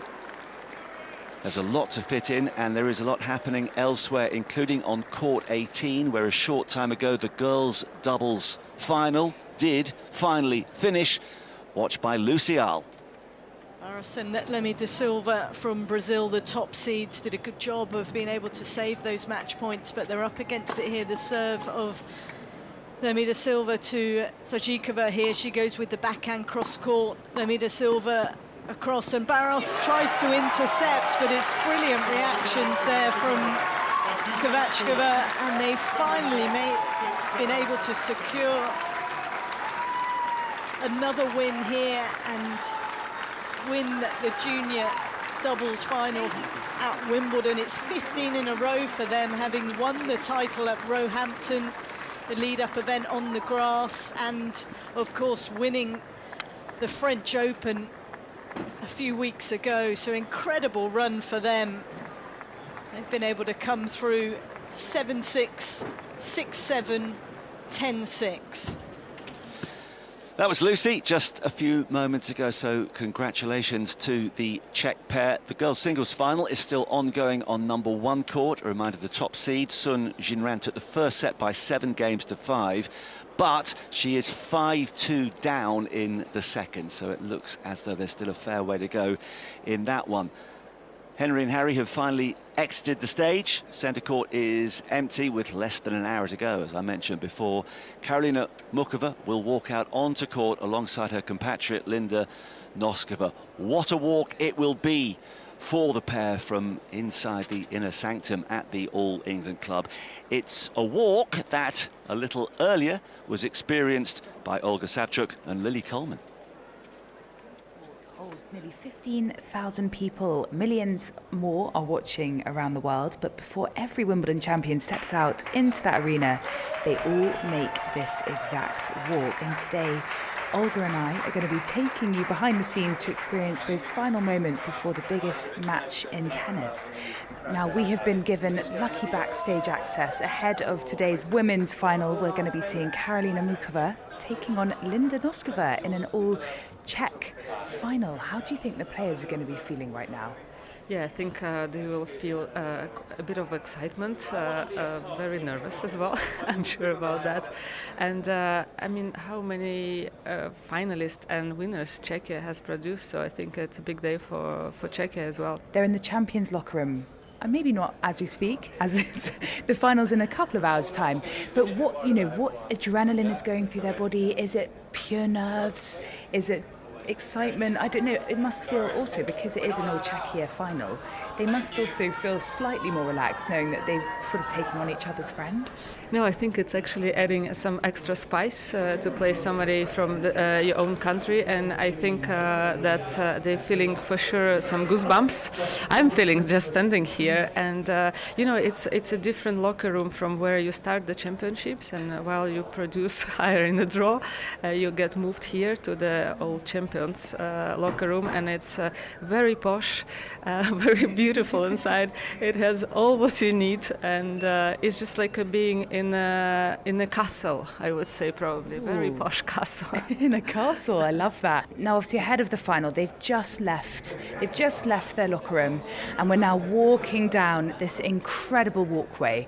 On the left of the wall, we've got some amazing sort of, I don't even know what these are. They're old school photographs, wouldn't you say? Yes, some photographs and also artwork as well. And it's saying on the wall that it's SW19 since 1868. I mean, how incredible it is. As we go down the walkway, on the right of us is a window. And I imagine this is the sort of last glimpse that these players get of the outside. It sort of looks over the ground. You can see straight into the members' enclosure where the members will be having lunch.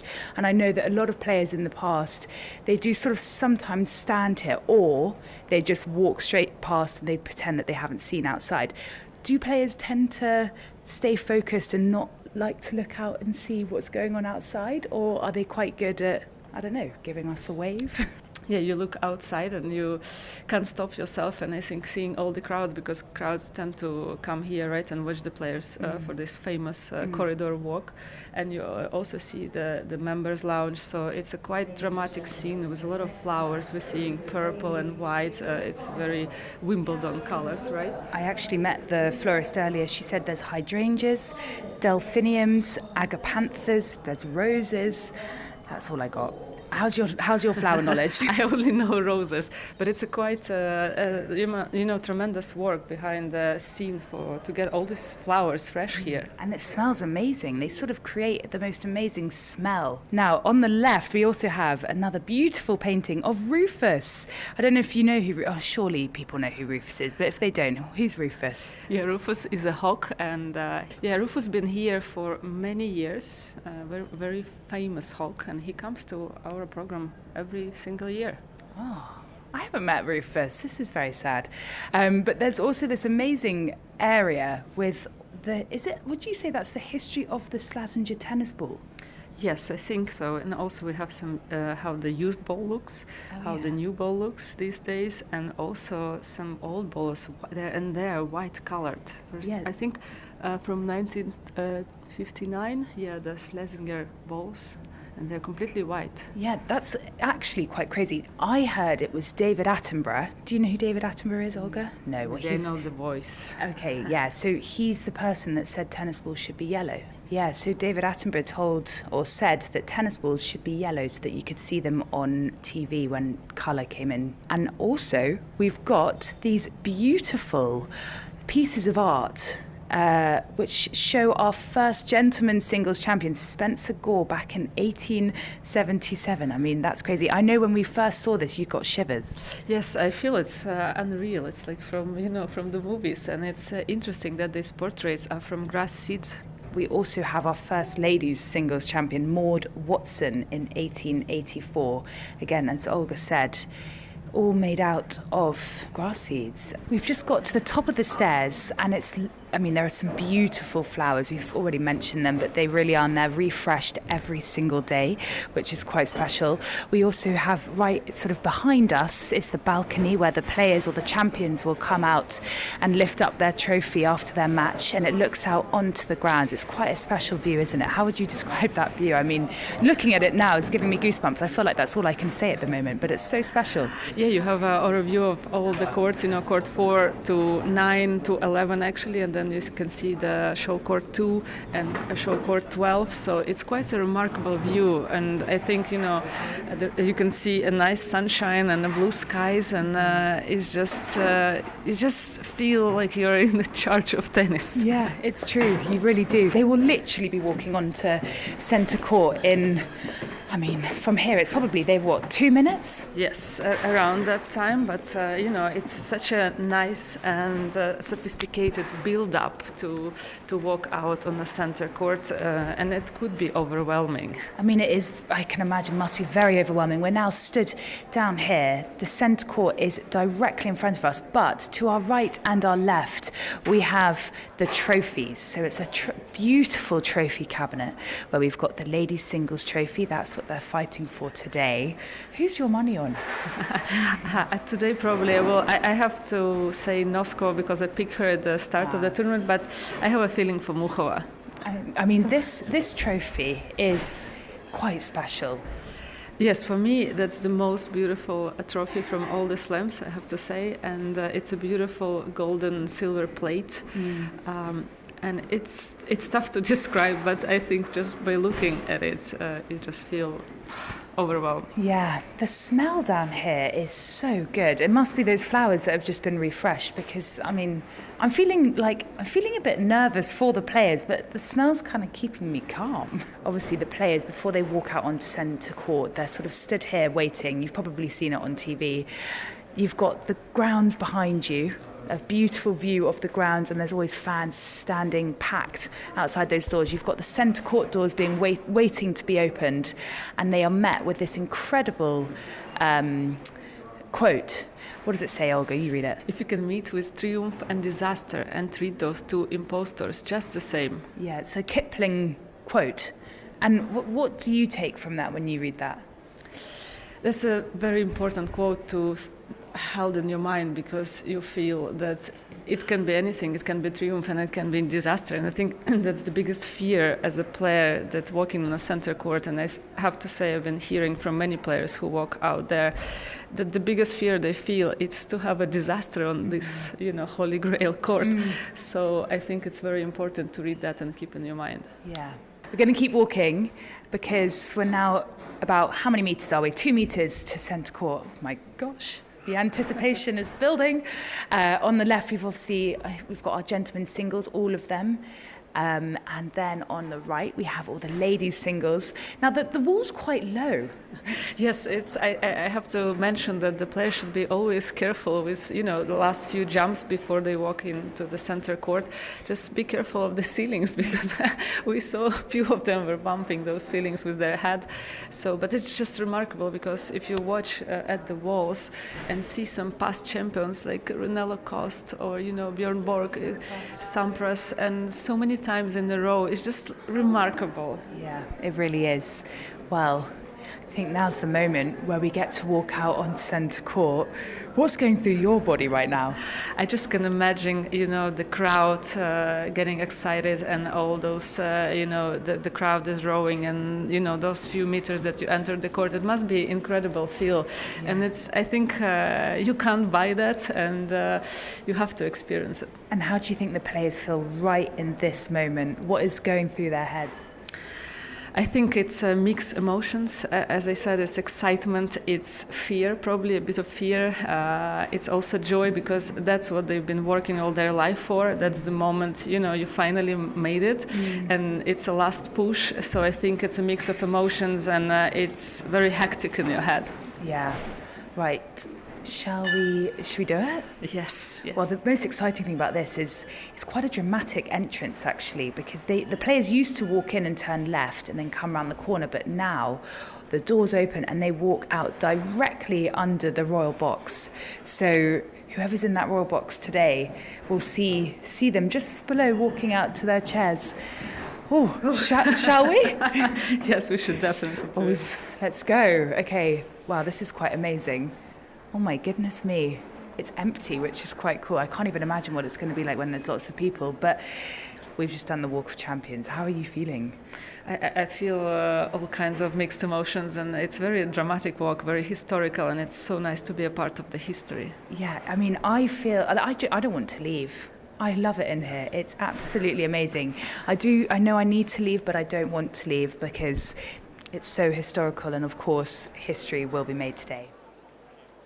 It will indeed. That was Lily Coleman and Olga Savchuk a little earlier conducting the Walk of Champions, the walk that will be experienced by Linda Noskova and Karolina Mukova in, I'll try and be as precise as possible, 42.5 minutes time.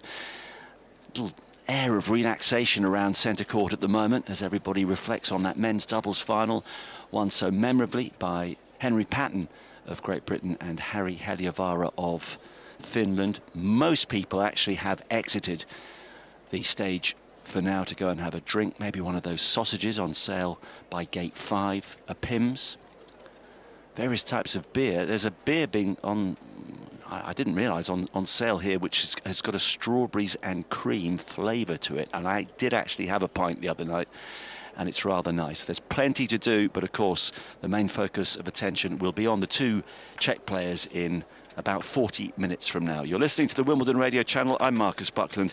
It is 18 minutes past 3.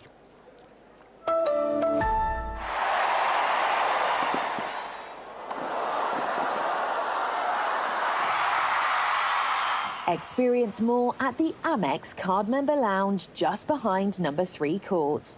You and up to 2 guests can relax, enjoy small bites, sip signature cocktails, and get in on exclusive giveaways. Visit the 2026 Wimbledon app and tap the Amex banner to learn more. Amex Gold Card representative APR 85.8% variable.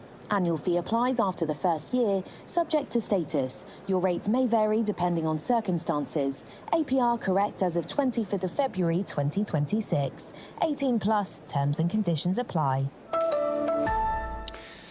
Well, the girls' singles final is going the distance on number 1 court. Let's get back to Abigail Johnson. Yeah, much more populated right now here on the number 1 court, Marcus. We are in the thick of things, and gotta say, it was huge class from 17-year-old Anna Pushkareva, the world number 28, the number 14 seed, to take us to a deciding set, because Sun Jinran, the top seed, the 15-year-old from China, she won 6 straight games across the course of the back end of the 7-5 opening set, and then the beginning of set 2, where she was knocking on the door of the double break and 3-love. But Pushkareva, she's got a big power game from the back of the court. She was able to go back behind enough to throw her opponent off balance, and was really able to keep her calm a lot better at the back end of the second set compared to the first set that she actually served for. So she might feel like she could have a trophy in her hands right now, Pushkareva, but instead she's going to be rallying in the third set, serving second. Sun Jinran, the winner of the opening game, massive for the highly energized top seed, the world number 10. I don't know how she sustains her energy. She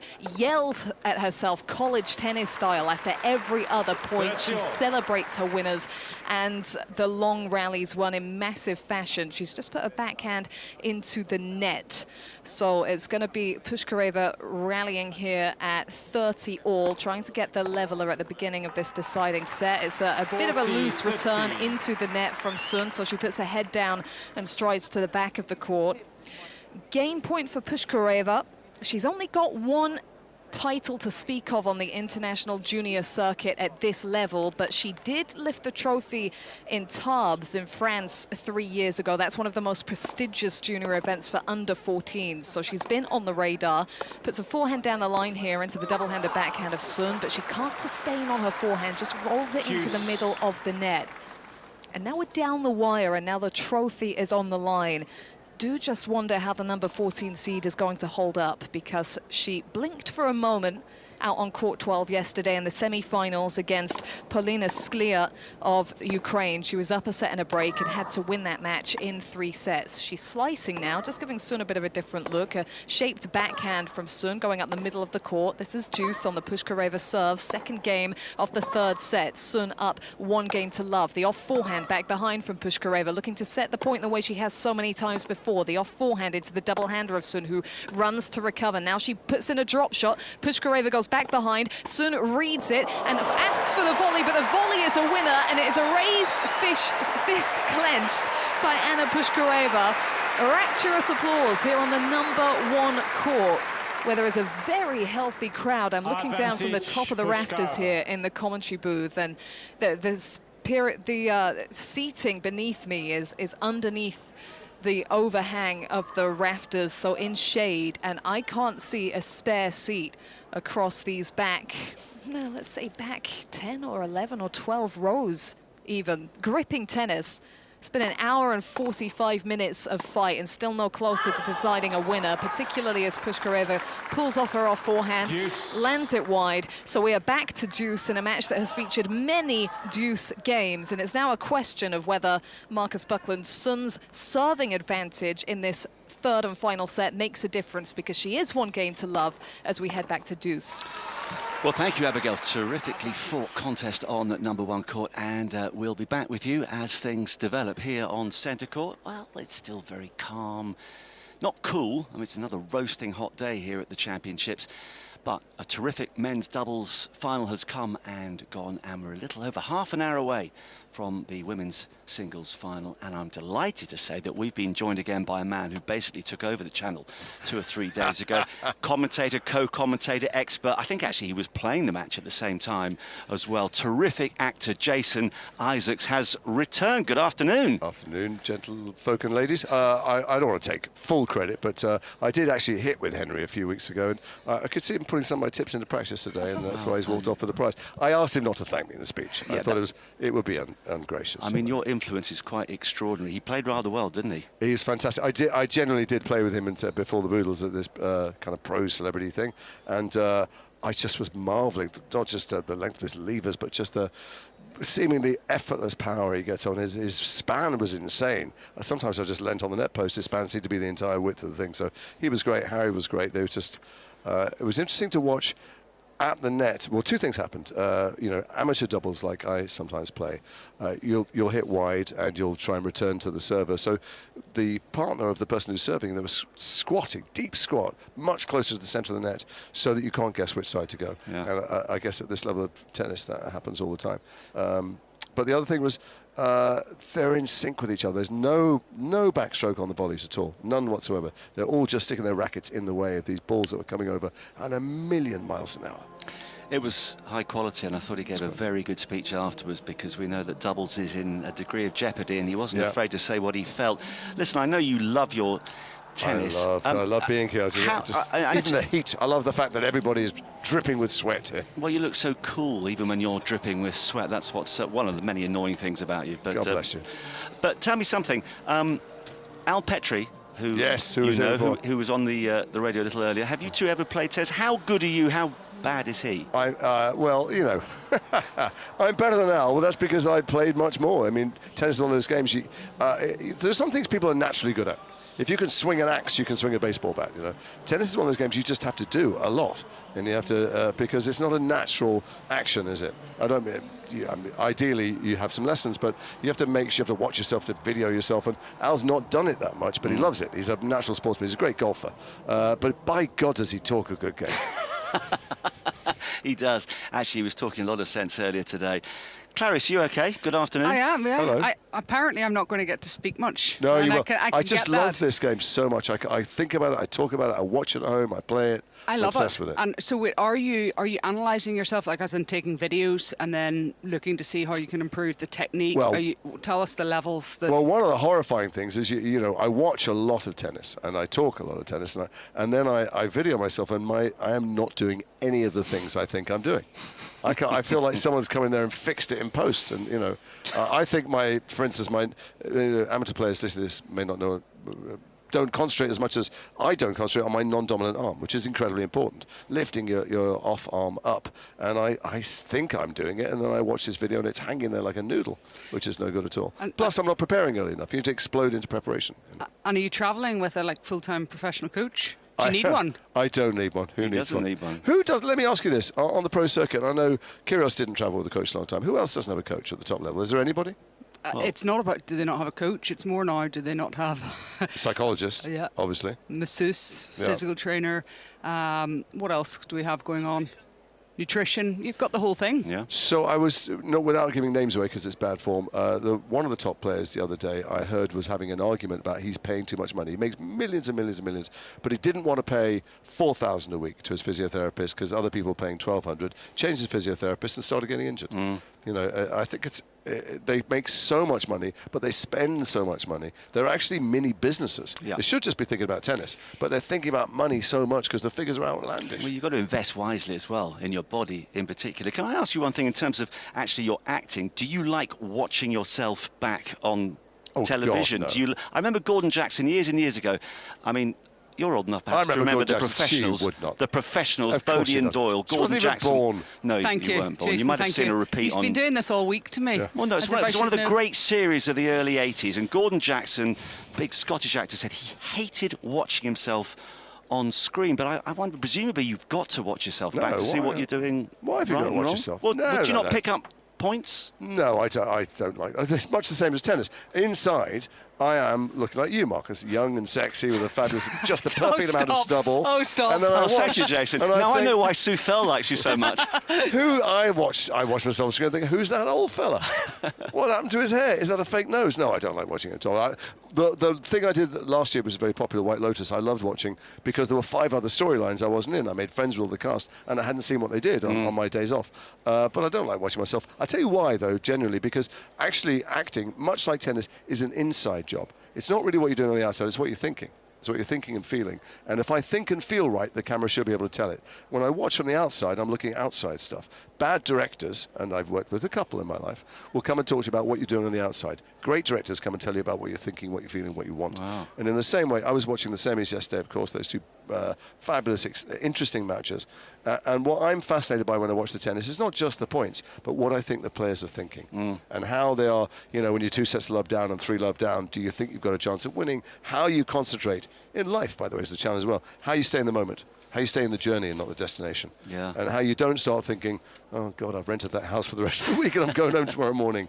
How Djokovic stays positive and thinks, I've come back from things like this when the balls are just coming over harder than he's ever experienced. You mentioned White Lotus, which I thought was absolutely fantastic. How much fun was that to film in such an exotic location? Well, it would be churlish to tell you about the things that weren't fun, but I was 7 months away from home, and once you've had a couple of massages and you've met every fish in the ocean, we were all in the same hotels together, in each other's faces all day, every day for 7 months. So it was. You've seen Lord of the Flies. That bad, eh? It was partly Lord of the Flies and partly Shangri-La. It swung backwards and forwards. It depends. Can you tell us which of your co-stars were acting like prima donnas? I absolutely can. Which is the button for off? Where do you switch the microphone off? No. By the way, we weren't just together as a cast. There was the accounts department, the camera department, the makeup department, the hair department. I think Amy Lou described it as a social experiment. You know those domes where they're trying to see if people can live on Mars together? Yeah. That they have somewhere up in the mountain, Utah. It was a little bit like that, but with pad thai added in. Well, it was absolutely fantastic, and I know you love your sport. I actually want to ask you about your. I don't love sport. I love tennis in particular. I think it's the greatest game on earth. You're also a football fan. If I believe in what I've read, and you've supported Liverpool sadly throughout your life. I've supported Liverpool happily, actually. You got that wrong. But now, like half of the world, I'm staying awake all night long and watching these games where the teams that shouldn't get through do get through, where the Americans have won and have divided football into 4 quarters, that ridiculous hydration break, where the world's superstars barely get a touch and people we've never heard of score goals. So it's an interesting drama. But trying to do that and watch all the tennis matches, I just want to apologise to anyone I'm working with looking like 100 years old and not remembering my lines. Are you busy work-wise at the moment then? What are you doing? I am. I'm about to go to Savannah to make a film, a thriller. I don't know what it is. Thrilling, suspense. It's a film. People run around. They have guns. People die. You know that kind of stuff. But enough about tennis. Is acting? Is acting like tennis in a way? Sod acting. No. Talk to me about it, because you're a tennis expert. About getting into Who's acting. going to win tomorrow? That's right. I'm coming tomorrow as well. Who's going to win? No. Because I do think want to there's add. an interesting game going on between Zverev and Sinner, because Zverev is walking tall. He's won the French, but he's lost 9 times. Hang on. Now Claire and Jason are locking horns here. This could get interesting. Let's sort it out on court. But do you have to? Is it like you have to specialise early? Do you have to have all these teachers? No. Do you? It's not a real job for a grown-up. You just You're take. just pretending to do things with makeup on. That's all it is. Easy then. That's the whole conversation. We've done acting. Well, who's going to win tomorrow? But hang on, the interesting thing there, Jason, is, and we heard that from Henry Patton, and he was asked about his girlfriend, his fiancée, who's a doctor going on saving lives, and he said, I don't work, I just hit a ball. So whatever we do, it's all done to a certain degree, and for many, I was going to be an actor, realised I didn't have the face or the voice or the talent for it. In terms of who's going to win tomorrow... Did we miss the moment to contradict you? Do you want to do that again? We'll take 2. Yeah. Leave a pause, we'll jump in. We will, won't we? I auditioned for Young young Sherlock back in 1983, and I'm still waiting for the follow-up call. No, I've seen the piece of paper with your name on the list. Yeah, thank you very much. They're working their way down to you.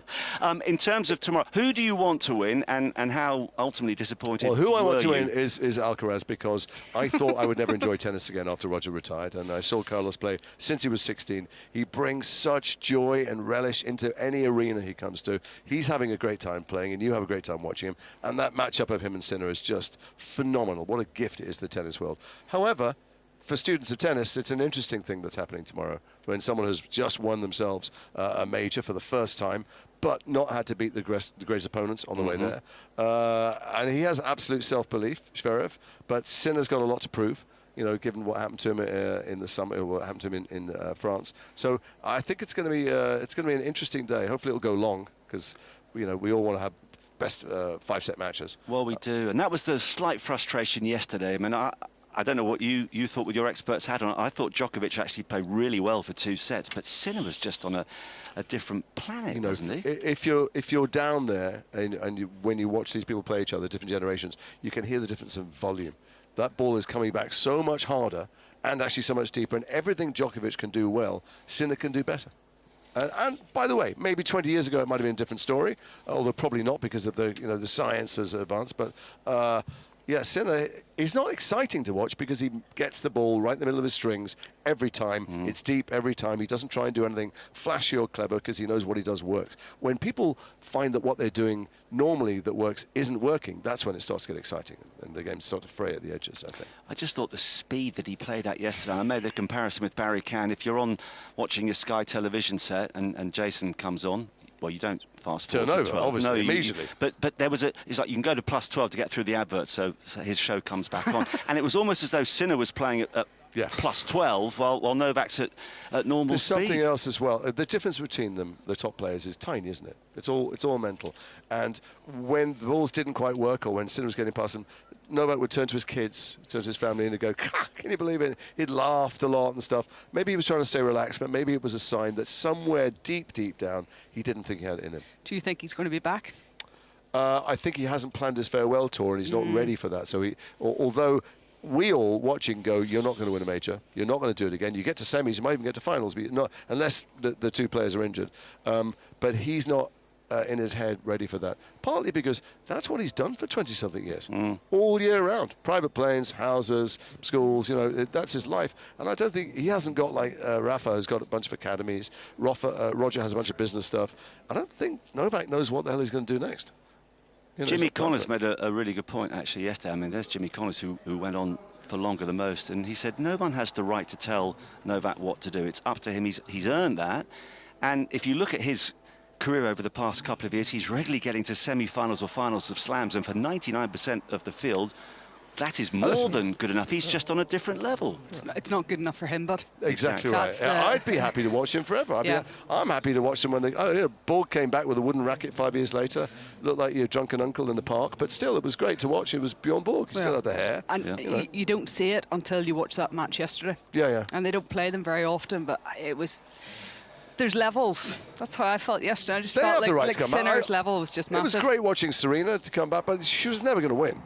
And Novak is going to beat most people, which is miraculous because they really are faster and stronger and maybe not more flexible. And he's got the tennis brain as well. But yesterday, the grin he had on him said to me at home, I'm probably not going to get through this thing.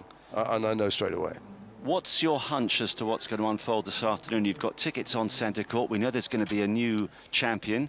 We know she's going to be from Czechia. We know that both players have saved match points en route to the final. Mukova quite remarkably in that extraordinary semi-final against Coco Gauff. That drop shot from Coco on match point. I don't know how long that's going to haunt her for, but have you got a specific feel as to who's going to emerge victorious? I think, at least, I'm standing behind me is my fabulous goddaughter, Georgia, who came last year. I think it took longer to park than watching the match, which was 2 bagels. It took about 8 seconds. And so I'm hoping we get at least a match. They're friends, they're ex-double partners. I'm intrigued by the ex-double partners thing. When double partners split up, there's always something. So maybe, if we're lucky, there's some drama, some bad blood, something. I don't think so. They seem very friendly. They're creative players, and although most of the crowd don't know who they are or how, aren't familiar with their characters, they're not big characters, their English isn't great, they're fantastic tennis players. Mukova's is slightly more creative, so we might get more drop shots. People are not playing drop shots well this year. And we miss Alcaraz. I don't think people are dropping well. Maybe because they're getting to they're fit, maybe because the grass is bouncier. Don't know. I was actually listening to Andy Roddick talk about that on his podcast. Are you meant to say what podcast it is when you say that? No, you don't have to. And he was talking about the stats. Are you on commission? Would you like to? It's pretty good. You can promote our radio channel, nobody else's. Well, the stats are that there's the same amount of drop shots are being played on the grass as they were in the French Open. I think it's 56% of points are won whenever you play the drop shot on the clay. But on the grass here, it's like 50%. I'm probably wrong with my numbers, but it's the wrong tactic to play on this surface. Well, there's, there's two things to say about that. I saw them not working. I've seen people fail. For instance, their drop shots are failing quite a lot because they don't practice them enough. But also, the players are standing on the baselines. People are trying to come in because it's grass, which means they're not far enough away from the drop shots. On the clay, they're standing a long way back because it's kicking off the topspin. So if you really push someone back, then the short game's going to work.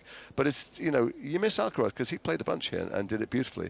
And I just don't think people train. I don't think people practice. They get here, they think they ought to try it. They try it a few times at the beginning of the match. It doesn't work, and then they give up. I apologise if Sue asked you this question the other day. OK, Alcaraz is your favourite player now. In the history of the game, as a youngster, who more than anybody else on a tennis court captured your imagination? Well, I like the drama of it. I think that all audiences like the drama. I liked it when, Nastase was nasty. I liked Borg being a rock star. I liked McEnroe losing his rag. Actually, one of the things I really miss, I'm interested in what you two think, I miss the human error. I miss line judges who are retired locals, wearing sunglasses. The ball goes by 100 miles an hour. There's 3 challengers. Maybe one judge keeps getting it wrong. Yeah. I don't mind the fact, I wish it hadn't happened, I suppose. I don't mind the fact that Maradona punched that goal in and the referee didn't see and we all saw it at home. I think making sure there is something of human errors, human frailty in this and every sport keeps us all real. Yeah, we like it, don't we? Well, the famous McEnroe, you are the pits. And I do know the umpire's name, but it's gone out of my mind. But in brackets, when they used to put his name up, he'd have Gentleman Farmer. Because actually, that was his occupation. And suddenly he's on centre court being told he is the pits. But if you watch back, McEnroe was right on some of the calls. Yeah. But sometimes completely wrong as well. I don't know. I like that element of it. I think that it just makes it all feel more accessible. They're not machines out there. And also, the reason I've long held that Rafa's the greatest sportsman I've ever seen is not because of how he executed the game. It was quite boring sometimes with that clubbing forehand. It's because of his grace in victory, in defeat, when a line judge would get it wrong or something. He just was a man who accepted that this was a flawed process and that he was flawed and that sometimes he felt insecure. And anyway, I miss that. I hope we go back to it. Well, I hope we get a great final this afternoon, and I've got to give you time to go and find your seats, Jason, because centre court is filling up again. And before you go, it's no coincidence that since you came into the booth, Sue Thurl has appeared, and I think she would probably... Sue, put some clothes on, for God's sake, woman. I know it's hot in here. Please. Yes, if you just have some decorum. Have your picture taken and sign a few autographs and... Yes, all right. Listen, all right, Jason, absolute pleasure to see you. Enjoy Savannah when you head out there. I hope you don't get murdered in the first 5 minutes. I'm hoping you'll have me back tomorrow. I can't wait to see the game and see what happens tomorrow. Well, I can't wait to see what happens this afternoon as well. You're welcome back anytime. Congratulations to Henry. Brilliant. Thank you so much. That's Jason Isaacs, the brilliant actor. Sue Thurl is waiting in the wings. Thank you to Clarice Curran. Olga Savchuk's still here, the Bond girl. We are 19 minutes away from the women's singles final. And just out and about, I think somewhere behind the back of centre court, we can find Lindsay. An area that you know very well, Marcus, because at the back of centre court, there's also the queue for the sausage grill. And I finally succumbed after you and Barry have been talking about the sausage grill all week. I went there for my lunch, and I can endorse that it was a very good sausage. Right opposite, there is the Wimbledon shop underneath centre court. And as you say, the buzz here and the expectation around the ladies singles final starting at 4 o'clock means that people are gathering round with their tickets ready. I'm joined by Olivia and Alison, who are both from Shanghai, well, near Shanghai in China. Can I ask you both about this ladies' final and what sort of tennis you're looking forward to seeing, hopefully? Hopefully an exciting one, and they play 3 matches rather than 2 matches like last year. Yes, exactly. And it's an all-Czech final. Are you more about the power or are you more about the variety? Because there's a lot of variety of shots with these pair. I think I'm more into the variety shots than the power, just the power.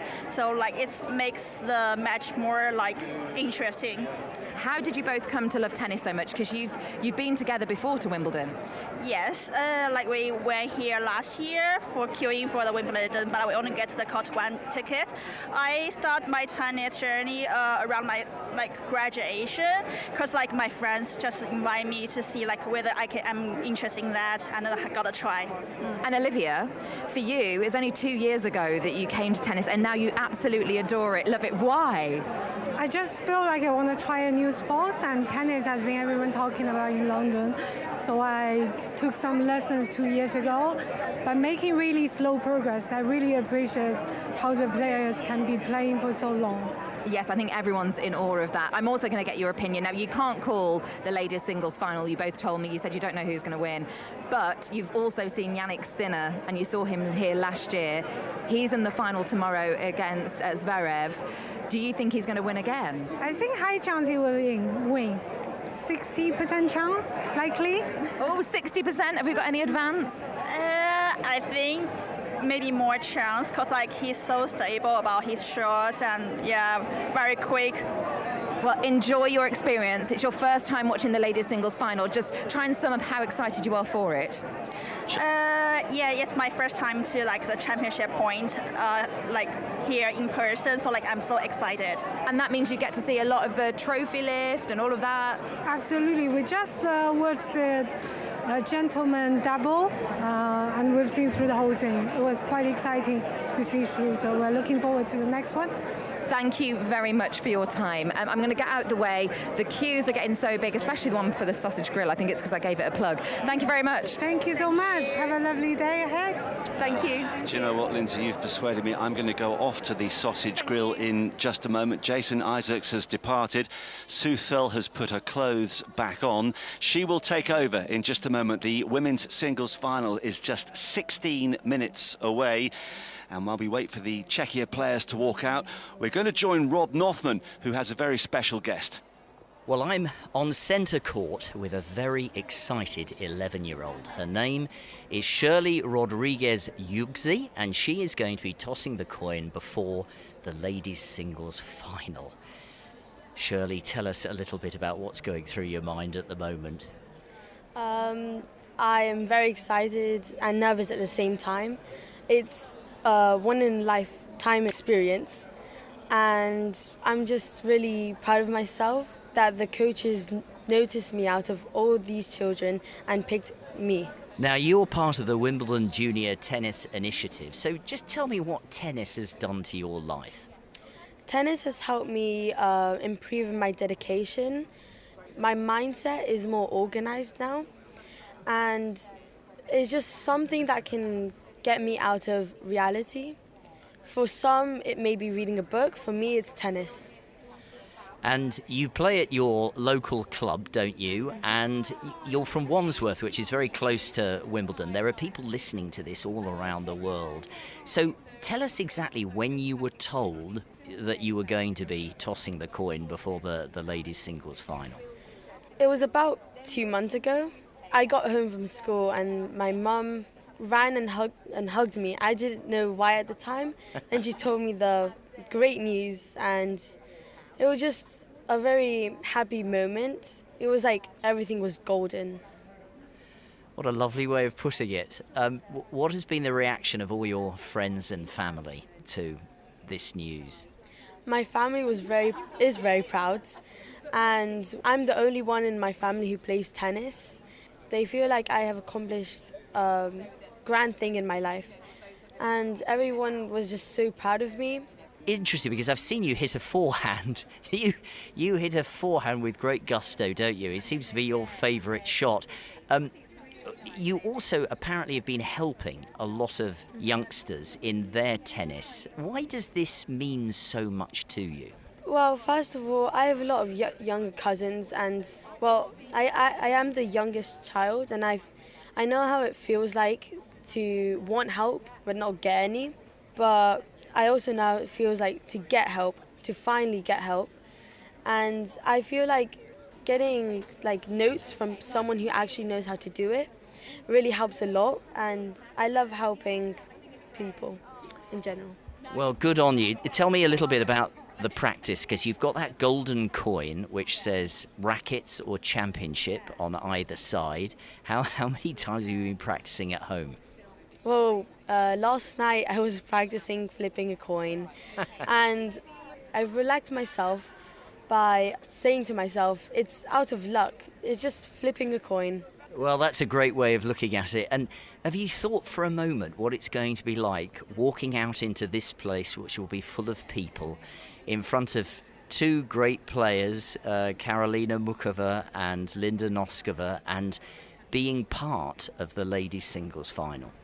I have thought about it a lot, and I think I'll be very proud of myself, and I'll keep glancing back to look at my parents and then meeting their eyes and their big smiles in the crowd. And it's going to be like a blurry moment. It's going to be, wow, full of emotions. Well, it will last with you for the rest of your life. You're a remarkable person, and we hope that you have an experience that you'll never, ever forget. Thanks so much for talking to us. Thank you. Oh, it's a lovely story, and it will be a lovely moment. It always is for the singles finals, and we look forward to seeing that in a very short while now. 10 to 4, just before 10 to 4. Sue Thurl in the booth with you, alongside Olga Savchuk and Claire Curran. How are you? Very good. Very good yes. from Savchukals. How about you, Curran? I'm just trying to get my my heart rate. Composure back. I think is the after, word you're looking for. I mean, I don't think I've ever met a non-tennis person, commentator or expert or former player that knows more about tennis. I mean, who's an A-list Hollywood actor? Yeah. I mean, I actually... You were just speechless for 1 hour. I just looked at you, actually, and I was just thinking... I regretted asking the question about trying to kind of compare an actor to a tennis player. I'm trying to find out a bit about that journey. No, it's a great question. Didn't because go down there are parallels. It didn't go down well. No, we weren't here to talk about acting. It's all about the tennis. But I think there are parallels, because this is a stage, right? It's the biggest stage of all in the sport, and you could argue across the slams, the centre court at Wimbledon, you want to be on that stage on the second weekend in one of the finals, singles or doubles. So I think there are huge parallels. You've got to perform, you've got to get your performance right. Well, that's what just happened in the men's doubles. It was exactly that. That was exactly what Louis Caillé asked of his players. If you can perform, if you can stay aggressive in the big moments, if you can stay calm, if you can do those things, if you are a performer, then that goes a long way.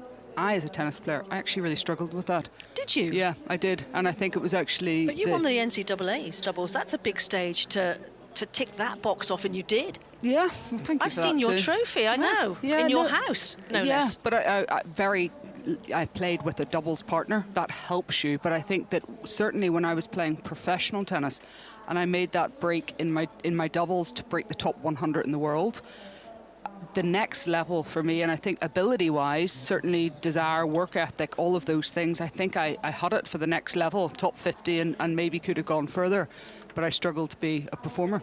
Right back with that thought in a second. Abigail, championship point, court 1. Yeah, in the girls' singles final, the top seed Sun Jinran serving at 3-5, an advantage down, serves out wide to the backhand, into the net goes Pushkareva, and it is a roar from the gut from Sun. Not the first that we've heard from the 15-year-old, but this one, a yell of pure survival. It's been absolute drama out here for 2 hours and 30 minutes. She had a medical timeout earlier in this set, but she battles on at deuce, Sue. Abigail, thank you very much. We will come back when there are further developments, even on that girls' singles final. Olga Savchuk, how were you with handling your nerves? Because I heard that lovely piece where you did the Walk of Champions through the clubhouse, and I know you were quite moved, actually, by the history and almost having a chance to experience for yourself exactly what it feels like. They're going to be feeling some mighty nerves, especially Linda Noskova, who's never played a slam final before. Yeah, it's interesting, you know, so I was thinking that I played on center court against Irina Jankovic back in 2008, I believe. and I don't remember at all this walk. So, Really? yes, so I was thinking how nervous I was at that moment. It was the first round, you know, that I completely forgot about that, and today was like, you know, like something new for me, and to experience this history and all these emotions that come through your mind entering such a big stage. It's just incredible, and again, there's so much history. I think it's like one of the most historical center court, and the entrance is so dramatic. And I love that sign, you know, just before you walk into center court, from Rudyard Kipling, and I was just thinking that it's such a good phrase, because it's not only joy, it can also be disaster when you're performing at such a big arena. And I think most players, you know, would agree with me that sometimes it's in your mind and you're thinking, I want to perform. You're not concentrating, you know, on the joy and how lovely it is to be and playing on Wimbledon final, but you're thinking, I want to perform well, and there is a part of you that it's a big fear that you feel about performing not good. It is, I mean, I have to say, I can't imagine the nerves they're going through right now, but it is something that when you're nervous, we all do this. I remember on my wedding day, the walk down the aisle is the iconic thing, isn't it? I almost sprinted down it because I was so nervous. Because we speed up, don't we? You see it in sport when someone is frantically trying to get back into something or close something out or finish off something, whatever sport it may be. It's a natural human instinct to just get quicker. I'm just thinking about you sprinting down the aisle to start with. Running away. Maybe I've got to be honest, I was never that fast a mover anyway. So I say sprint, more of a gentle jog. Yeah. But you know what I mean? Yeah. The point is kind of it's a human emotion that we go through, and that's the reaction. The most difficult thing is when you're in those moments, it's not thinking ahead at all, but just staying in that absolute moment. And that was the bit, certainly about playing tennis, and in those big moments that I had to try to find a way to silence my brain to thinking, like, okay, what if I win this? Or what if I don't win this? And just the thoughts, and those thoughts can happen before you go on court. They can happen at any moment. They can happen, you mentioned the NCAAs. Yeah. I remember trying to serve out that match in the second set, and I couldn't even hold my racket. So my head was already going to the next. I was already thinking, what would this mean? And I think that's the bit that there's a skill in learning that. There is, and I'm not sure all of us in life master it particularly well, especially if you've got to give a speech or something like that, away from the sporting arena, anything like that, as the ball crew make their way onto court. Special moment for them today in the highest profile match of them all. Olga, you wanted to say something? Yes, I want to say what Claire was saying. It's good if you're thinking, what if I win, instead of what if I lose? What if I lose this match, this final 6-love, 6-love? And I think it's, as a player, these kind of thoughts, they're the worst, and they go quite often, they creep into your mind. And I think that's something that I didn't learn how to, you know, to overcome these kind of thoughts, but I think the top players, they probably do, and they try to put that fear in more positive side rather than, oh, what if I lose? We're going to just pause very briefly because the atmosphere is really building. The buzz around centre court. The players will start to assemble in the corridors of the clubhouse very shortly as Billie Jean King makes her way into the Royal Box. But we're just going to dash out to get the atmosphere, a flavour of it outside, because Lily Coleman has been catching up with some more famous faces. Oh my goodness, I've bumped into Tilly Ramsey. It's so nice to see you. How's your day going? Oh my goodness, I mean, you can't not be happy at Wimbledon. It's been such an amazing day so far, and it's just such good vibes here. It really is good vibes, and it's the women's final. Do you love your tennis? I love tennis. I have to say I'm not the best tennis player myself, but I love watching it. I love coming to Wimbledon, and yeah, it's been an incredible day. If you were going to play tennis against your dad, who would win? Ooh, he's really competitive, really? And he's actually quite good at tennis, I must say. But the best tennis player in my family is my mum. Really? Yeah, she's actually quite good. I love that. Okay, what do you love most about being at Wimbledon? Obviously, you said you're not the biggest tennis player yourself. No. But what about the food? The strawberries and cream? Delicious. Absolutely amazing. The food, the drink, the people. I love playing tennis, but I'm just not very good myself. Sure, that's not true. What about your drink of choice? You come here, are you going for a Pimm's, a glass of champagne, or just a sparkling water? It's going to have to be Pims. Oh, always. You can't not do Pims. Okay, and just lastly, actually I've got 2 more questions for you. 2 more questions. Who is your dream doubles partner? It doesn't necessarily have to be a tennis player, it could be any celebrity. I love Emma Raducanu. I think she's amazing, inspirational, and I'd love to play tennis with her. Although I'd probably be apologising a lot when I'm, hitting all the shots out. Fair enough. And then if you were a tennis player on centre court, you have your support box. Okay. You're allowed 3 people in your support box. Who are those 3 people? Oh, that's really tough. I would probably go for my mum. Oh, that's sweet, yeah. My mum, my dad,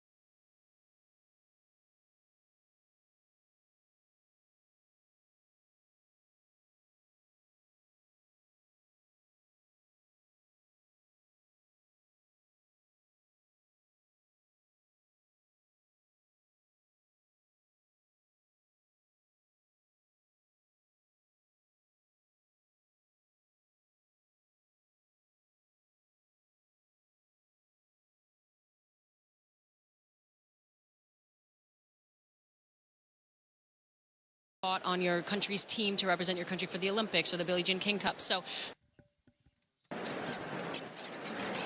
Good afternoon, everybody, and welcome to Centre Court Wimbledon.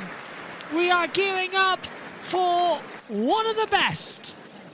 This is the final between two countrywomen, and this is going to be box office television. Welcome to the event. Let's head down to BBC. And she said, "Oh, you mean this?" and pointed at her nose ring. She said, "It's a statement of my personality. It's different," and it is, and that's a first on Centre Court.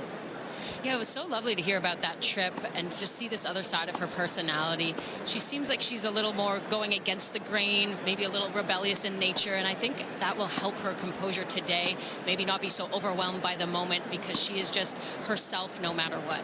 And for Muchova, she was saying, you know, tennis is a full-time job. There's not much time to do other things here at the age of 29, and you're thinking, well, you know, she's been John's favourite player for a long time, but my word, the list of injuries that she's been through, she said basically it's too long to go through all of them, but if you take it from top to bottom, her back, her abs, her wrist, her quad, her ankle, her foot, and add to that she's allergic to grass.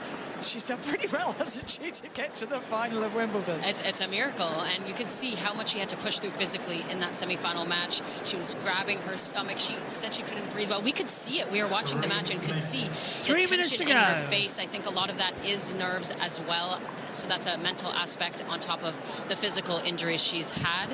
I really look forward to seeing if she can exhale properly when she hits the ball today and just play the way she can play without letting the moment overwhelm her. Funnily enough, Martina was saying something about that. She said when everyone goes through their breathing exercises, don't forget to exhale. They all talk about breathing in, don't forget to breathe out. Exactly, you need to do both. It needs to come in, needs to come out, get the brain some fresh oxygen so you can think clearly. And another part of that is getting the body moving. They both look like they've been light on their feet in this warm-up. It's important to just get out there, get the blood going, and forget the consequences. That's the most important thing, is just focus on the ball. Pretend it's like any other match, but that's much easier said than done.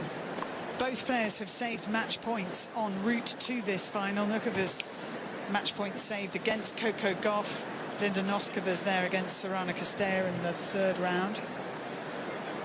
And it's so interesting how tight they are in terms of their ranking. And although Linda Noskova is so much younger, I mean 8 years younger, funnily enough, probably they wouldn't have had that much less of a time playing because of all the injuries that have put Muchova on the sidelines. Right, and they definitely grew up in different generations, so they didn't necessarily play the juniors together, but of course, as soon as Noskova became really good and hit the pro circuit, I mean, I remember playing her when she was 17 years old. She was really good as a teenager, so she would have started to play with Muchova at that age. But the biggest thing is how they start as well. You want to just start strong, get on the board. That's what I remembered from mine. I just didn't want to, you know, not win a game, and we saw that from last year's Wimbledon final as well. Just get started. It just helps you feel like you belong and helps you just feel a little more settled in the match. And the other thing about Noskova, she is a very strong campaigner on environmental issues, wants to have an impact outside the game, wants to use her voice. I guess a bit like Coco Gauff, is very politically motivated, and she is not afraid to say what she thinks. Robert Barnforth, we talked about from Halifax. And I guess they've taken the microphone off his tie now, but I loved hearing that in the pre-match routine. It makes such a difference. I think so, and I think it's great for the fans, so they can understand exactly what's going on. And like you mentioned, something important, they both saved a match point to get here, so that shows the resilience and the mental fortitude that each of them have. So no matter what happens today, if someone's ahead or behind, you know it's never over until the end. And you see the comparison of performance so far and the number of aces they both served, but I mean, whether they can against their opponent today is a different matter. How does the heat affect the ball?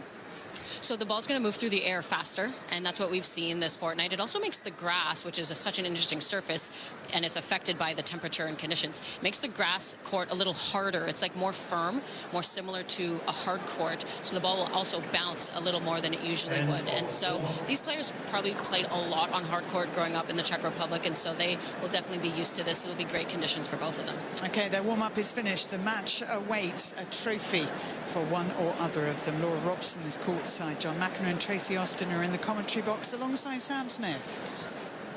Well, here we go, everybody. It is the final of the ladies' singles here at Wimbledon. And after 2 weeks of absolute joy, it comes down to this. Are you ready? Because this is the big one. Well, last year's was done in under 57 minutes. Is today going to be the same? 2 countrywomen alongside. And we are getting ready. Muncheva to receive Noskafa's serve. Noskafa waiting, just testing the bounce. The ball is up. And the final is underway with a false serve to begin with here. Straight down centre court, forehand return as well. Noskafa's serve already looking good. It goes out though, and it's love 15. We welcome in the BBC team alongside us here in the commentary box as well. Tensions have just been starting to rise a little bit. Noskafa serves. False serve again though, coming through. Muncheva just waiting for her turn. Noskafa serves. Backhander from Muncheva. Backhander Noskafa. Forehander now from Noskafa into the net. 15 all. Good start for either players. It is so important just to see how well they handle the nerves. Whether they can hit with freedom, keep their feet nice and loose. Get depth on their shots. Noskafa straight down, just stays inside the court. Forehand return for the pair. She's used that shot. Ooh. As John McEnroe will say, Noskafa with a slow ball return, and that puts it now at 30-15. Very well timed final move there as well. Liked that one a lot. Still going a little bit up for grabs. It goes out. 21-year-old who will turn 22 at the end of the tennis season is a player that doesn't outwardly show too much emotion. Goes out at the moment. Straight down centre court. Return was bad for Muncheva. Noskafa will get it. First game to Noskafa. Muncheva does not get the break she was looking for. That's the shot that I expect her to attack, that Muchova backhand. It's vulnerable off the pass. See if Noskova is willing to move in, make her hit that two-hander. A lot of times she chips it, the passing shot, which is unusual, and that should be easier to handle. Because it will rise. Both these players are comfortable moving forward, so we're going to get more of a creative match using all areas of the court, especially Muchova. Karolina Muchova to serve. This is the first time 2 women representing the same nation will contest the ladies' single final in a long time. Since the Serena Williams days, the 2 American ladies here all those years ago. It has happened before. Muchova serves, Noskafa returns out wide. 15 love. I wonder if her time has come. There's so many of her junior years through injury, all those developmental markers that she wasn't able to hit. A lot of injuries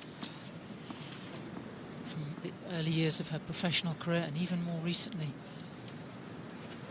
Good serve from Muchova. Noskafa still trying to return with the forehand return strategy. Oh, out wide there. These two have taken very different paths. For Noskova, we started hearing about her about 3 years ago when she made that breakthrough. But for Muchova, definitely a late bloomer. Didn't finish in the top 100 until she was 22 or 23 years old.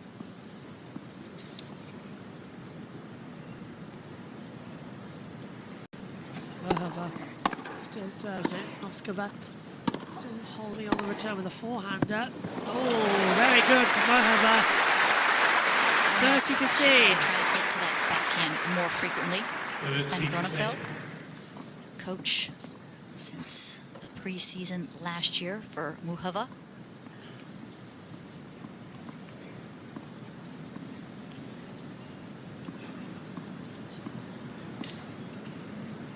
Picks up ready for the serve. Straight down centre court. Let first serve, clips the back. Just misses out on a few more bits.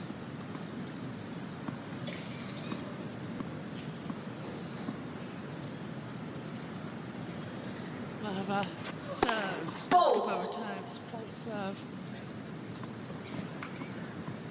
As we're just 5 minutes in to this first set here for the centre court finals. Straight down centre court. Backhand return. Clips the top of the net from Noskova. Mahova still getting in, but Noskova again hits the net. 14-15.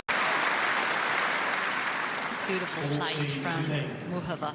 So natural looking, and on grass she ups her slice numbers to about 40% so that it stays down so low. Surface it doesn't come up.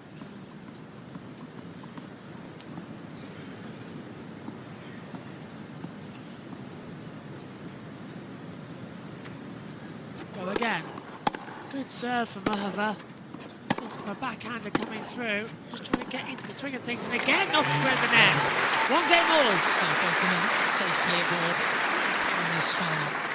Excellent strike from Mahova. 1 game all for 7. Two-hander. If she's hitting that well, she's going to be really tough to beat. It's going to be a good final here. Mahova's talked about trying to match the pace, get a short ball so that she can look for a forehand and come forward. Try to dominate with combinations of shots. We go again. Straight down centre court. False serve from Noskova. All tension rising now. Straight down centre court. Forehand. Oh, it went out wide from Mahova. Second serve. 15 love, Noskova. 15 love. Very good initial serve. All tournament, Noskova is known for her accuracy, so close to the sidelines and mixing it up beautifully, meaning wide and tee.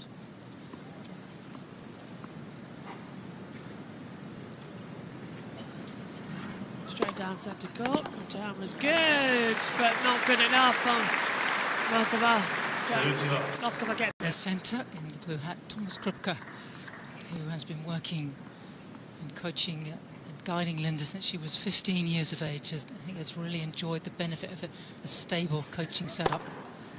Backhander pull again from Not Mahova. many of those. Goes out. For so long, it's beautiful. 40 And love. he would have been in that player box or the other one many years ago for Thomas Berdych, another Czech player when he played Rafael Nadal in the 2010 final. So a lot of experience, and it will totally know how to prepare her. Backhander again, bad. Noskova gets the game. 2 games to 1. Watching her from a distance, Noskova has her sense of calm on a court. Even like here, you don't feel like she's that wound up.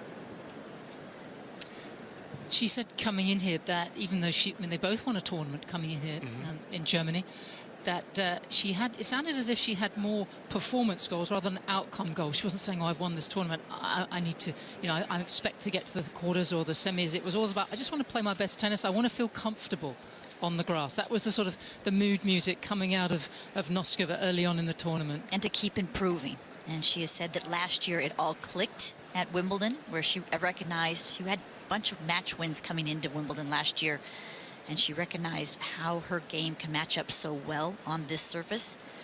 The other thing that's improved so much to me for Noskova is, I'd say even in the last 6 months it's improved, is her ability to stay more even-keeled through points and deal with adversity.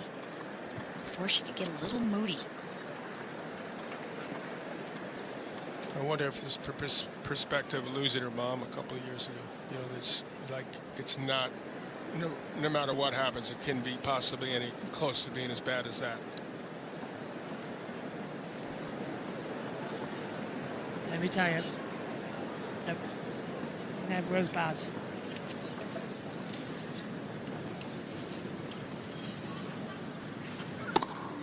Mahova serves with an ace. Served more aces than any other player in the tournament, 40 now. Very good opening.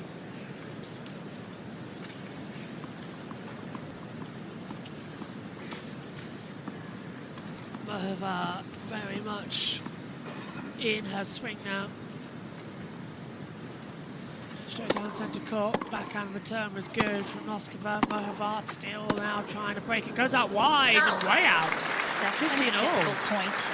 Noskova with a good flat return, and Muhova looking for the forehand immediately after the serve so that she can start to dictate. And Noskova had no problem with the pace coming at her. She absorbs pace very well, soft hands. Muhova with the serve. She'll give it back with interest. Muhova straight down centre court, clips the top of the net. It's let on the serve. Just wasn't ready for it. Muhova serves again. Backhand return goes high from Noskova. It stays in. Powerful volley drive now going from Muhova as we get into the first long rally of this matchup.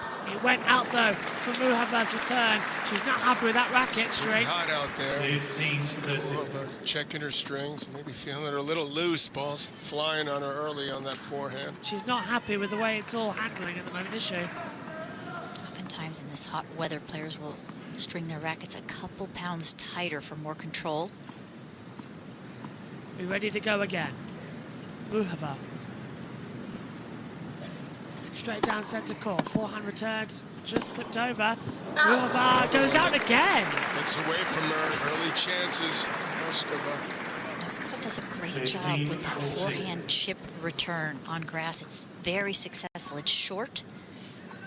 Tough to dig out as Muhova moves forward. Going well so far. 7 times in the tournament. Straight down centre court. Ace for Muhova. On most of those occasions, she produces a first serve break point down. That's been her speciality. 11 millimeters will do it. Perfect spot serve. Yep. Muhova very much looking good. Muhova. Straight down. Backhand return from Noskova. Still looking good. Muhova still watching on. Very much kept in. Powerful return from Noskova. Straight down due side. And it goes the way of the younger Czech. The 22-year-old compared to the 29-year-old getting that You can point. see how impactful those flatter ground strokes can be. 3 games to 1. Especially when she gets some depth on that. That is a big-time game. More inexperienced, younger Noskova, that's a good start. Look how close she hits to the sidelines. Just really accurate, coast to coast. We go again. Straight down centre court. It's a fault serve from Noskova.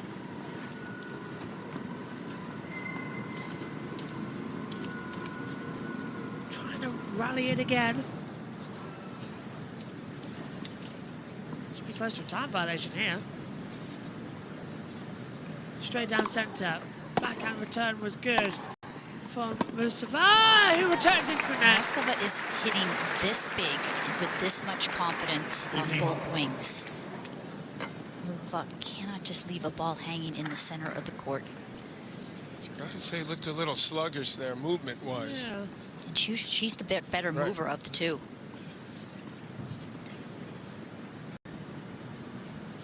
Noskova straight down. Forehand return into the net again from Muhova. It's that old conundrum. You're trying to get Noskova to move, but you're the one that's always defending because she's such a big hitter. You can get the first strike. This isn't working for her. She's already lost 2 games. Missed one serve and lost her serve. Of the 4 played, she's only won 1. Noskova's won 3. Straight down centre court. Forehand return was high. Stays in. Powerful drive. Goes out though. Muhova gets her first points of this 4th game. 5th game, she's in. She's not happy with that drive. Still trying to find a way that it flies in, and it's just staying wide. Straight down centre court. Backhand eye and down in her own side from Noskova. Sorry, from Muhova. It's in. Certainly You're right about her hitting close to the line. Absolutely. Yeah. This is a bit like a repeat of last year. Noskova, straight down centre. It's a false serve. Against Koscheck, she hit 19 out of 20 serves within 2 feet of the lines in that ad side. Those are crazy numbers. Noskova with the serve, straight down. It's double fault, 30-40. 40-30. This is looking interesting.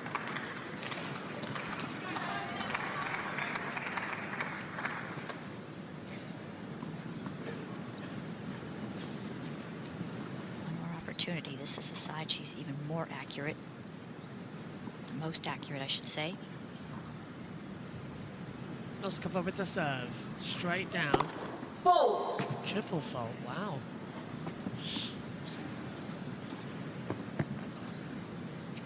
She serves again. Straight down centre court. Backhand return. Stays in, but it's Noskova who hits the net. Juice! First juice of the game. That second serve, just 87 miles an hour for fear of another double fault. Muhova likes to stand back, give herself more time, so she better hit that return deep as she did that last one. Doesn't want to get pushed around too often. Ready, steady. No. Noskova serve. She needs 2 more now to get her 4th game of this matchup. Straight down centre court, backhander skyward from Mursova, goes out. It's advantage Noskova. A little bit of fatigue from the Coco match, or just nerves, but she hasn't gotten in full gear yet, Muhova. Slow start. Right on the line, though. That's pretty good. Well, that helps. Yeah, and she has that wide serve. It's tough to defend both. Noskova now, straight down centre court. Yeah, no kidding. I tried to return Pete Sampras. Didn't go too well.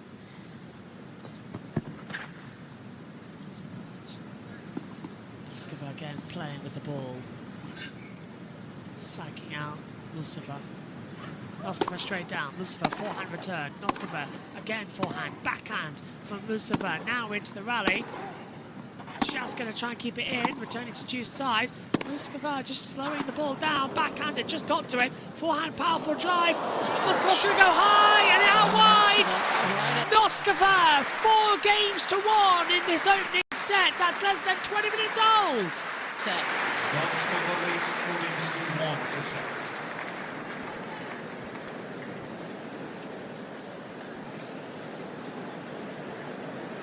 "17 minutes, 5 played." You can't help but be impressed by what you're seeing from Noskova, the 21-year-old, and she's playing with this sense of purpose, sense of comfort, executing so well, and showing her variety so quickly. Muhova's going to have to make a little change here, get the energy up.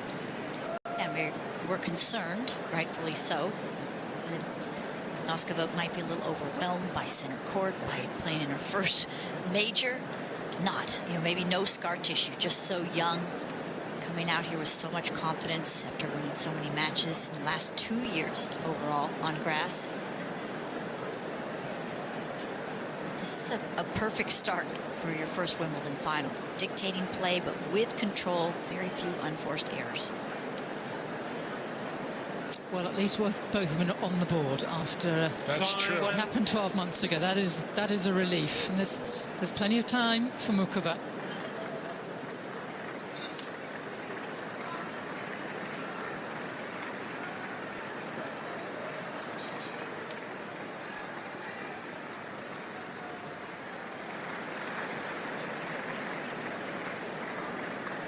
We're all set then. Ready to go again here in the ladies' singles final at Wimbledon.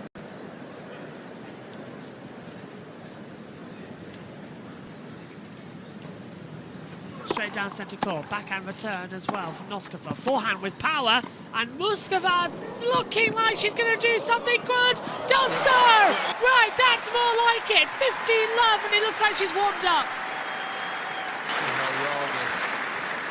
Both their games are suited to the surface. A lot of options, a lot of variety to their game. Brilliant to catch that mid-air. Would have gone out, so she saved that point anyway. Wonderful lunge there. Are you ready again? Straight down centre court. Backhand return was high from Noskova. Mustafa just now trying to... Out.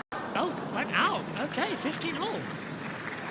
Caught me by surprise. In this tournament about playing tennis on her terms, which means going forward, playing aggressively and moving to the net. And I wonder if she's going to be able to do that in this matchup. Coach Sven in the blue in the corner there, huge experience. Has coached Maria Sharapova to Grand Slam glory. Good serve there from Mustafa and gets it 30-15. The last 2 match victories and won't talk subtleties, won't talk about what they've worked on, and I admire that. There's Maria Sharapova, 5-time Grand Slam champion, who Sven coached to Grand Slam glory. He also coached Mary Pierce. He's coached many, but these are the ones he helped win a slam. Pierce, Sellis, Sharapova, and Ivanovic. Looking quick once more here. It's the forehand return from Mustafa, looking good. Backhander from Noskova. Forehander with straight down the tee almost. And it's Noskova. It's Noskova now serving out wide. Talked to reporters.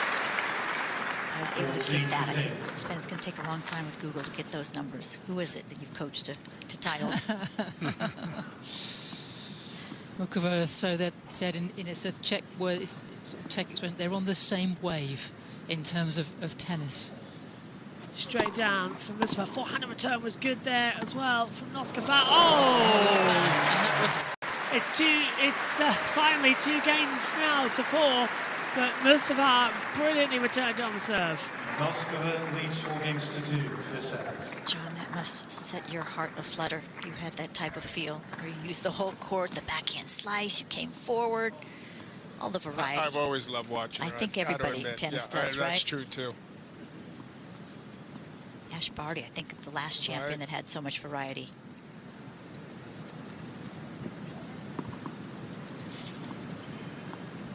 We go again. Noskova with the serve. Straight down centre court. Out. Let on the first serve. Ball went out anyway. Noskova with the serve. Straight down the tee. And it's an ace. 15 love. 9 miles an hour, but so short in the box. I love that short slice. Just going out wide.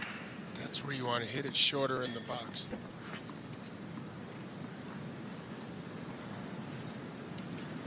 Loads of vibes in the front here. Straight down centre court. Fault again from Mustafa. Missing out a little bit more. Noskova. Okay, with that fake throw. She's going to get a time violation. She's not careful. Straight down the tee. Double fault. 15 all. It wasn't even close. 2 double faults for Noskova already in this matchup. Mustafa on love. Straight down centre tee, backhand return coming forward. Now forehand with power. Noskova's come up towards centre court. Mustafa sends it back. Powerful drive. Stays in. Now into the rally. Both of them tried something. Didn't work. Noskova, 5-4, goes out. Paid the price. 30-15. 30-15. Point back to neutral and then was ahead with that ball that was sitting there. Once you've got a ball that's laying up, you've got to give it a good ride. Noskova with the serve. Straight down. Massive fault. Ball interrupting Mustafa there. Noskova straight down. Backhand return from Mustafa to the net! Clicking yet. 40-15. This 29-year-old.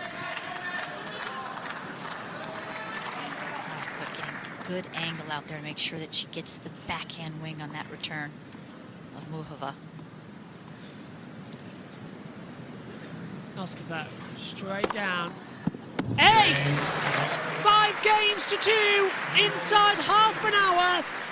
Is it a repeat of last year? 5 games to 2.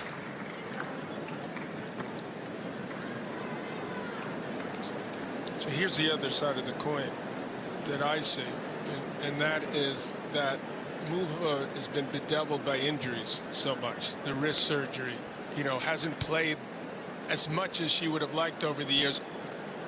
Hasn't stayed healthy for long periods of time. Even back to the juniors, you know, had issues. Wondering if that's in her head, like how many more, am I going to get a lot of chances? And so that's a different type of pressure. Laura, you're under the scoreboard. Are you hearing anything from Sven? He's standing up there, and Muka was down that end. Yeah, he's been signalling to her to keep loose, but he's also saying to turn the legs on a bit more, to get a bit lower. For me, sitting in this back corner, I'm struck by just how much space Noskova has with the second serve on the juice side. I think she has to give her a different look with the return position on the second. I appreciate on the first it's very difficult to do when someone's hitting their spot so well, but on the second, maybe just get a little closer up and take that short slice, the slow one, away from her, and then force her to go for the top spin one, which has been the shots that's been missed slightly more, but just to give a different feel to the match. But yeah, the main thing from Sven is to get lower. Yeah, get lower, basically. Live. New balls. Sam Smith, Tracy Austin, John McEnroe alongside us on the BBC team. I'm Joshua Birch, live on JBSports from Centre Court. Out already on the serve, coming through. On the return from Noskova is just so clean. Incredible ball striker, very short take back, which is so important on grass. Muhavar there going out wide. Power. Love 15. Opponent.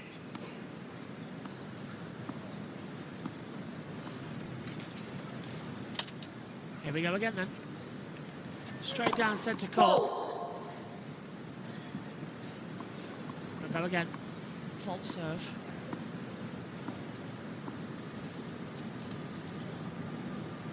Muhavar straight down. Backhand return from Muhavar. Goes incredible. beautiful back. He's trying to go body serve.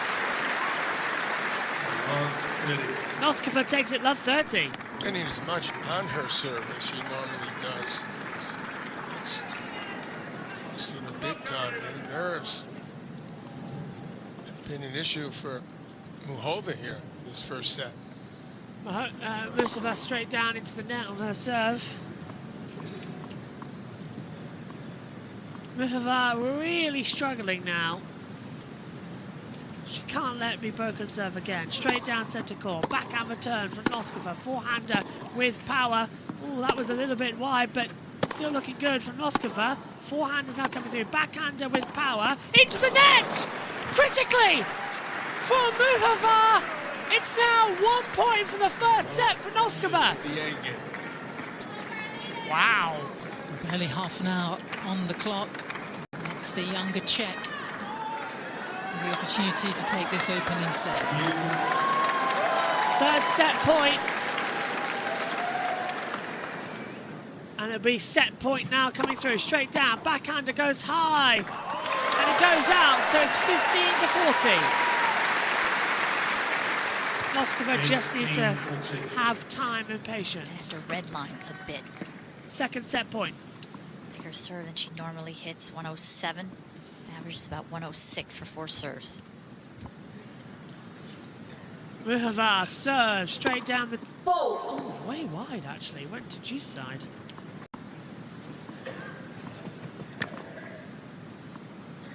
She'll go again. Straight down. Forehand return. Went wide.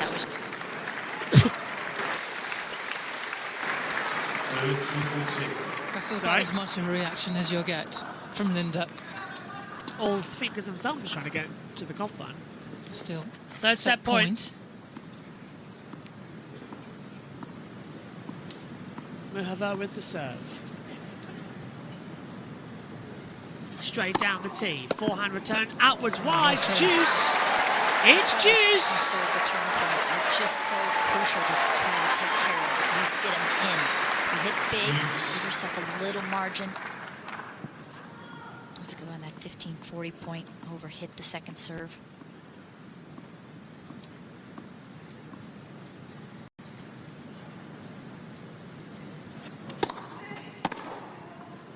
Oh, very nice.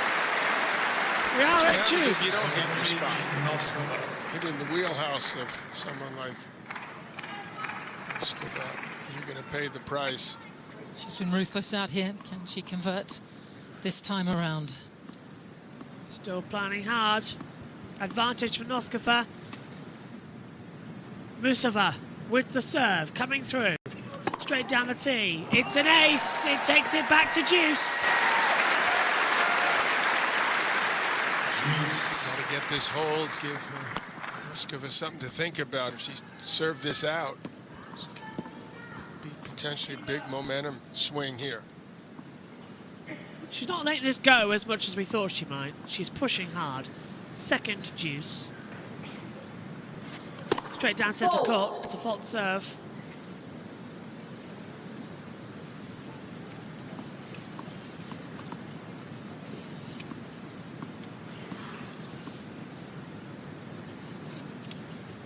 Musova straight down. Forehand return from Noskova. Oh, a little bit wide there from Musova. I wonder if that's going to affect her down the run, down the tee. Does so! Into the net! It's tough to receive that type of pace right in the middle of the court with a brown And patches. she started it. She started it.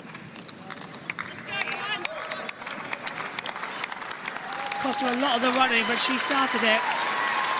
Musova going to go a set down here. And she hang on for a fifth time. Fifth set point for Noskova. Musova with the serve. Straight down the tee. Forehand return was good. Drop shot coming in. Powerful back. Drops it back. Shoots it. This is very close between the two. It stays in. It's lost out. First set goes to Noskova in 31 minutes. That is insanity.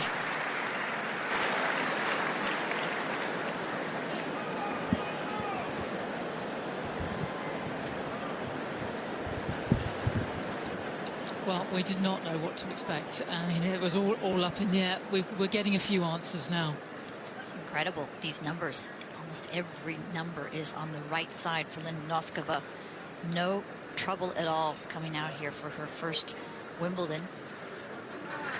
Break points 1, 2 of 7. Karolina Muchova didn't even get to a break point. No sniffs She at all. served 81% and lost her serve twice. Oh. Who would have thought? There is work to do for Karolina Muchova, but let's have a closer look with Naomi Brody, who's in our analysis bunker, at the ruthlessness of Noskova. Yeah, she is absolutely being ruthless. I thought Muchova might have had the slight advantage with experience today, having played in a Grand Slam final before back in 2023 at the French Open, but actually it was Muchova that started the match off more nervy, not finding the forehand today in the same way that she has been doing throughout the rest of the tournament. But a lot of the first set story was about Linda Noskova and her attack. 35% of the time she spent in attack, and she's hitting her forehands on average at 80 miles an hour in this final. That's 5 miles an hour up from the rest of the tournament average. So in the final she's going even bigger. We said we thought fortune might favour the brave.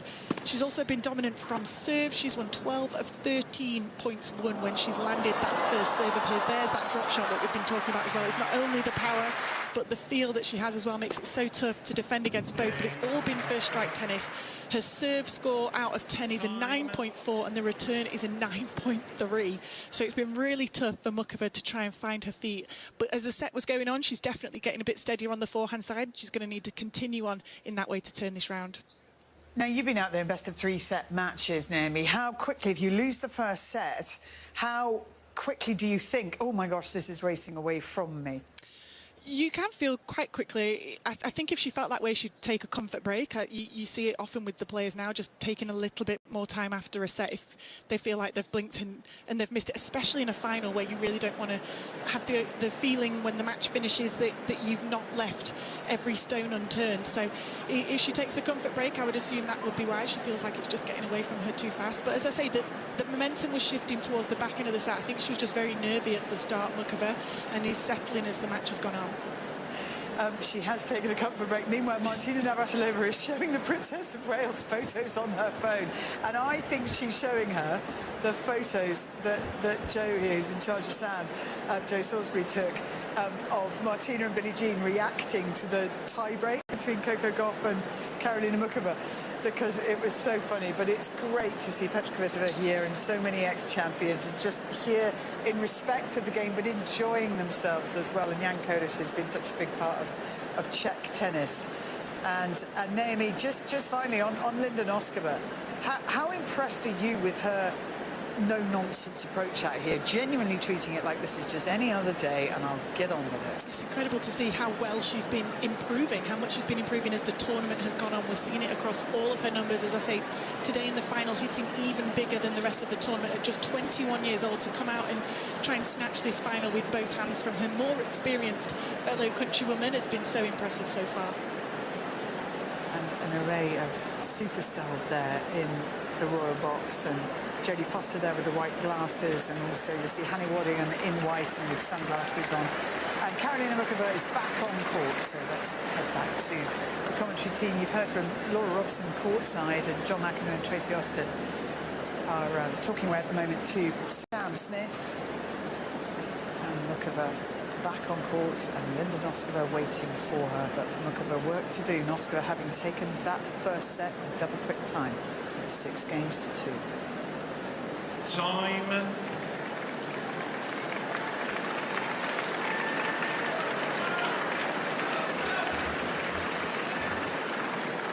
Second set, Noskova to serve. So the first set was completed inside 34 minutes. What are we going to have today? Straight down. Noskova clips the top of the net, though. Slightly unfortunate way of going about it. On the first set, 6-2. Straight. No, again, it's that little cheekiness she does with the ball toss. Straight down centre, clips the net. This is not going a restart well for her. I wonder if Mustafa would have got that one back. Straight down, backhand return from Mustafa. Forehander though, let the ball clip, and it's a good return straight down, due side. 15 love. That looks to be a little bit close. 15 that return. Had to take a little more of a gamble. Just setting up in the middle of the court. Noskova can distribute left or right. Any corner she wants. Noskova waiting again. Does the serve straight down. It's out wide with a bad return from Mustafa. So 30 love. Hasn't found the range yet on her forehand, which is usually very dependable. Quarterfinals at the 2024 Australian Open is Linda Noskova's best ever result. This is her first chance at a Grand Slam title, and unfortunately for Mustafa, straight down to the net on the return serve. It's 40 love. That'll work. Like Roger Federer. Noskova straight down. It's a false serve. Didn't have Like the fastest serve, like the right? guys we're going to be watching tomorrow. Try see how easy the breaks come by then. Not going to be easy.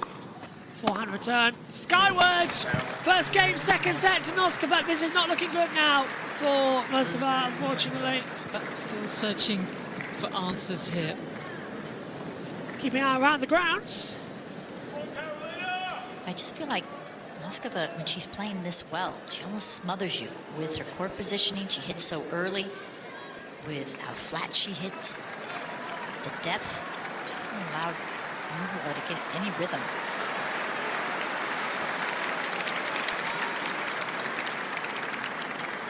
The Royal Box end now.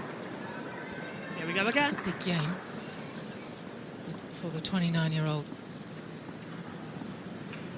Mustafa with the serve. Straight down the tee, backhand return from Noskova. Mustafa clips the net again! Love 15. Oh, it's just like last year. Different players. A big scream right about now. Get the nerves, the tension out. The other day when Sven stood up and kind of rolled his arms, indicating loose. Too tense. She's someone that's very internal and keeps it all within. Mustafa straight down the tee. Back. That's a false. This is all going to start getting to her. Put a little extra on it. Toss too low.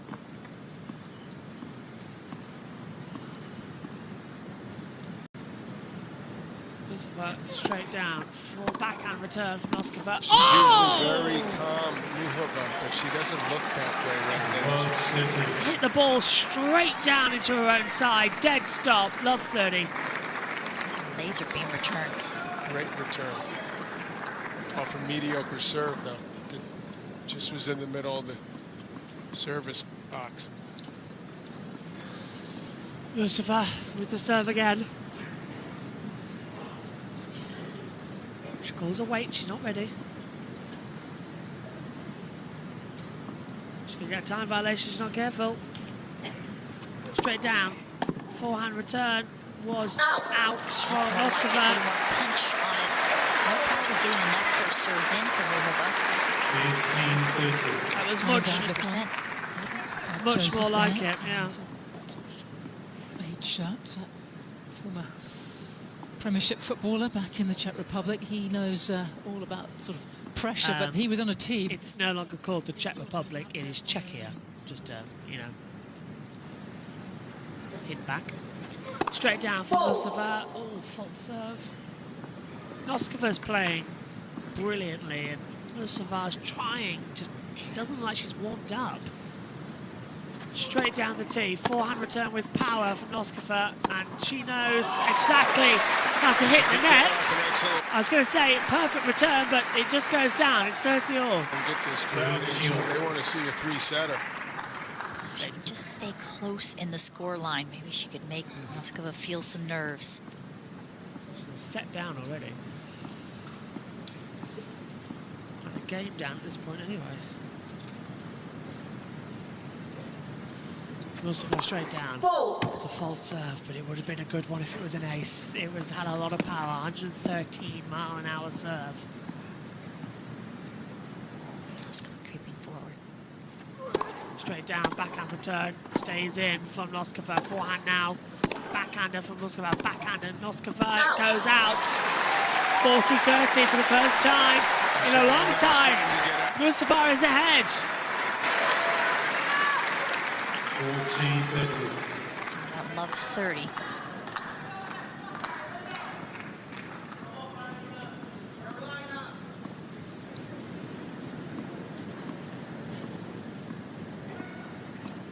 What have we got for Mustafa? Straight down the tee, forehand return goes out for Noskova. First game in a long time for Mustafa. It's 1-all in the second set. That's huge. We're down a set and a break.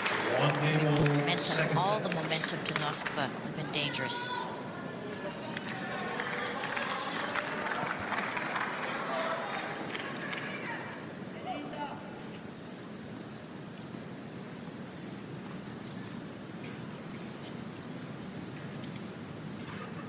Good serve from Noskova. Backhander was good from Mustafa, but it's another great return. Drop shot, and Noskova gets it. Perfect. Off that return, Muhova. She's way back. That's 15 love. 93-mile-per-hour serve. She didn't cut the angle off forward. She actually went not even lateral. She went backwards. Noskova with the serve With her again. movement. Straight down the tee. Quite sure why she keeps allowing that to happen. The wind's curving it, isn't it? There's a momentum on the ball. Straight down. Forehand return, straight down the tee. Oh, beautifully slowed by Noskova. Backhander coming in now. Forehander from Muhova, and it goes out. I would challenge that. That looked in to me. Even Noskova's thinking it's a close call. Forehand's her best shot. Maybe she's daring Noskova to go there, but she can't Oh, give it's up out too by much Whisker. now. It's out by Interesting Whisker. because her forehand has been her best shot, but I'd say a year ago the backhand was the more reliable shot. So often that happens. John McEnroe would know that, with the dust coming off of the Dangerous. chalk. Straight down, false serve, 15 all, one game Stood in all. closer there. In this second set.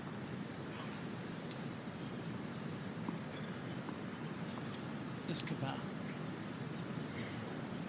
serves. Forehand return with power from Muhova. Goes too high, stays in. Power shot, and yeah. Can she get this on her terms? Brilliantly done. Moskova slipped on the right leg when it hyperextended. 15-30.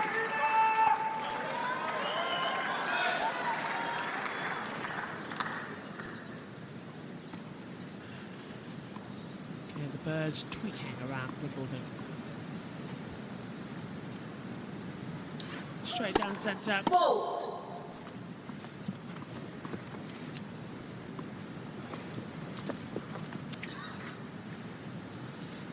Straight down centre. Backhander coming in once again for... Oh!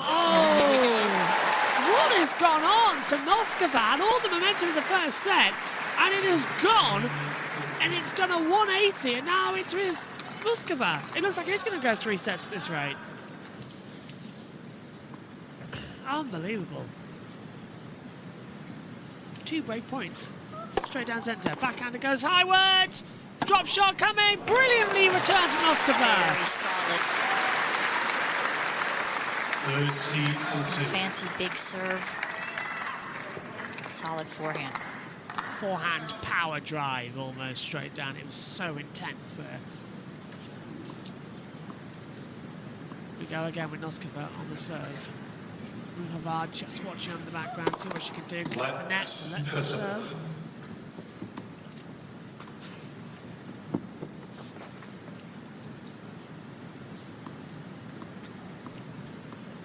Four bounces from Noskova as she serves down the tee. Forehand return. Skies! That was massively out. Juice. That's what she's been doing. Bad return from last Muhova. month. She says the serve is what's changed for her. It's given her so much confidence. She said, I just need to take care of my service games. And she said, on the return game, whatever happens. Quite a lot so far. Noskova waits again.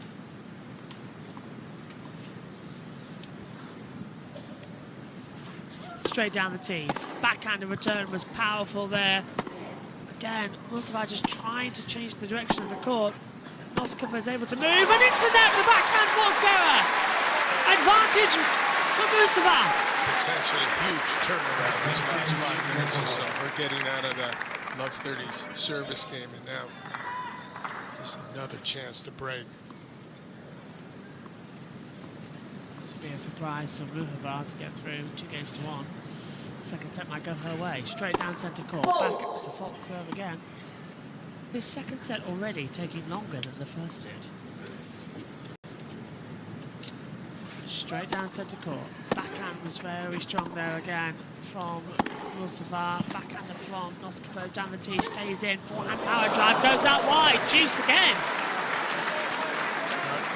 Just out. Typical. You see her hitting two-handed backhand with more authority than her forehand. Slices dependable. That was disappointing.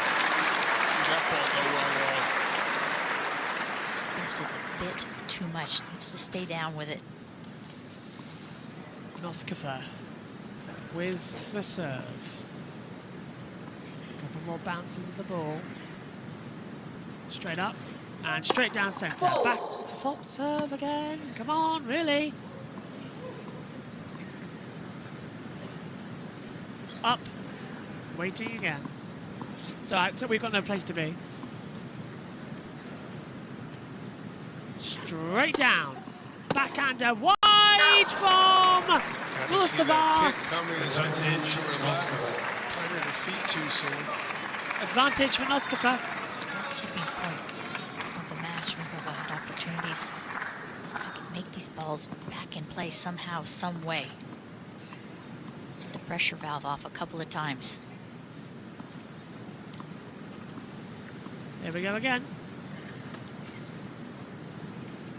Straight down the tee. Forehand return a little bit high, but it's a very powerful shot. And it works out for Noskova. 2-1 in the second set, and she's a set up. Momentum looked like it was swinging, but it swings back the way of the 22-year-old. Laura, what have you been looking at? It's more what I've been hearing. Ears have been to the ground. Sven, in that last game, was really making more of an effort to tell her in between the points to get forward, to cut off the return position. Like we've been saying since the first set, basically, it just feels like Noskova's got so much space to work with on that second. So he's telling her to get the momentum through the ball, and that game is really the first time I've seen a little bit more intensity on her forehand side in particular. Yes, a few still flying, but some body weight moving through the shot, and it was so apparent in that first set against Coco Gauff in the semi-finals how much momentum she had moving up the court and how much that affected the rest of her game. And it just seems like she's been sitting on the back foot too much and just allowing Noskova to get the first strike in. So I like that she's going for the topspin backhand more today, or in that last 5 minutes or so, rather than the slice, because it's just affecting the rest of her footwork and the energy. But yeah, still kind of looks a little bit nervous, I have to say, looking at the two of them. There's definitely more showing on Mukova's face, but I like to see her jump out the change of ends there with a bit more of a pep in her step.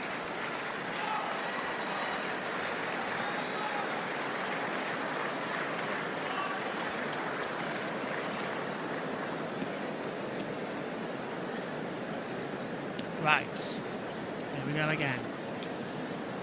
Muhova with the serve. She's got 15 seconds to serve. She's got time. She serves now, straight down with an ace!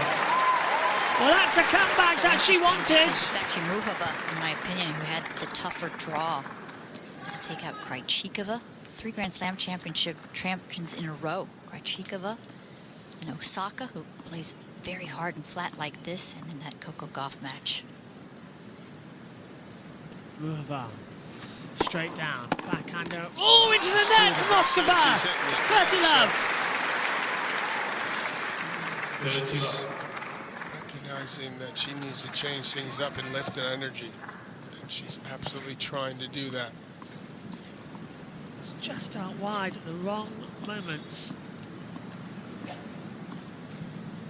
That's going to be what cost you at this point in time. Straight down again. Backhander back from Moskova. She was going to serve. 40 love.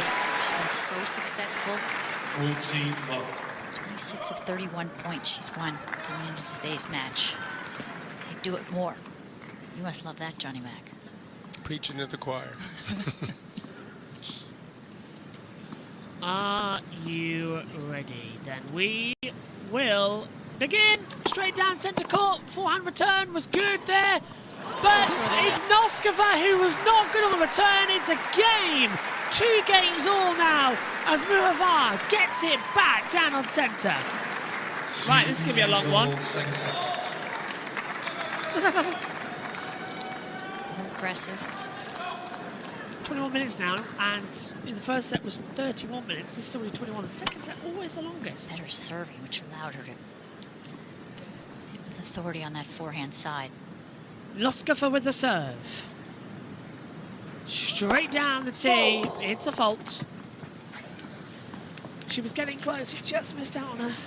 She's definitely standing closer now. Straight down centre once again. Backhander a little bit wide, but she keeps up the pace. And a nice return. Body serve from Noskova as soon as 15 love. 15 love. Right on top of the baseline. Smart. Got to try to get that on the forehand if she can. See it slicing towards the body.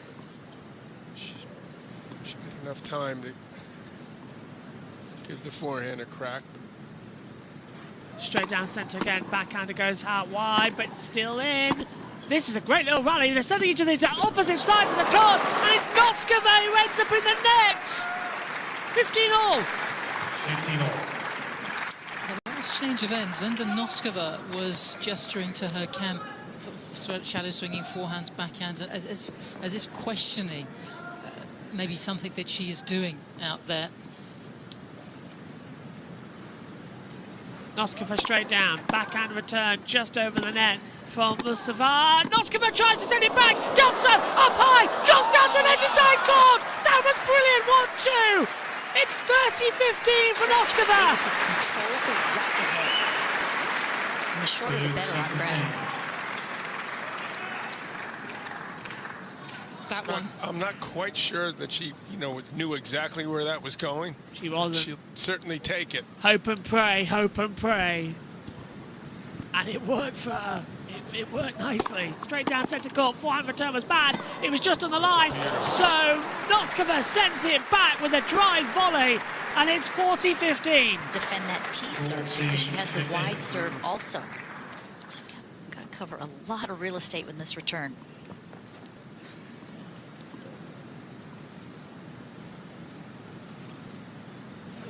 Straight down again.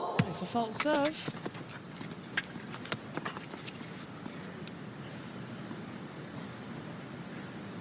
We serve again. Straight down centre court. Forehand return whilst moving from Mustafa. Slow ball from Noskova. Drops it high. Return possible. Volleys in. Backhanded return from Mustafa.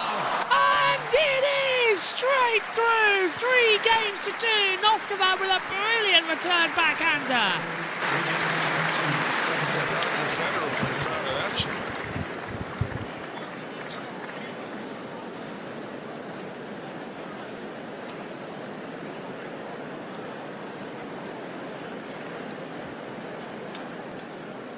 Well, full skill set on show in this last game from Linda Noskova. The power has the drop shot. I was just thinking that, exactly. And then they'll be able to hit the long volley shot here. Perfectly. I mean, how awkward is that to try to Two-handed slice. And oftentimes you go down the line. She's short little cross court there. It's the next step for disguising. Keep it on the 2 hands and hit the drop shot. It's funny because her drop shot, you're usually taught to hit the drop shot right in front of you, but she oftentimes hits the drop cross court off both wings. Time. Do not wake her up. She is playing fantastic tennis.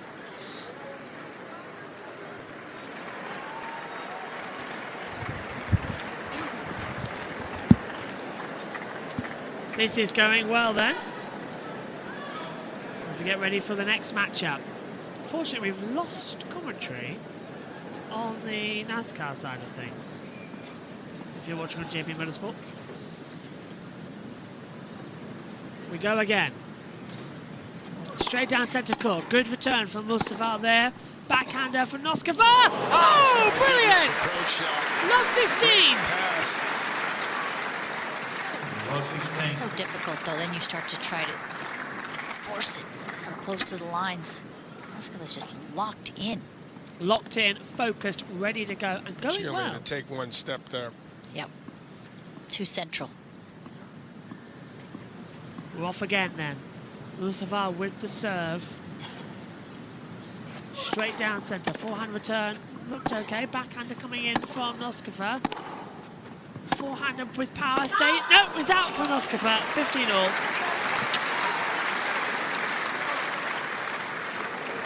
And that reaction tells you she is really eyeing up a break here.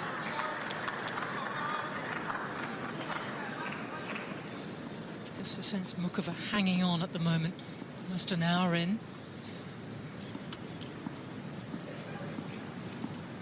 Keep on diving up the pressure. Straight down centre court. It was a false serve. Missed out on it.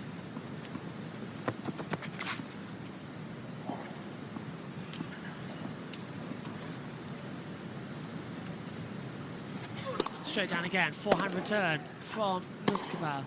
Lohova really now trying to keep in. Oh, and it hits her inside. Spin. That's what Noskova. 15-30. It's more like a Goff forehand where it sat up a little and Muhova didn't do enough with it. Because the next one was a laser beam.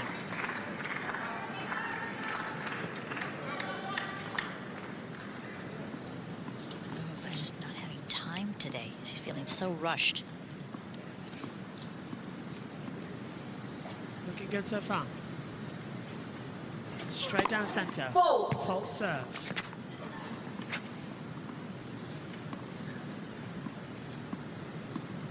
Mustafa knows what she needs to do here.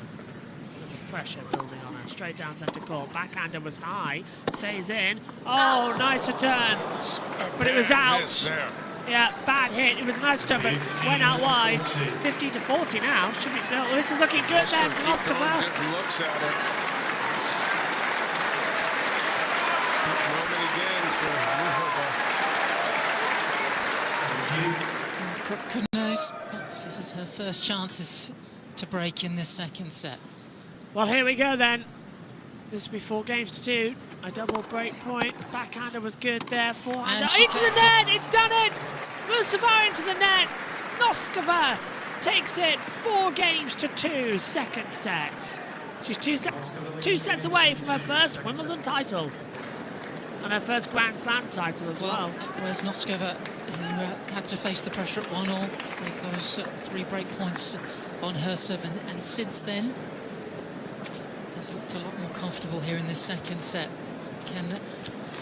Time running out for Mukova.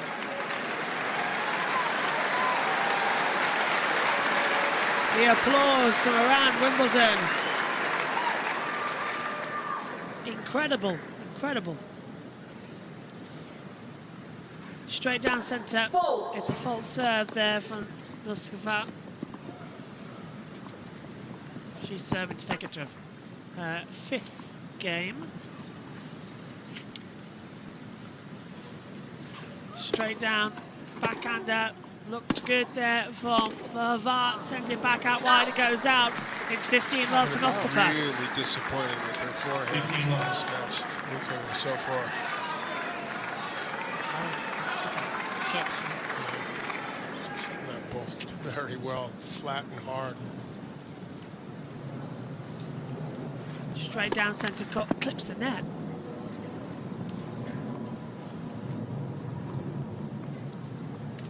Here we go again then.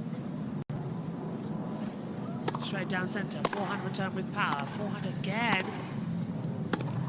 Into the rally we go. Noskova just trying to send Muhova to every which direction, and a little slip on the foot there. Oh, too good. Yeah, slip for the foot on Muhova. Puts Noskova straight down the tee, and it's now 30-love.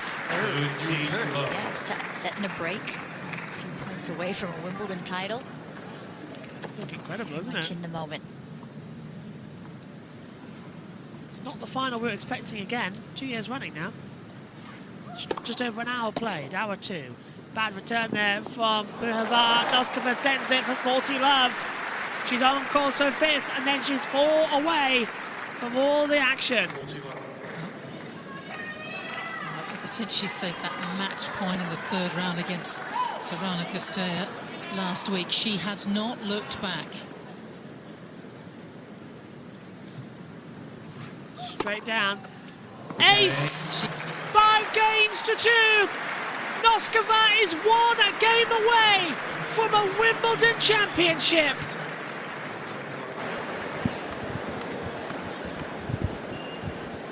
It's interesting. Kostyuk went into the press room after she lost in the semifinals, and they were trying to get her emotions, and she said, Kostyuk just said Noskova served too big, couldn't get into the match.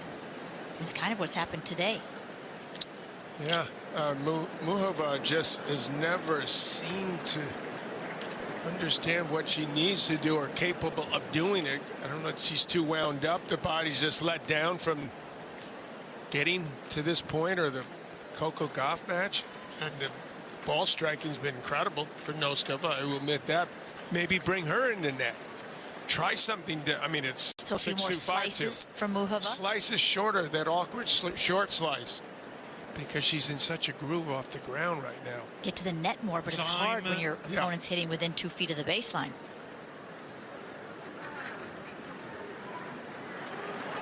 Get a hold now. It's going to be new balls. And, you know, if she holds, and then maybe the balls fly a little bit. I mean, you got to think in a scenario where stranger things could happen if you move up right now. Here we go. Brilliant display from Noskova this first hour. Muhova with the serve now coming. Straight down centre court. Forehand return was good there. Backhand again coming in. Skyward for Muhova. It's love. Oh, hang on a minute. How did she get that one in? That was incredible to keep it in. 5th player in the open air to defeat 3 Grand Slam champions of the second week on route to major final. Incredible tournament for her to be in her 2nd Grand Slam final. She certainly doesn't want it to end this way right now. No, she does not. Straight down centre court. Again, looked good. Backhand return was strong there. Skyward again. It's out. 15 all. We do that at all. 15 all.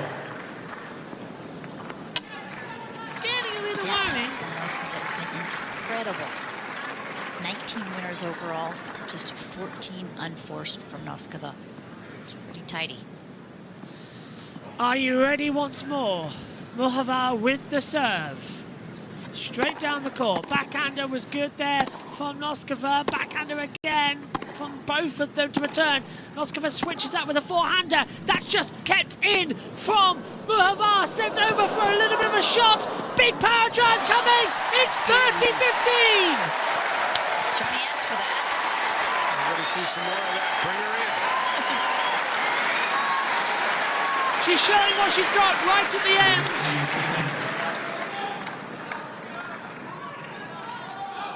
You can hear it's almost over, but she's showing why she needed more time to warm up. Muhova with a great serve.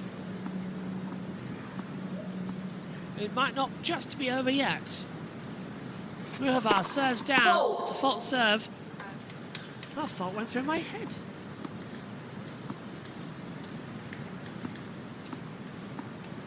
Ready again. Straight down centre court. Forehander returning to clip the net there from Noskova. Stays in, drives it down. Backhander Rasul. And goes out from Muhova. 30 all. Noskova's timing the ball so well. She said she's always been an aggressive player ever since she started playing the game 8 or 9 years old. She said she made a lot of errors then, but she stuck to her tennis DNA. Linda Noskova's making close. too many mistakes these days. Ready again. Straight down centre into the net from Muhova. Looks like it's going to be a 6-2, 6-2 at this rate. Muhova straight down. Forehand return from Noskova. Forehander again. Oh, and Noskova into the net! 40-30. It will not be that easy. It will not be. 30. Listen to the applause. It is magical. Eyes are there. Straight down centre. Backhander look good again from Muhova. Oh, and it's into the net from Muhova. It's 40 all. We've seen that Juice. time and time again. So hard, so flat. Noskova right on the baseline. The average rally hit point is actually just inside the baseline. Makes it so early. Okay. Straight down centre into the net. NASCAR trucks will follow.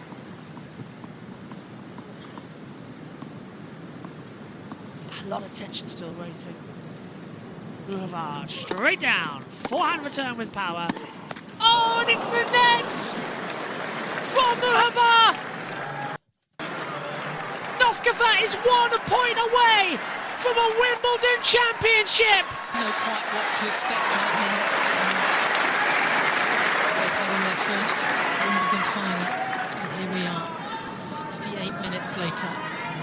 It is championship point within 70 minutes.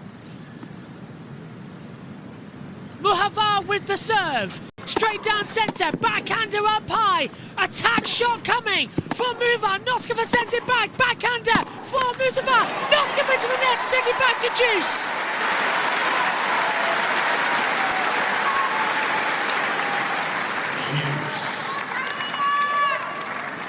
Does this game have another twist?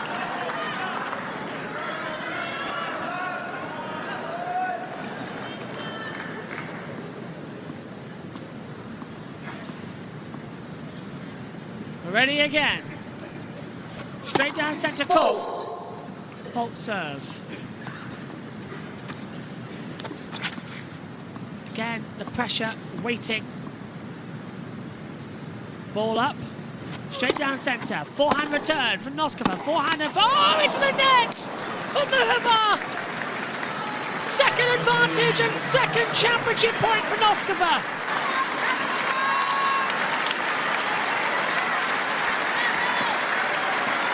It's almost all over here at Wimbledon. Muhova with the serve. Muhova straight down. It's a false serve. You don't want to lose Wimbledon on a double fault. The ball is up. Straight down centre. Backhander from Noskova. It goes out. It's back to Juice. You can't write this. You can't.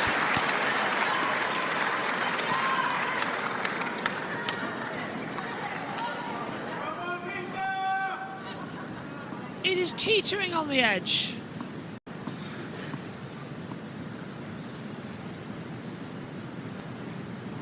Straight down centre court. Out wide, advantage! Muhova! What, where and how? What, where and how?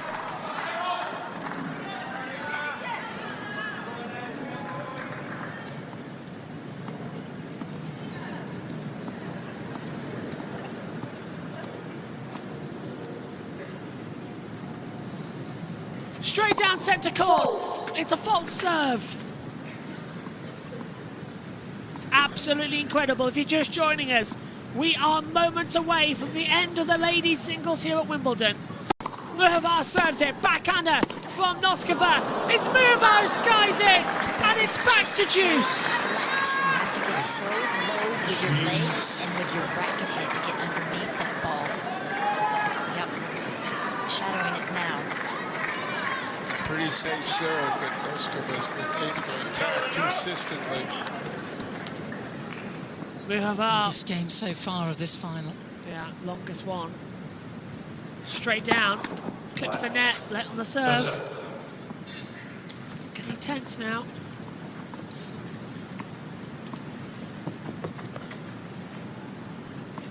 Sun just beginning to dip in the shadows. Muhova serve straight down. It's a double fault. It is going to come up soon. This has got to be careful now. Let on the first serve, then a fault. Don't double fault it again. That's not what we need. Straight down centre court. Forehand return, just clips over the net. Muhova sends it out, hits it. Oh, Noskova skies it. It lands in. Drop shot, returned. Forehand power. Noskova might get this one. Noskova's right there, but it went out. Advantage Noskova. 1 point. Do enough with it, and guess what? Another match. Third championship point for Noskova now to win the Wimbledon finals. The tension rising. The two Czech women have played each other to checkmate. This final game has gone on now for 20 minutes. Straight down, back, it's a false serve. We'll wait again. What a run. Muhova with the serve. Straight down, backhander from Noskova, forehander from Muhova. Noskova trying to send it in different directions. It's almost coming, you can feel it. Powerful drives coming through from Muhova. It goes back. Noskova clears the net. It stays down. Muhova plays it back to Juice again. Wow. Another Juice.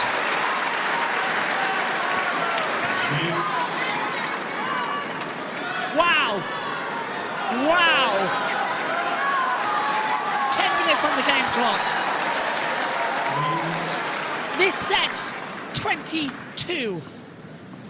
Fifth Juice in a row. Welcome to everyone who's come over from JB Motorsports. This is where I've been. The trucks I'll hopefully be on the commentary for as well. There's a false serve for Muhavar. Depending on this game, finishes in time. 1 hour to the trucks, so we will be on the truck commentary at Lime Rock. Muhavar with the serve, straight down. Backhander, over the net, cleared by Noskova. Oh, but returns into the net! Advantage for Muhavar! Wow! Maybe she's going to get out of this. Noskova a lot to think about. Serves the match. Having had 3 match points already. This is now becoming the final we all anticipated.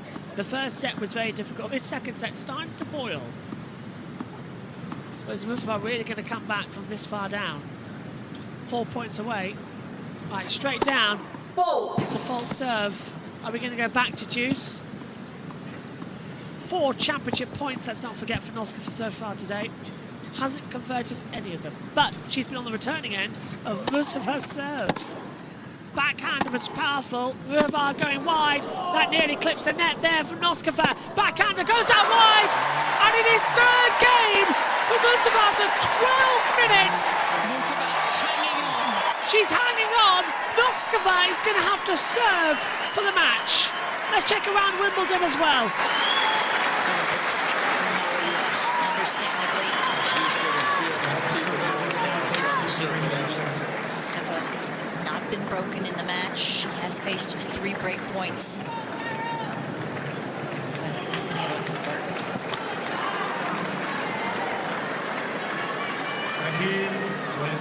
New balls also should help Noskova skid through quicker, stay lower. Right, here we go again then, folks.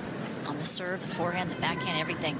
Linda Noskova is serving for the championship. The 22-year-old from Czechia, straight down. Forehand return was pulled there. Drop shot, perfect restart for Noskova.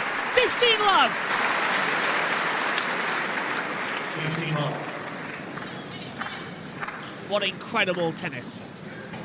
What incredible, incredible times. Noskova straight down. Forehand return from Noskova goes out. It's 30 love.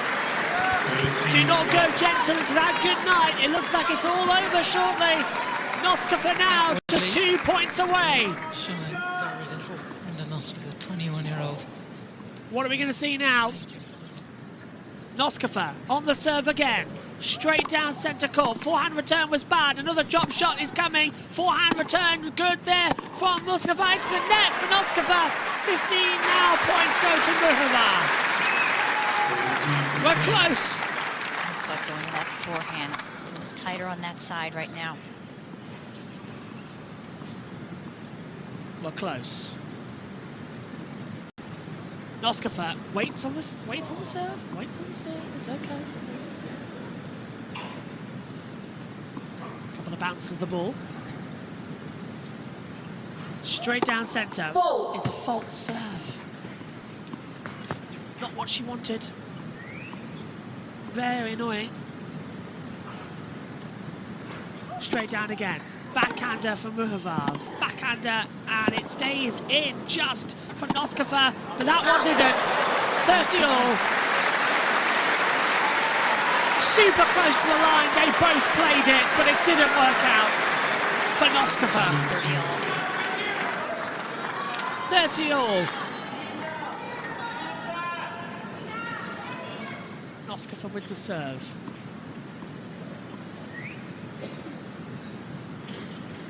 Straight down centre court with a fault. What's it now? 1 hour and 18 minutes. Straight down centre. Backhander from Muhavar. Backhand was slow again. Noskova picks up the pace. Forehander with power for Muhavar. Noskova trying to keep it in, but it doesn't matter because it's 40 now for Muhavar. She's really found her drive and maybe a comeback is on. It's not over yet. It's not over yet. This fortnight, this centre court has seen so much drama. Why not have a little more here?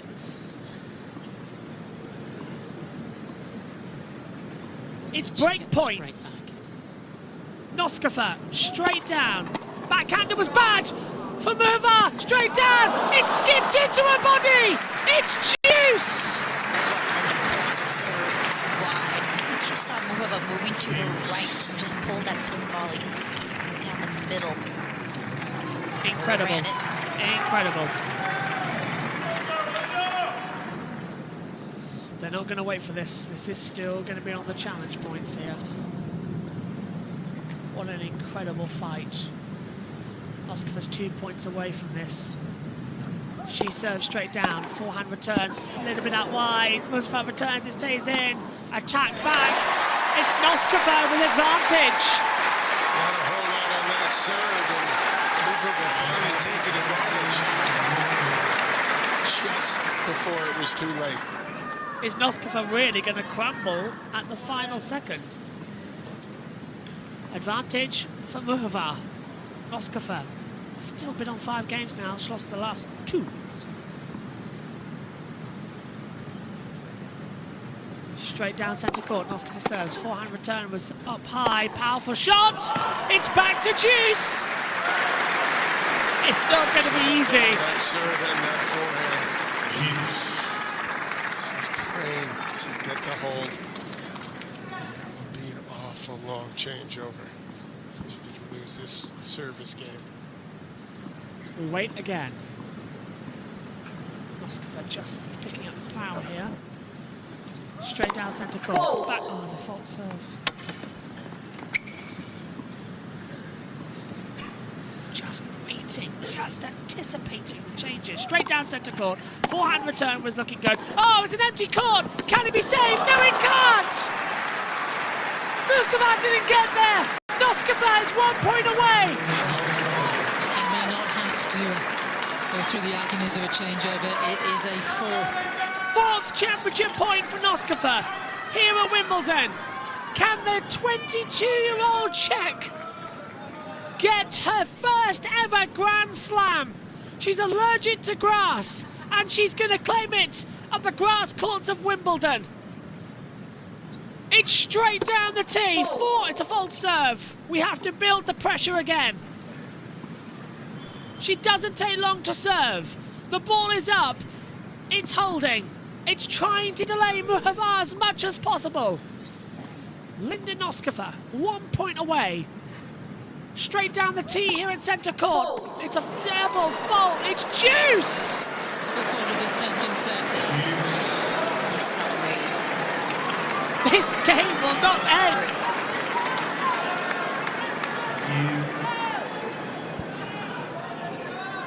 6 minutes on the clock for game time. Straight down the centre. Backhander was good there for Muhova. Forehand return. Oh, and it's perfect. It's advantage now for Muhova.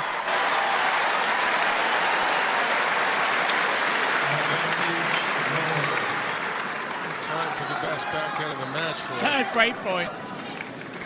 Wow. Are we going to have to go through a third set? Really? Straight down centre court. Oh, a beautiful ace from Noskova. Back to Juice. Fastest serve of the tournament, 114. I'm out of drink. I think we're getting a bird's eye view as to why Czech players are so good. They are tough. Fourth, Juice. To Juice once again. Straight down centre court. Backhander was up high there for Muhova. Noskova really now trying to find it. Sent it out wide. Advantage now. Muhova. What is happening? Mounting up for Muhova. What is happening? In this game now. For 6 overall. Yep. Can she find her way back to that changeover? Fourth break point.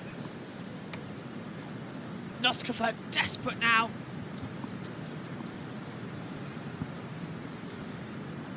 It's straight down centre. It's a beauty! Ace! To take us back to Juice. In by a fraction. I say that's insane. 112 mile an hour, in by an inch. When you remember what's at stake here. Straight down centre court. Forehand return was good for Muhova. It's out wide. Noskova. Advantage again.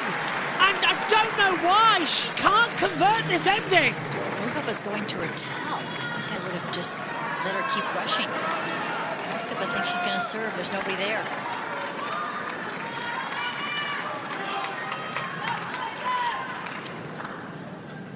Right, here we go again then. Muhavar with the advantage. Noskova looking for a serve. She's out now, don't go for a time violation. Straight down centre. It's another ace! It's another ace to take us back to juice. Can Noskova wrap this up? How is that possible? 3 aces in a row. In this game that she's had the advantage. It's our sixth Has juice. come up with an ace. Extraordinary. 6th juice. Noskova with the serve. Straight down the tee. Fault, but close. She wants this done. Noskova straight down. Forehand return. Oh, it stayed in. It's both now forehanders. And it's a 1-2. Advantage now once again for Muhavar. Sven just told her to back up for the return. 6th break point. This game will not end. Noskova. Ball up. Straight down centre. Backhander. Oh, wide! It's juice! Another juice! 112, 113, 114. That's maximizing her In speed. on the line. It's on the line by a metre. 7th juice of the game. Noskova does the old throw and wait tactic. Straight down centre. Oh, into the net.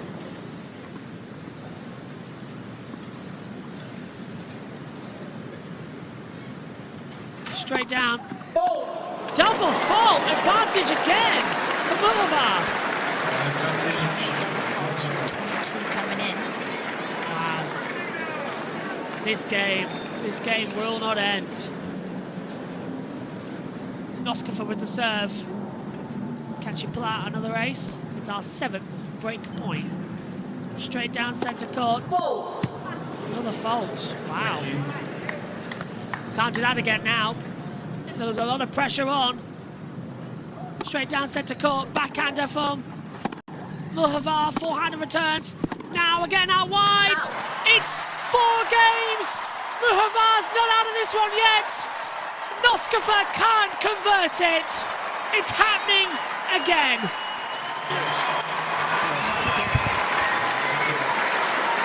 This is going to be tough for her. It really is. Well, 20 minutes for those last couple of games. 4 championship points have come and gone for Linda Noskova. 3 on the Muhavar serve. She made early mistakes. Muhavar almost is freed up, especially on that backhand side. The forehand has become a little bit more consistent and reliable. They're back against the wall. She started really going to that forehand of Noskova, which, as I said, was more dangerous, but the backhand was always more reliable. So just knowing those little nuances are so crucial. Noskova had been holding serve pretty handily. Like the game before, she was up a little love. Time. Never has there been a longer changeover for Noskova to sit. As you saw her hold her fingers to her ears and try to figure out a way to overcome it, which has just happened in the last 15 minutes.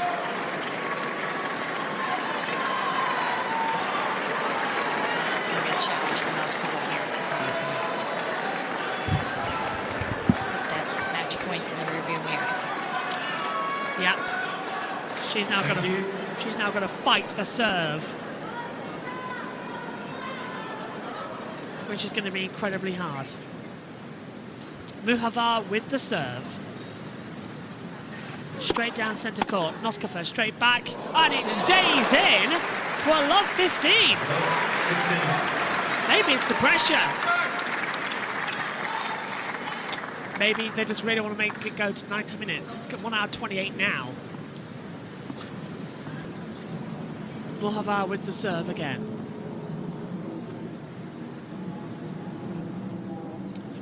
Straight down the tee, into the net. Oh dear, fault serve. Carolina Muhova holds a 22-11 career record on grass, 14-6 here at Wimbledon. She serves straight down the tee. Backhander was good, clips the net from Noskova, brings it in for a slow ball. Muhova's gone to run for it, and Muhova gets the point, 15-all. Good drop shot there. That's a good play to bring her in. Yeah, neither one of these players is used to winning bunches of titles. Muhova's only won 3 in her career, 2 have been this year. Noskova only 2 total. It's a big step up. Well, live tomorrow as well for the men's final. If you want to join us for that here on JB Sports. Keep forgetting it's the other channel. Right, here we go again then. Muhova straight down, forehand return now wide. Oh, no, that's a big one. 15-13. Noskova's closing in, 2 points away. That is called cutting off the serve before it gets away from you. Forehand was powerful there. Really trying. Are you ready to go again? Straight down the tee. Backhander falsed! 30-all! Noskova gets all crossed up.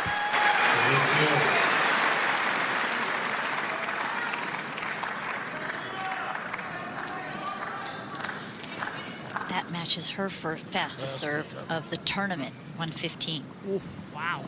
Muhova really serving up now that she's warmed up. I told you, looked like she just wasn't warmed up. Now she's got ahead in the game, and she's clutched it back from certain defeat. Muhova serves down. Backhander was good from Noskova. Forehander now coming in. Just kept in the line to the pair of them here. The 2 Czechia women keeping in, but was that out? It was out. But which side was it out? Muhova called it out from Noskova's point, but Noskova has got the 40. She's 1 point away. Her call, Muhova's call of out was wrong. 5th championship point. It's a 5th championship point then coming in for Noskova. Can she break point as well? Is this the last? Muhova with the serve. Straight down. Backhand return. Clips over. Forehander. It goes back to Juice. Wow. Wow. The final living up to a... Yeah, the final living up to a name. So close to the ground.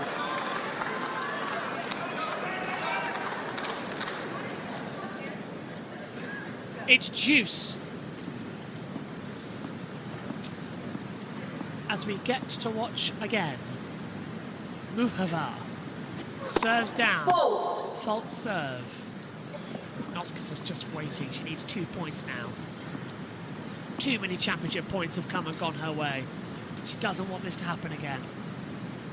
Straight down from Muhova. Forehander out wide!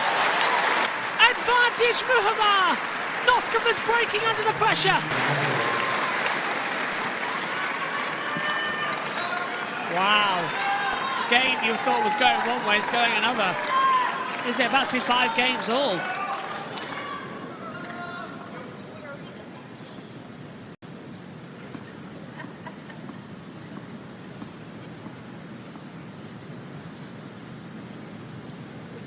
Straight down the tee. Fault serve. Noskova really doesn't want to lose this, but she's lost her momentum. Straight down. Backhand coming in from Noskova. Forehander from Muhova. Forehander from Noskova. And then again, they're changing directions. Trying to keep in the line. Backhander coming in from Noskova. Forehander from Noskova out wide. Juice! You can't write this. Controlled it forehand. Juice. Anna Waddington watching on thinking, wow. The high wire act continues for Muhova. A lot of tension here. Both on high wire. Very dangerous out there. You ready to go again then? Muhova with the serve. Straight down the court. Backhander was up high. Goes in. Drop shot coming in. Surely for the pair of them. How is that not going out? Oh! And Noskova in the net! Advantage Muhova! He's had the championship point in each of the last 3 games. It's a lot to process and hasn't been able to convert. I don't think Noskova is going to convert it. I think it's going to go the distance, which means we won't be able to cover the trucks. That'll be on the PRN commentary. Straight down, forehand return was okay there from Noskova. Backhand's coming in, it's a bit wide, it stays in. They're picking up the speed here. This might get a bit of a problematic one. And it's out wide. Somehow, Muhavar comes back. It's 5 games all in the second set.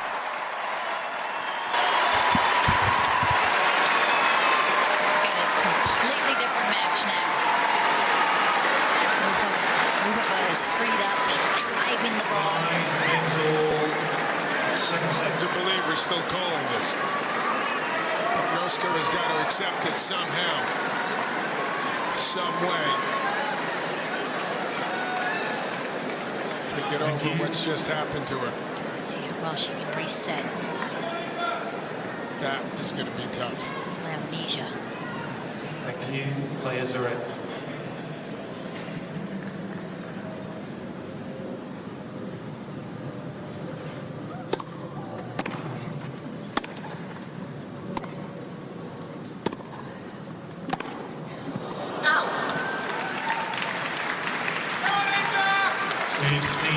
Noskova gets it through, 15 love. What a tense battle this is turning out to be. Oh, I scraped my arm coming into the commentary box. Ooh. Straight down on a serve. Skies it for Muhavar. Drop shot. There we oh, is it? Yes, it was. 30. She doesn't want any more of this mess, Noskova. It's right on the line. Summer fruits, anyone? Cheers. Check. No pun intended. Yeah. We've run out of Coke. Straight down. Backhand was poor from Muskova there. But in return, manages to keep it. Wow. Doing enough with that approach. Poor on the first, ace on the second. How about that? Nobody saw that return coming. That was spectacular. She needs this game. She's lost the last 3. Noskova straight down. False serve. Close to an ace. Game needs to be wrapped up soon, otherwise I'm not calling the trucks. Straight down again. Backhand up. Oh, and Noskova in the net. 30 all. Wasn't making any of those mistakes. The first set and 3 quarters. It's all tied up now in the second set. Shake out her legs. Stay loose somehow. Good luck with that. Don't think about it as championship point. Think about it as set point. Just get a set. Don't think about it as in the championship. It's a false serve again from Noskova. 1 hour 37 now out here on court. Over an hour in this second set alone. That's how long it's been. 66 minutes. Straight down again. Forehander with power from Muhavar. Noskova's desperately trying to keep in, but it goes out. It's 40 from Muhavar. What is happening? What is happening? Stood up once in the Noskova camp. They better start energizing there. Trying to help her out. Yes, Dad. Drahos, this is a tough watch. Do not go gentle into that good night. It's a false serve. They're pushing. False. No, it's kept in. Straight down the tee. No. Oh, she's pushed it long.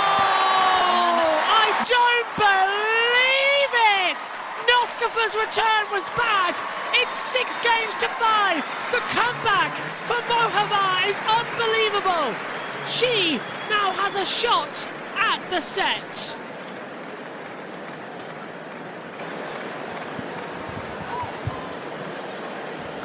Laura, so much has happened in the last half an hour since Linda had her first championship point. What's your sense of what it's like out there on the centre court right now?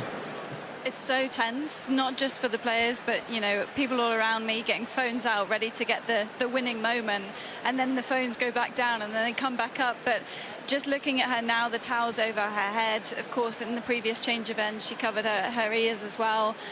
It's just a bit of a tough watch, and I feel like she hasn't really slowed down at all. Sam, you mentioned it a few games ago already when the nerves started to creep in, that she was rushing in between points, and I still feel that way. It's almost better for her when Mukova's serving, because then she's forced to play to the speed of the server. Otherwise, you kind of think she would just keep going through the motions here, taking 2-3 seconds between points. But positive here to see her jog out of the changeover, shake the legs out. She was shaking the arm out as well, and a bit of an eye roll towards the coach there, because this has been a tough 25 minutes or so.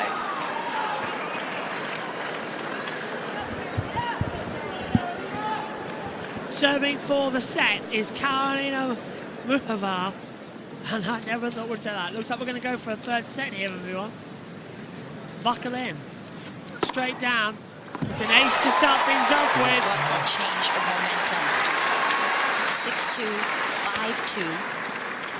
How many match points are we up to now? 5 championship points. 5 championship points. And the first one was half an hour ago. And the drama of what, the last sort of 4 games. 4 games in a row. 5-2 down in the second set. Not so long ago she was serving to stay in this final.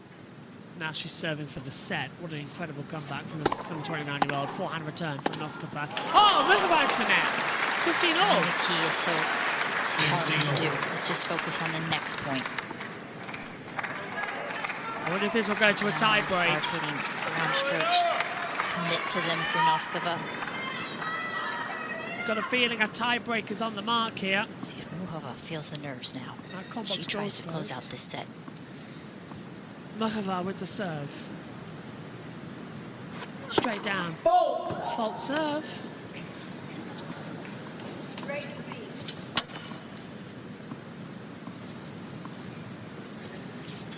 Muchova serves down the tee. Forehand return out wide.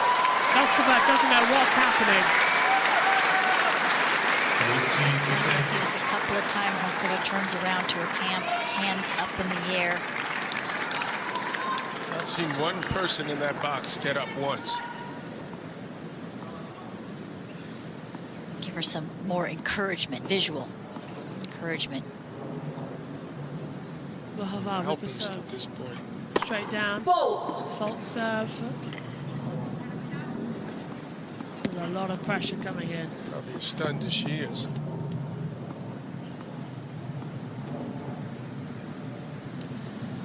Muchova serves straight down. Backhander goes high from Noskova, and it's on the line. But it is 40-15 for Muchova. She's 1 point away from a set, and we will go to a third set decider. Strong forehand, a lot more time to connect. 2 longest changeovers of her life. Noskova in the last just 10-15 minutes. Wow. Next one's going to be rough too. Probably the roughest. Yeah. Yeah. Just to start all over. Straight down the tee. Backhander from Noskova. Forehander. And there we go. There's a cheer for Muchova. She takes the second set. It will go the distance on centre court. It is 2 sets all. Final set decides it. There we go. But it's Karolina Muchova who takes this second set.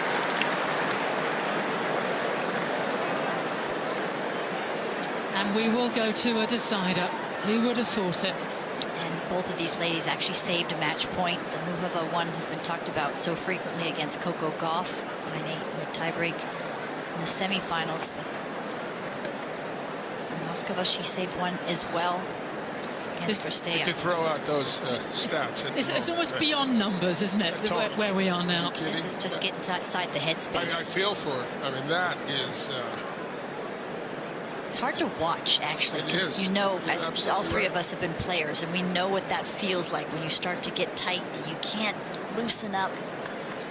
And then the score starts, the lead starts to dissipate, nerves start to unravel.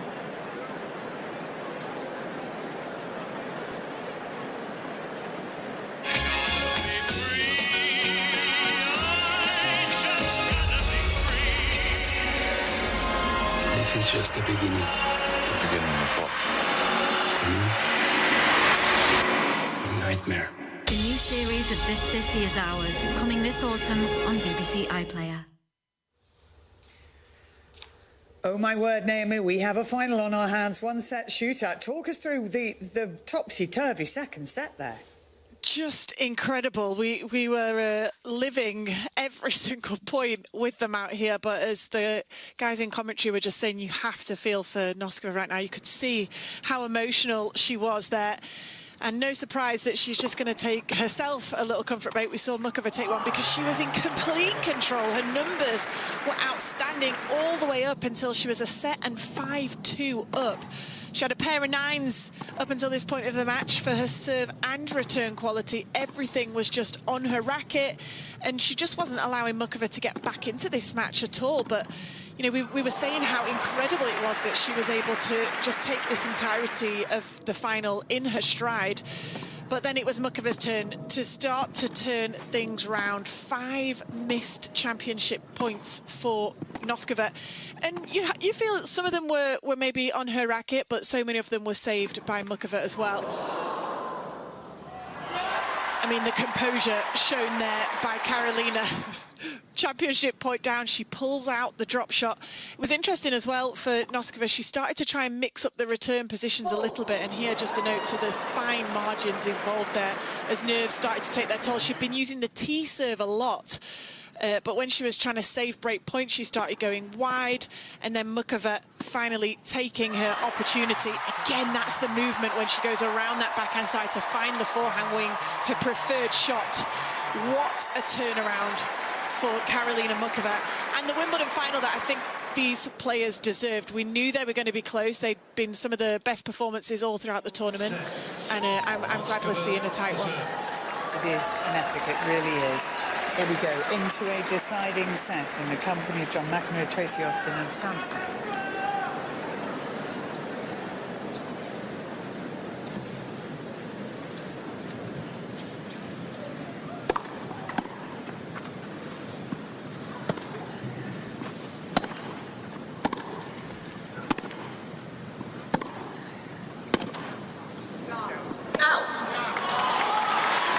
Surprising move is her leaving the court, so perhaps 15 Noskova a little bit of time to try to put that behind her.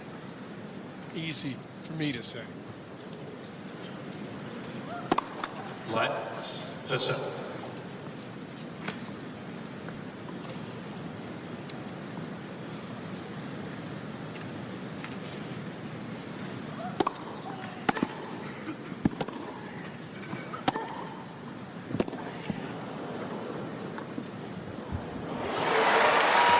Noskova picking it up now with a much better run, but it's 15-all coming into it. Moving Noskova behind her. The NASCAR Trucks has started on JBMotorsports. If you want to go over there, we are going the distance here, so MRN on the comms. That's Noskova with the serve in this deciding set. Straight down. Fault serve. Coming into it again.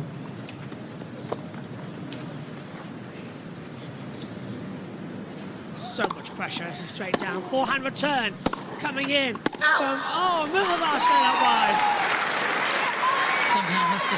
So, this is the first draw check women's single Grand Slam final in history. But, here's another thing. There's a slight cover. The sun in that 5 minutes has just changed position and is now covering a bit of centre court. To come. Straight down. Oh, and a complete ace for Noskova to take it to 30-all. What we have learned over the last sort of hour and 50 minutes, 2 very resilient characters out here. The crowd's going to start getting behind her, too. Could help.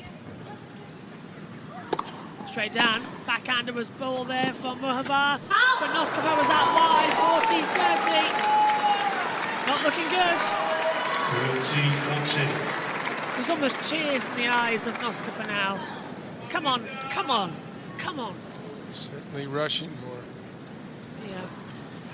Straight down the tee. Forehander for Mukova. Stays in. Noskova stays out. Oh, Oh, so was that. Nice return. Juice. Come on. Now the mindset of Muchova completely changes as well. Instead of just trying to stay in the match, now she, on that changeover, starts to think about, maybe I could win. It's just an awkward ball. She had a handle there. Break point down. It was well done. It's rotating everything around her. False serve. It's so close. It's so tense as well. Randomly out there. Straight down centre court. Backhand out wide. Stays in. Noskova trying to send it to the opposite side of the court. They're both playing the same game. Who's going to break first? Forehand and return. Stays in. Noskova hits the net. Advantage Muchova. Forehand Muchova is cleaned up. She's dictating. Advantage Muchova. It's time to run around the backhand now. Well, these are certainly not the two players that started this match earlier this afternoon. It is not. The order check. It is not indeed. Straight down centre court from Noskova. Backhander coming in from Muchova. And that's more like it from Noskova. We're back to Juice. We've played this game before, haven't we? We know the score. We know the anticipation. Anything you can do, I can do better. Cleanly. Pressure's rising now. Straight down centre court. Backhander from Muchova. Forehander from Noskova as well. Oh, that was just on the line there from Muchova. Sends it back. Noskova sends it. Drop shot coming in. There it is. That was advantage Muchova with her old tactical gameplay. Got to applaud it. That was classical. Such good feel. Just gets all the pace off the ball. Beautiful placement. Just lovely care, isn't it, on the shot? You trust her with your best china, wouldn't you? Yeah. She's earned herself another break point here. We're ready again.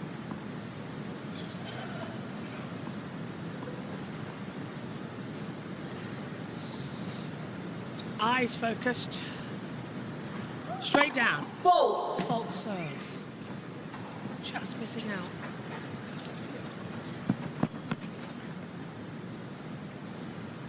Noskova sends it again. Forehand return from Muchova. Backhander coming in surely for the pair of them. Oh, that was poor return from Noskova. She's put him on the rally, but she's forced Noskova into an error. It's back to Juice. Slice out of the corners. Not quite there, but she's so good with the slice. Both wings. Check against check here. Pushing each other hard in this ladies' final. Maybe this deciding set will be the best. You hope, don't you? Second set's always a classical. Noskova straight down. Forehander up high. Come on, Noskova. Drop shot coming in. Pushes it back. Backhander into the net from Muchova. Noskova takes the advantage. Good job of Noskova gain her composure. What a dig out this would be. She could win after facing 3 break points. It needs to give her momentum back. She has to complete this. Noskova has to get this point in order to get her confidence back. We want a close fight. We're getting a close fight. Noskova straight down. It's a false serve. What a great game from the pair of them. 10th in the world for Muchova, 9th in the world in the seed for Noskova. This is fantastic. The gameplay between them is brilliant as we get straight down from Noskova. Backhander into the net from Muchova. It's game, finally, for Noskova. And something here for the younger Czech. Laura, you've got a little more time in the sunshine, and you were right under Sven there in the player box when Muchova came over, when Noskova went off for a break. Yeah, I am slightly jealous of your air conditioning, I can't lie. But I was standing just underneath the scoreboard, and Carolina came over and Sven said to her, you need to stand up close on the Juice side on the return, and on the outside give her a different look. So give her a different feel, because Noskova's still finding that wide serve on the outside too many times for me. I think she just needs to almost give her the tee and try and cut that shot off. But she kind of joked to him, I don't know if I can do it. And I think that says a lot, because the tension of this match has not released whatsoever. But what an incredible hold there from Linda to just knuckle down, because she looked in total despair halfway through that game and kind of gave a little nod up to her coaching box as if to say, okay, still a long way to go and I can still do this. Getting shushed by the umpire. Sam Smith, Tracy Austin, John McEnroe on the BBC team. I'm Joshua Birch.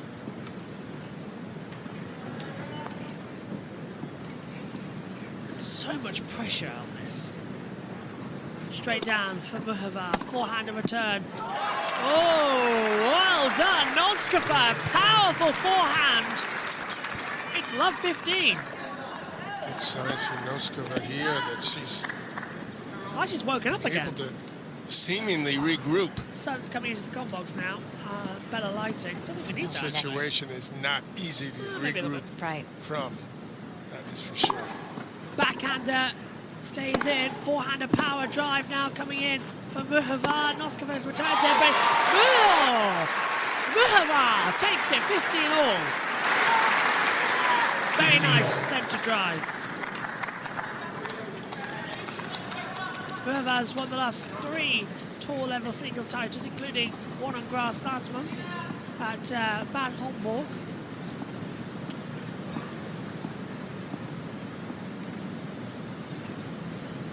Muhova, straight down, backhander, coming in from Noskova, but Muhova in the net! 15-30. 15-30. Backhand ring has been more solid of the two. Forehand was firing beautifully for the first set and a half and started to go wayward. Hasn't been broken since trailing 3-2 in that second set. Has never led in this final. No, she's not. Straight down. Backhander goes out wide. Noskova's finding the time. Muhova serves it down. Noskova's right there. She plays better in the shade when she's cooled down a little bit. She's controlling her shot. She's on sunny side. I say that, and it goes out wide. 30 all. That was a big miss. Noskova had her feet underneath her. Got a feeling that was my fault. Middle of court. 15-30.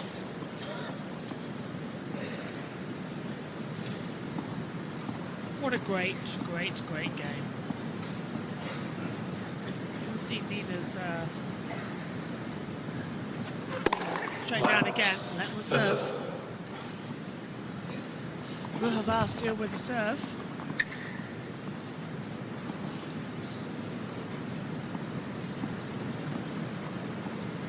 Muhova trying to get another serve. Muhova, let second serve. Wow. Muhova, maybe the pressure's getting to her now with all this.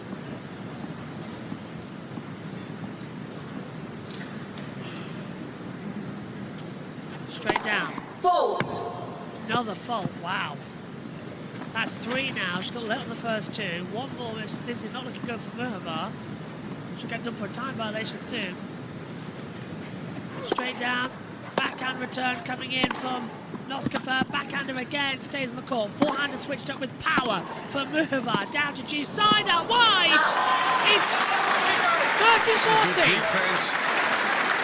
Lo and behold, a chance for her to break Noskova. It's a great point for Noskova. Not expecting the unexpected. A final that is increasingly hard to predict.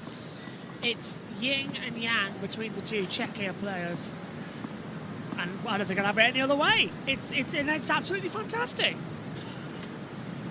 Straight down centre, fault serve, close to an ace.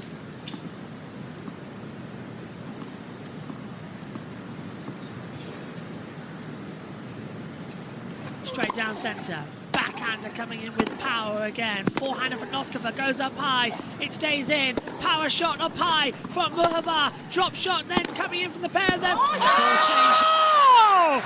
It's Muhava who sends it back too deep, Ju's side. And it's now 2 games to love in the third and final set to Noskova. It's completely disappear, 5 championship points. That's pretty tough to regroup from on this court. And that just adds. Is an amazing effort. And that adds so much more. Both girls digging deep. Straight down now on Noskova serve. Muhava serves back. Oh, Noskova didn't like that. Backhand error. Expect a break.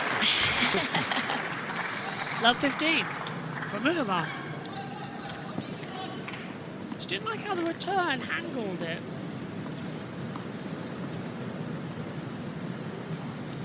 Noskova straight down. Fault. It's a fault serve.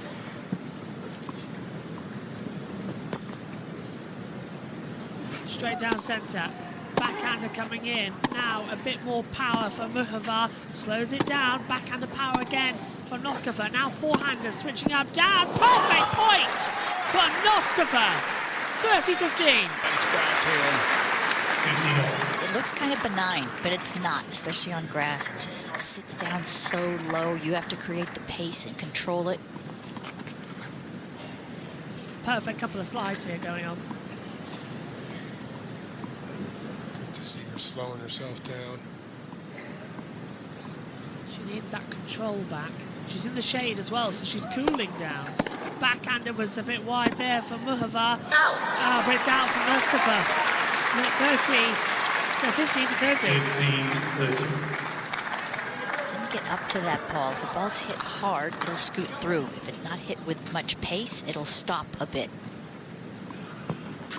on this surface. We go again. Straight down. A little bit of, oh, and it's Muhava hitting the net now. 30 all.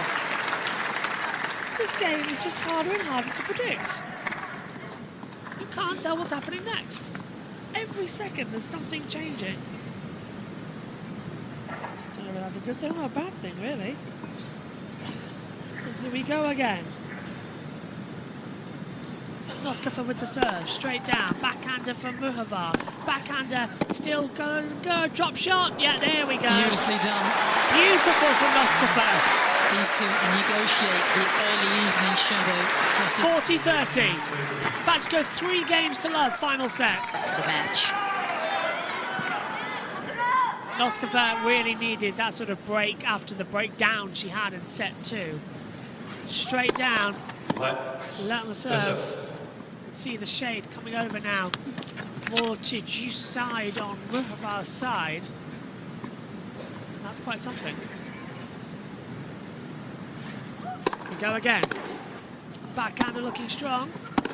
Muhava still pushing. Oh, bad there for Noskova. Little drop shot coming, and it's Juice. It's Juice. Definitely trickier to negotiate with that shade movement across on Noskova's side.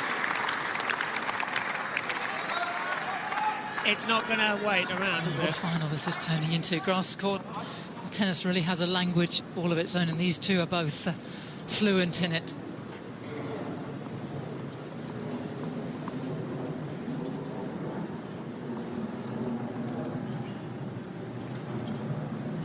Here we go again then. Straight down. Good serve in from Noskova. Forehander returns. Oh! Beautiful advantage for, again, for Muhava. Just enough left hand to pull this two-hander back into the court with accuracy. Noskova had an ad to go up 3-love. Princess Kathleen enjoying that one. The Princess of Wales. It's break point now. Noskova straight down. Backhander from Muhava with a slow ball. Juice again. It's the old 1-2. It's that wide serve again. Juice. You can't write this. WTA can hit that wide one with an angle so effectively, time after time. Rest in peace, Bonnie Tyler. There we go again then. Noskova straight down, clips the net, let on the first serve.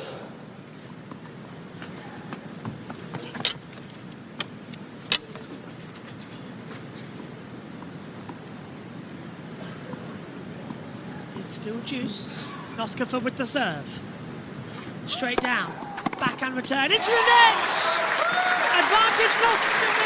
Advantage Noskova. This is getting good now.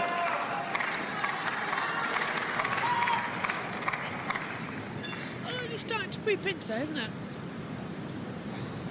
Straight down. Clips the net.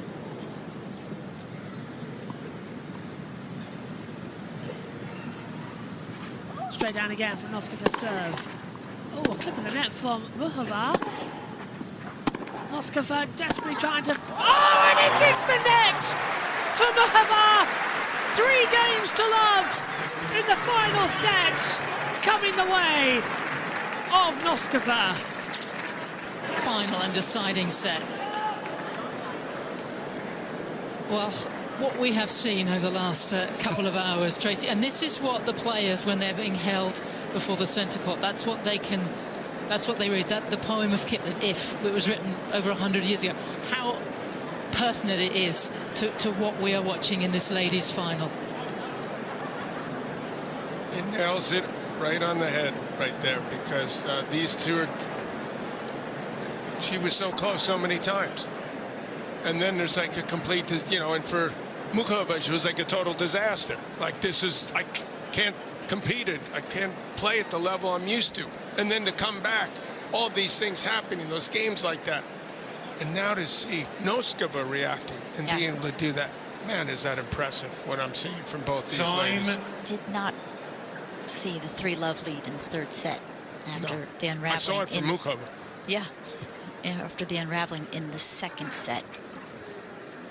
So that's what sports is it's just this, what attracts us is how they handle these moments.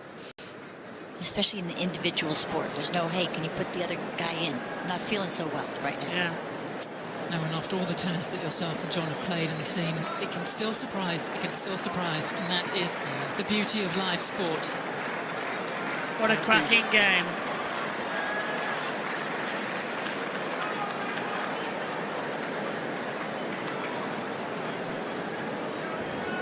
Thank you. Players are ready. Thank you very much.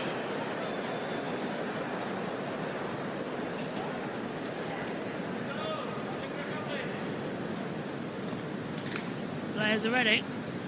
Muhova with the serve. Straight down. Forehand return from the sunny side from Noskova. Goes out though from Muhova. This is what we were seeing in the first set and a half. It looked like it was going to be a blowout. It certainly developed into a final. She's found herself is mighty impressive. This 21-year-old. Muhova with the serve again. Backhand was out wide though, 15-all. Noskova was playing hide and seek in that 2nd set. It was mostly hiding the job, but now it's come back.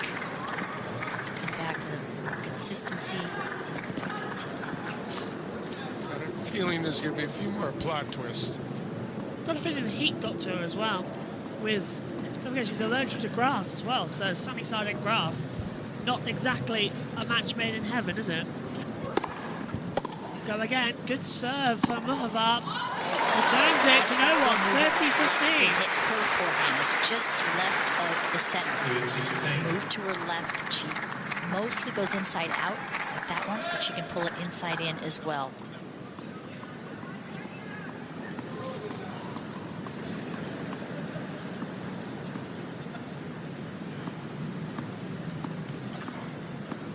We go again. Straight down from Muhova. Noskova desperately trying to play the slow ball. Didn't work. Didn't work. The turn was skyward. 40-15. 40-15. Noskova needs to stop playing the cocky shots back. It's been an hour since young Linda Noskova had her first championship point. And she's still playing. 2nd set. What are we on now? 2 hours that she's ever spent on a tennis court. 2 hours 9 now on centre court.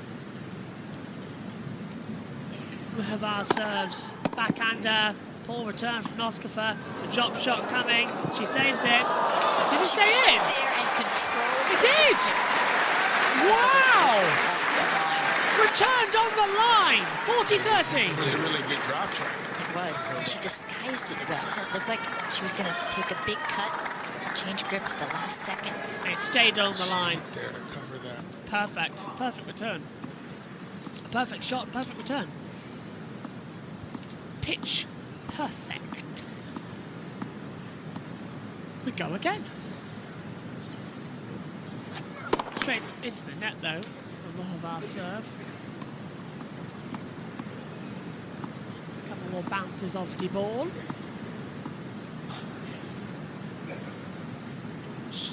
Waits again. Waits again. Straight down, looking good on the serve. Forehand return, stays in. Noskova gets one game in this third set and is to come back on again.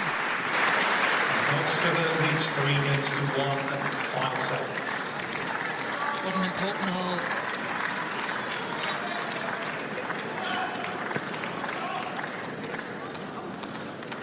5 games in a row for 3 for Noskova. Just didn't see all these changes, momentums, groups of games coming. We'll still go. Oh, ace from Noskova! So took her 9 days, tricky times with that shade moving across from these two. It was an ace up her sleeve. We go again. Powerful forehand drop shot. Noskova tried it. Up high, returns. No. The under! The under! It goes on!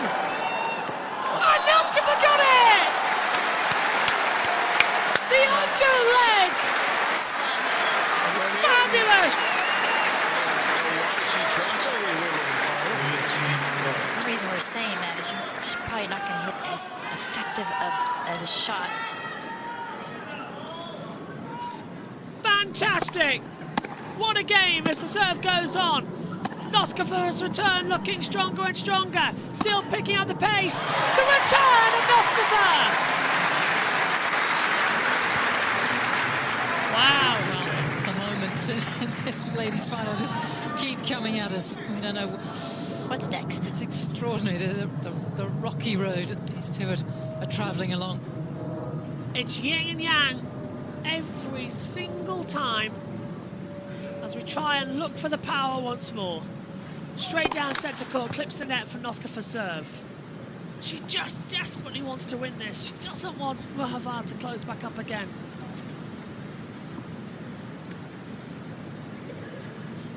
It's straight down centre. Backhander for Mohovar. Backhander again. Coming in. Noskova serving strong. It's on the line. It's a drop shot attempt for Mohovar. Served backhander from Noskova. But that's how you do a drop shot. Noskova takes it to 14-15. That's great control from Noskova. Absolutely. Not an easy shot to reply to because this has a lot of backspin. Brilliant. Get up and over that net and try to get it deep. It is fantastic.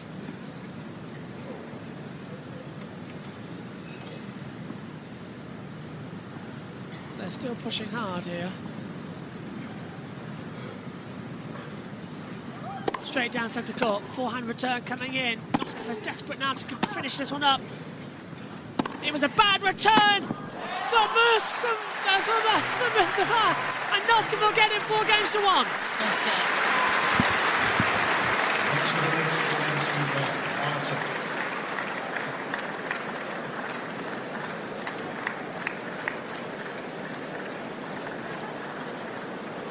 Incredible from Noskova to find her forehand again and now exceed how well she was hitting it in that opening set. 8.3 forehand quality, spin, speed, width, depth, and then it really went away in that second set. Just disappeared with the tension.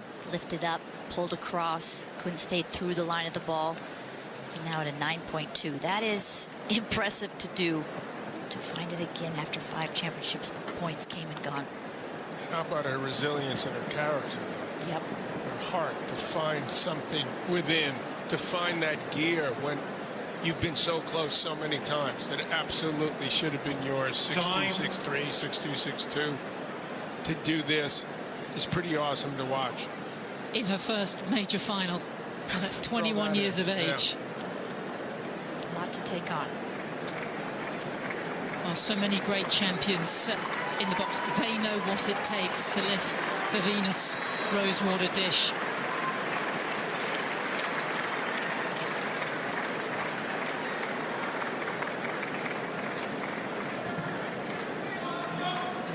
Ready again then, everyone.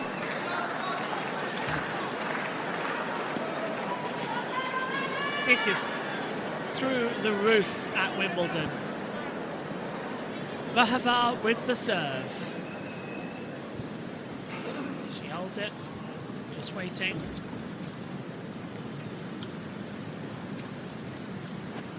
Straight down centre court, false serve. It's a false serve. She will regroup. She will wait to go again. Mahava. She's going to get a time violation here. She's careful. Straight down. Forehand return from Noskova. Noskova desperate now to pick it up. Mahava's pushing in every direction. It was out though from Noskova. It's 15 love. We're closing in on the end here at Wimbledon. You can feel it. But how much is going to be pushed and punished? Wonderful game.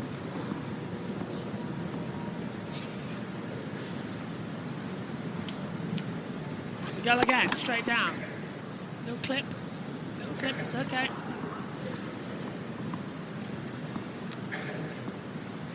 More bounces, a few more times. Mahava straight down into the net. Double fault. Just have to step on the screen about Johanna Novotná winning the top championships in 1998. Mahava said she was hitting with Novotná when she was just 10 years old. Preparing the next generation. Absolutely. That's what the Czechs do. Mahava serve down. It's another fault. Wow. Pressure just keeps on coming.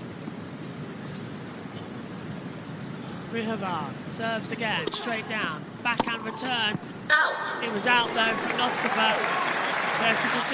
She talked about watching Petra Kvitova win the Wimbledon Championships. Billie Jean King gave her an idea that this exists. It was this lady right here, Billie Jean King, who came to my club. I heard she was #1 in the world. That's when my dream started.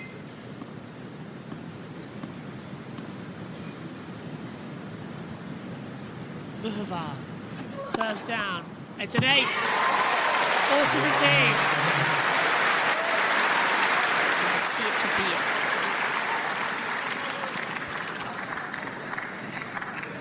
I'm sure we've seen a final like this.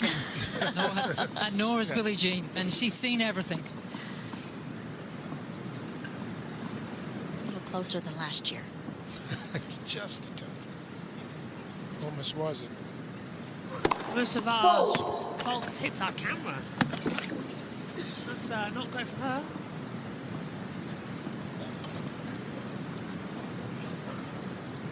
Straight down again. Forehand return with power from Noskova. Forward again. Oh, and it's Mahava into the net.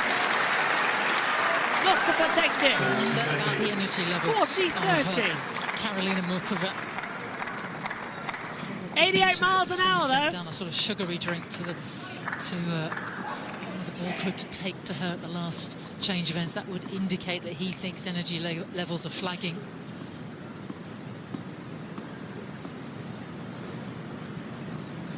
Mahava serves again, straight down. Forehander up wide. Again, it was a drop shot coming. It's a drop shot from Mahava.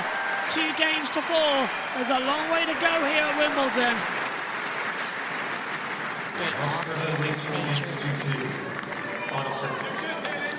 Both talked about the routines that they go through, the superstitions.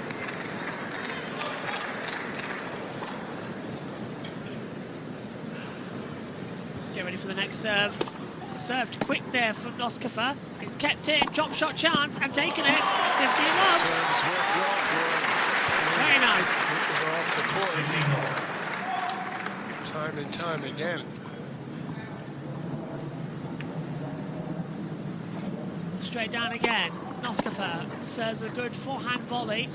Forehand again. Back. Oh, and a lovely return. 13 love. For the start of this game, Stankovic told Karolina to go down the line. And she hasn't had a chance to get on the ball yet, though. Now, how about this from Noskova?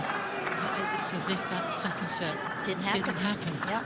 Only second winner. How is she doing How's that this? possible? Straight down again. Fault serve. You would have been calm, right, John? It's a 50-50 approach. Straight down again. Oh! Mohammed's Renette! 40 love! Well, I heard she inherited this sort of sense of emotional control from her dad, Drahos. I think Drahos is struggling up there in the player box. Straight down. Forehand return was bad. It's a clean game for Noskova. She's now won 5 games to 2 with a third set. And we've been here before, haven't we? About an hour ago. Well, we've seen this scoreline before. Yes, you better not look up at the board. That might not be helpful. Nice. One break up, 5-2 lead. Second set as well.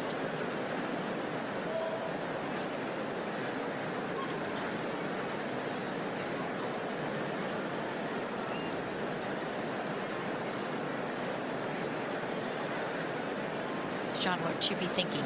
Because last time she just got so tight. I was just thinking, what should she be thinking? I'm trying to think Maybe what she'd nothing. be thinking. Maybe nothing. Yeah. Exactly. Just next point. But I definitely think just stay on that front foot. What is it you Americans say? She's going to get a do-over here.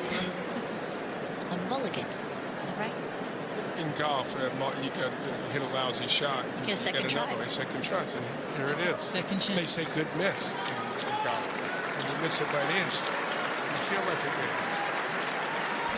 Let's see what Mukova has to offer.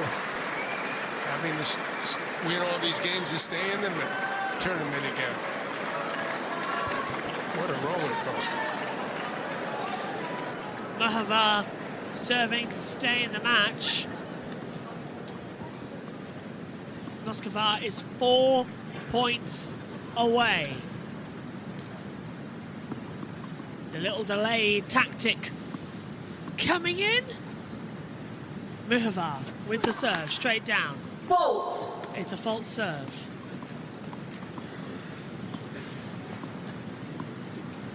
Just that pressure. Straight down. Forehand return for Noskova. Forehand again, Muhava.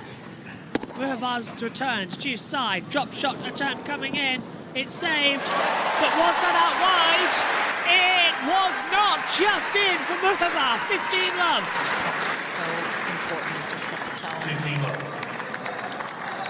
Well, we're right back where we were about an hour and a quarter ago. This is challenging my maths, certainly. But Mukova serving to stay in the championship, trailing 5-2.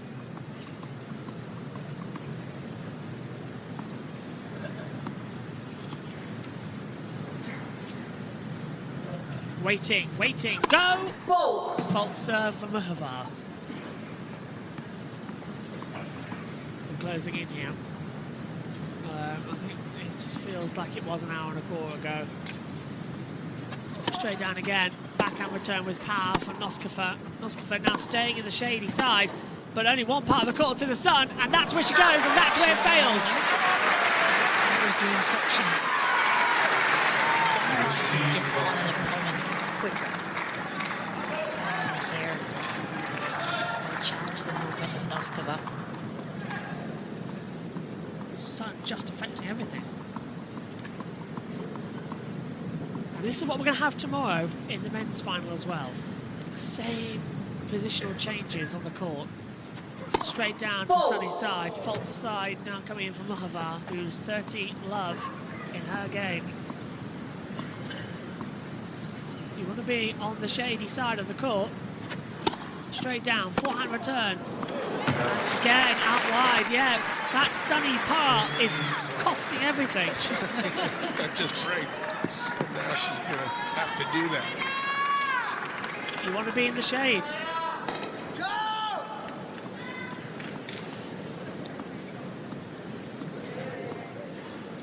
Here we go again.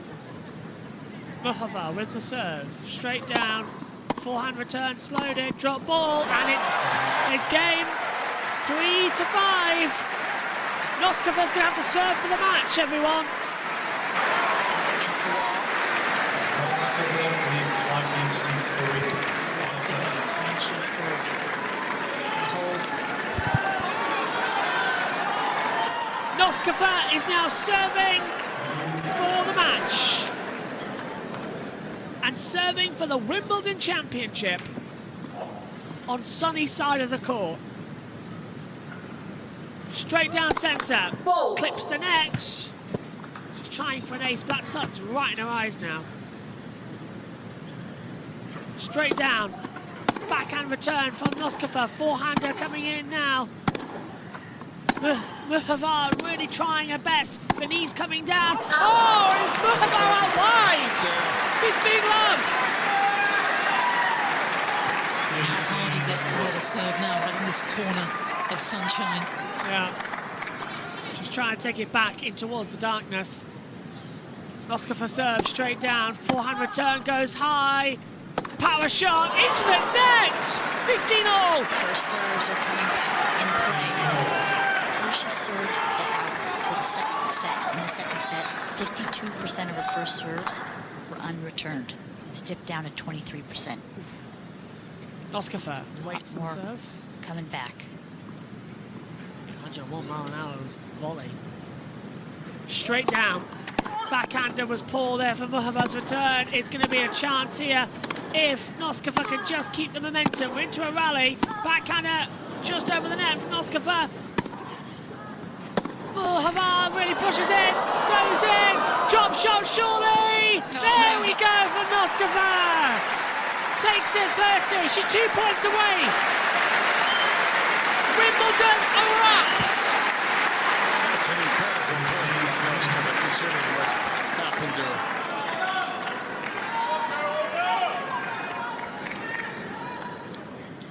She's 2 points away from the Wimbledon Championships. And we've been here before. She hasn't made it easy. 2 hours 27. Straight down centre court. And it's an ace. Up her sleeve.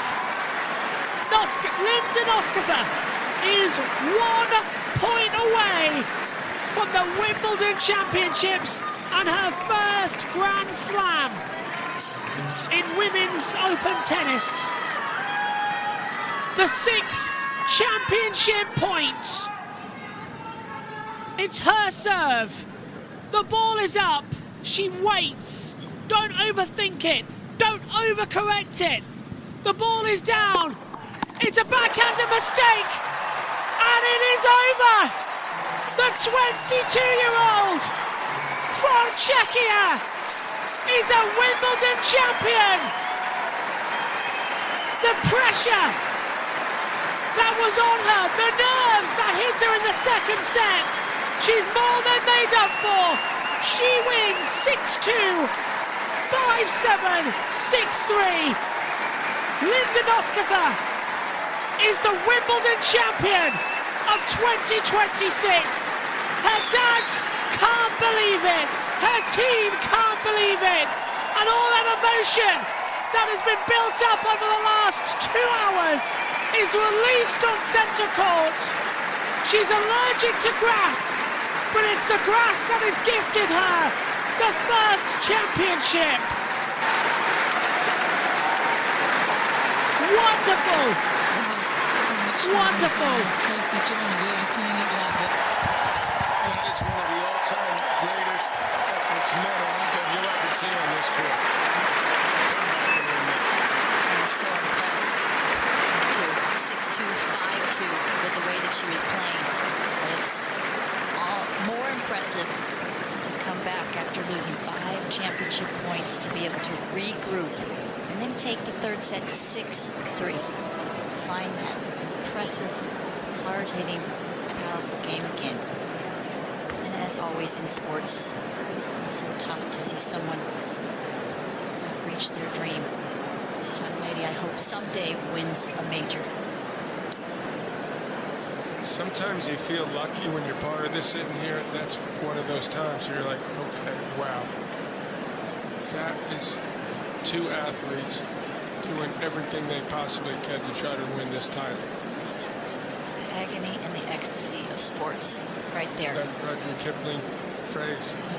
It's all in there, isn't it? It's all in there. What an advert for Czech tennis, what an advert for women's tennis. I mean, there was something like an hour and 20 minutes between her first and last championship point. Absolutely extraordinary. And Dad, you know, who worked so hard, her parents gave everything to give her the chance. She's from a very small village in the eastern part of Czechia. Used to work for a railway company, worked long shifts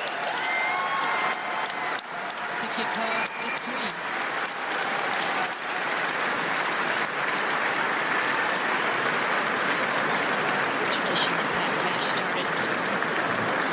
Except they put some steps in now, so you don't have to climb. You don't have to climb over the commentary box now.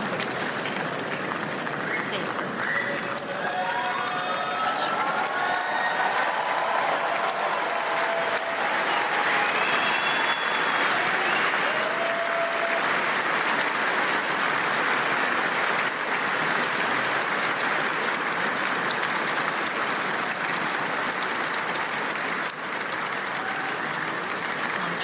As well. 15 years ago, she started working with me. Very special moment to share it with all the people on this difficult journey.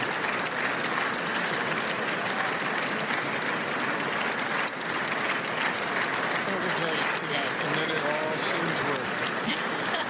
All that journey. Obviously, the one person that isn't there is Mum. And you hope she is watching down very proudly on her daughter.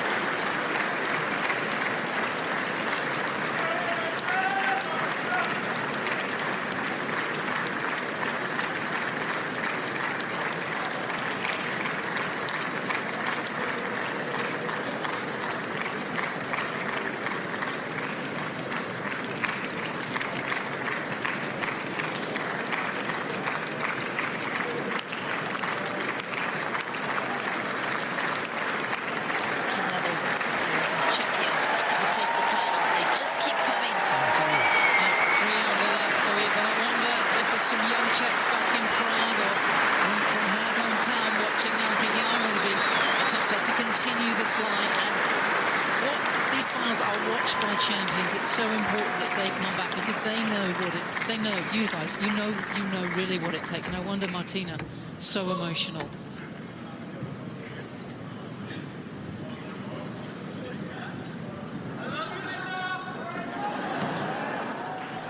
Ladies and gentlemen, it's time now for the trophy presentation for the ladies' singles final.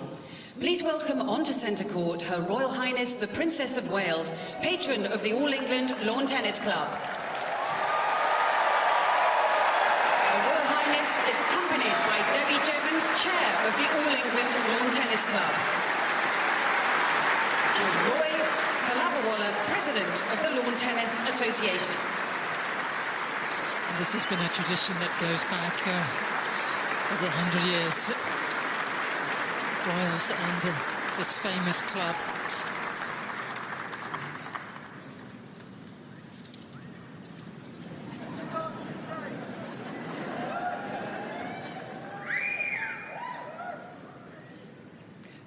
First, please show your appreciation for the chair umpire, Robert Barmforth.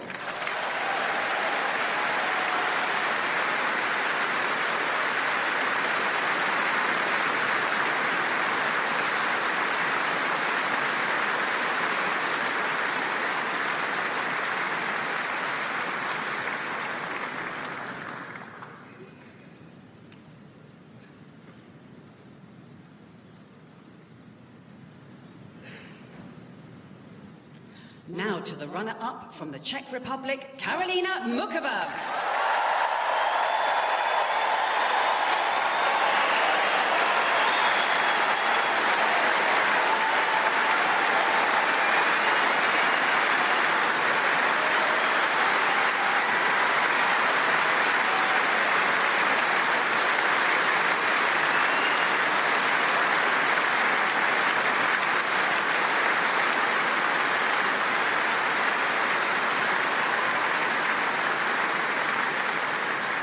And the ladies singles champion for 2026 from the Czech Republic, Linda Noskova.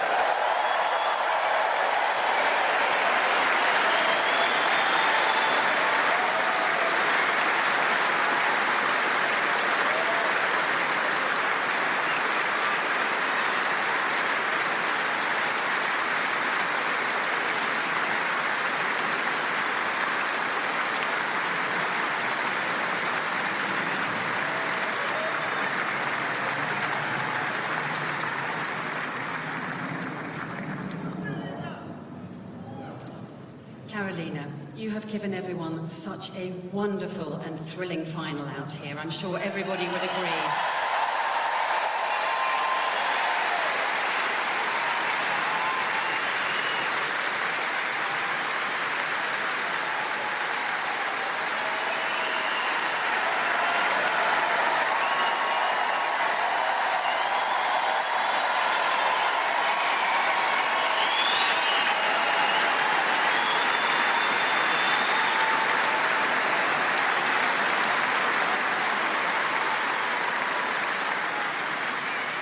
I know this is so difficult to speak after a very heartbreaking loss, but please just share with us your thoughts. It's really tough to find any words, but I'll start with Linda, my ex-friend.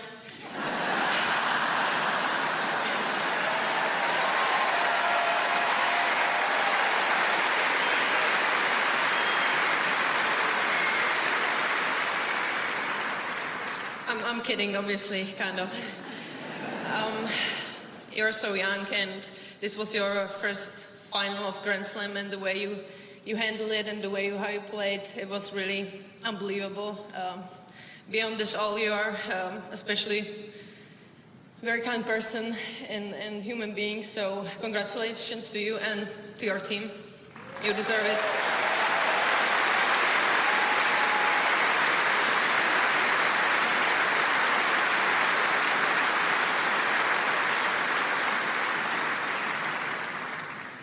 I'd like to thank everyone who's making this special tournament possible. The attention always goes to us players, but there are, ball boys, ball girls, the ladies who are taking care of us in the locker room, security, everyone around this special event. Thank you very much for making it so smooth.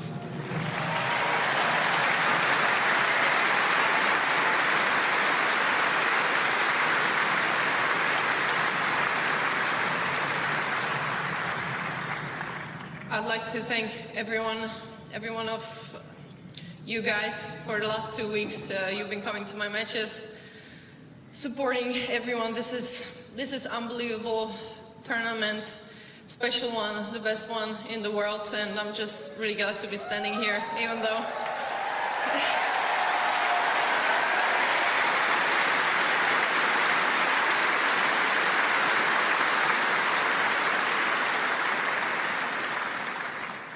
Even though I'm pretty disappointed now. But when I look to my corner,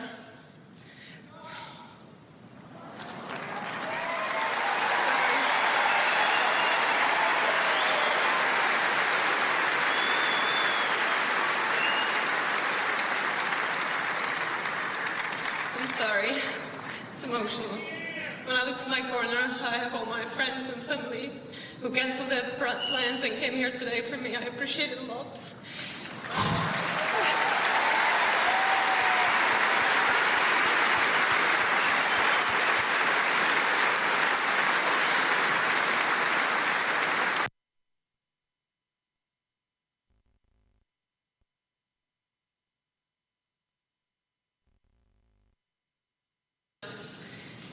and well, I'll be fighting more, and I won the trophy, and I hope I'll get a chance to get to the final again, and I'll come back, and I hope thank you very much. The runner-up, Karolina Muchova.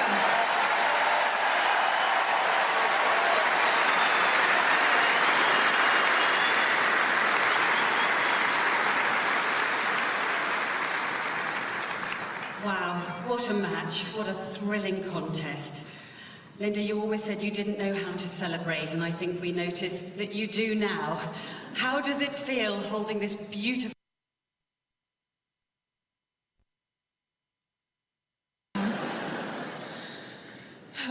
It feels incredible today, and all these matches have been so tough, so physically or mentally tough. Today especially, you know, it's never easy to get the last point. Caro, you really made me work for it. I will not forget you this one, but yeah, like you said, we're friends. I'm so glad that I could play my first Grand Slam final with you. I think we made a history today.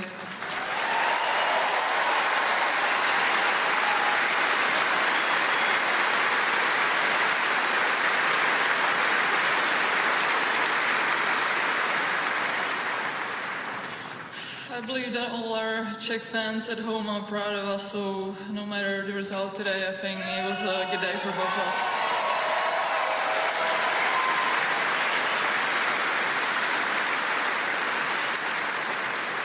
I want to congratulate your team. You especially have been such a fighter, and you guys, yeah, good 2 weeks for you and a great season as well, so congrats as well.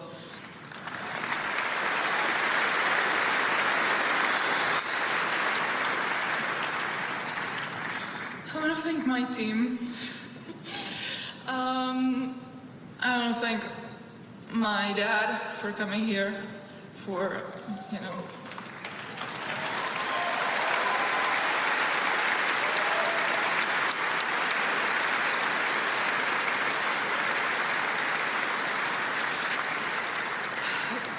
for my family members coming here, flying here. I know you don't like flying, so I appreciate it. I want to thank all my friends, all my supporters, all my sponsors, all my agents, all my whole team. I want to thank Agata for the best atmosphere manager I could wish for, and I want to thank my coach for being with me, which is not easy all the time, but we have been together for 6 years now, I think, and I'm so grateful for you. I would not be here without you.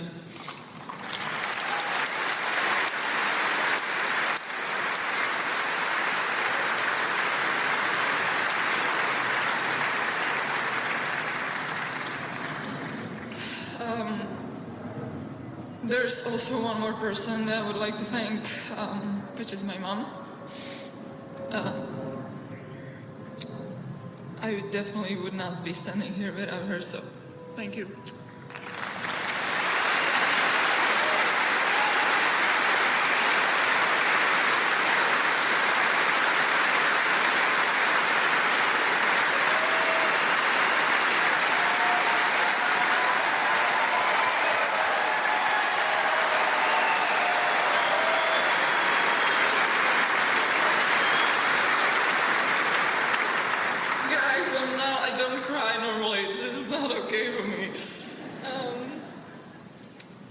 I have been enjoying these 2 weeks so much.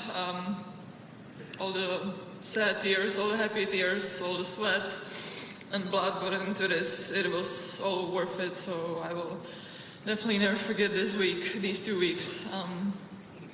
And one more thing, I want to thank all the fans.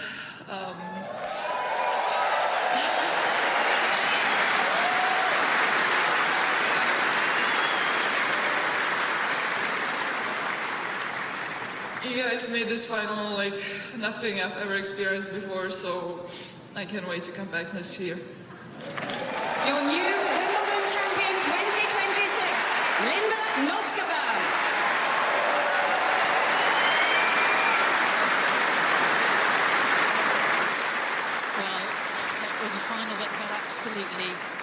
think, and I shouldn't think there's too many dry eyes in the house. Certainly not in this commentary box. Anyway, we've all been reaching for the tissues. A wonderful final. I think we've witnessed something very special out here, and two exceptional young women. And for Noskova to come here, really a little over 2 years since she lost her mother to cancer, right before Wimbledon 2024, and lift the title at 21 in such just a roller coaster of a final.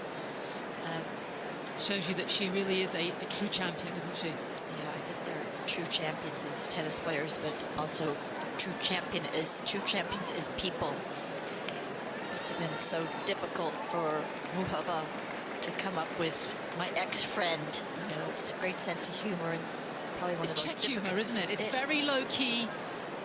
Just one of the most difficult times in her life, and for Noskova, the most joyful, but yet a little bittersweet because so close to her mom, and mom not able to be here. But what a final! Two incredible athletes. Love to watch this style of tennis with some variation. It was a wonderful game. Linda's right. They made history. And she gets to hold one of the most iconic trophies in sport. It's going to be one of the, if not the most beautiful trophies. Venus Rosewater dish.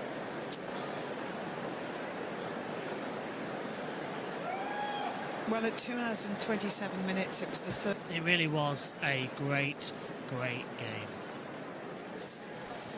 Well, that's it from Centre Court, and that's it from Wimbledon today. There are no more matches left to play on day 13. Join us tomorrow, however, at Wimbledon for day 14, and that will be the last day of competition. We start at 11 o'clock tomorrow morning. You can join us for all the action here on JB Sports. What a final! Linda Noskova is the 2026 Wimbledon Ladies Singles Champion. We'll see you tomorrow. From us all here at Wimbledon. Bye for now.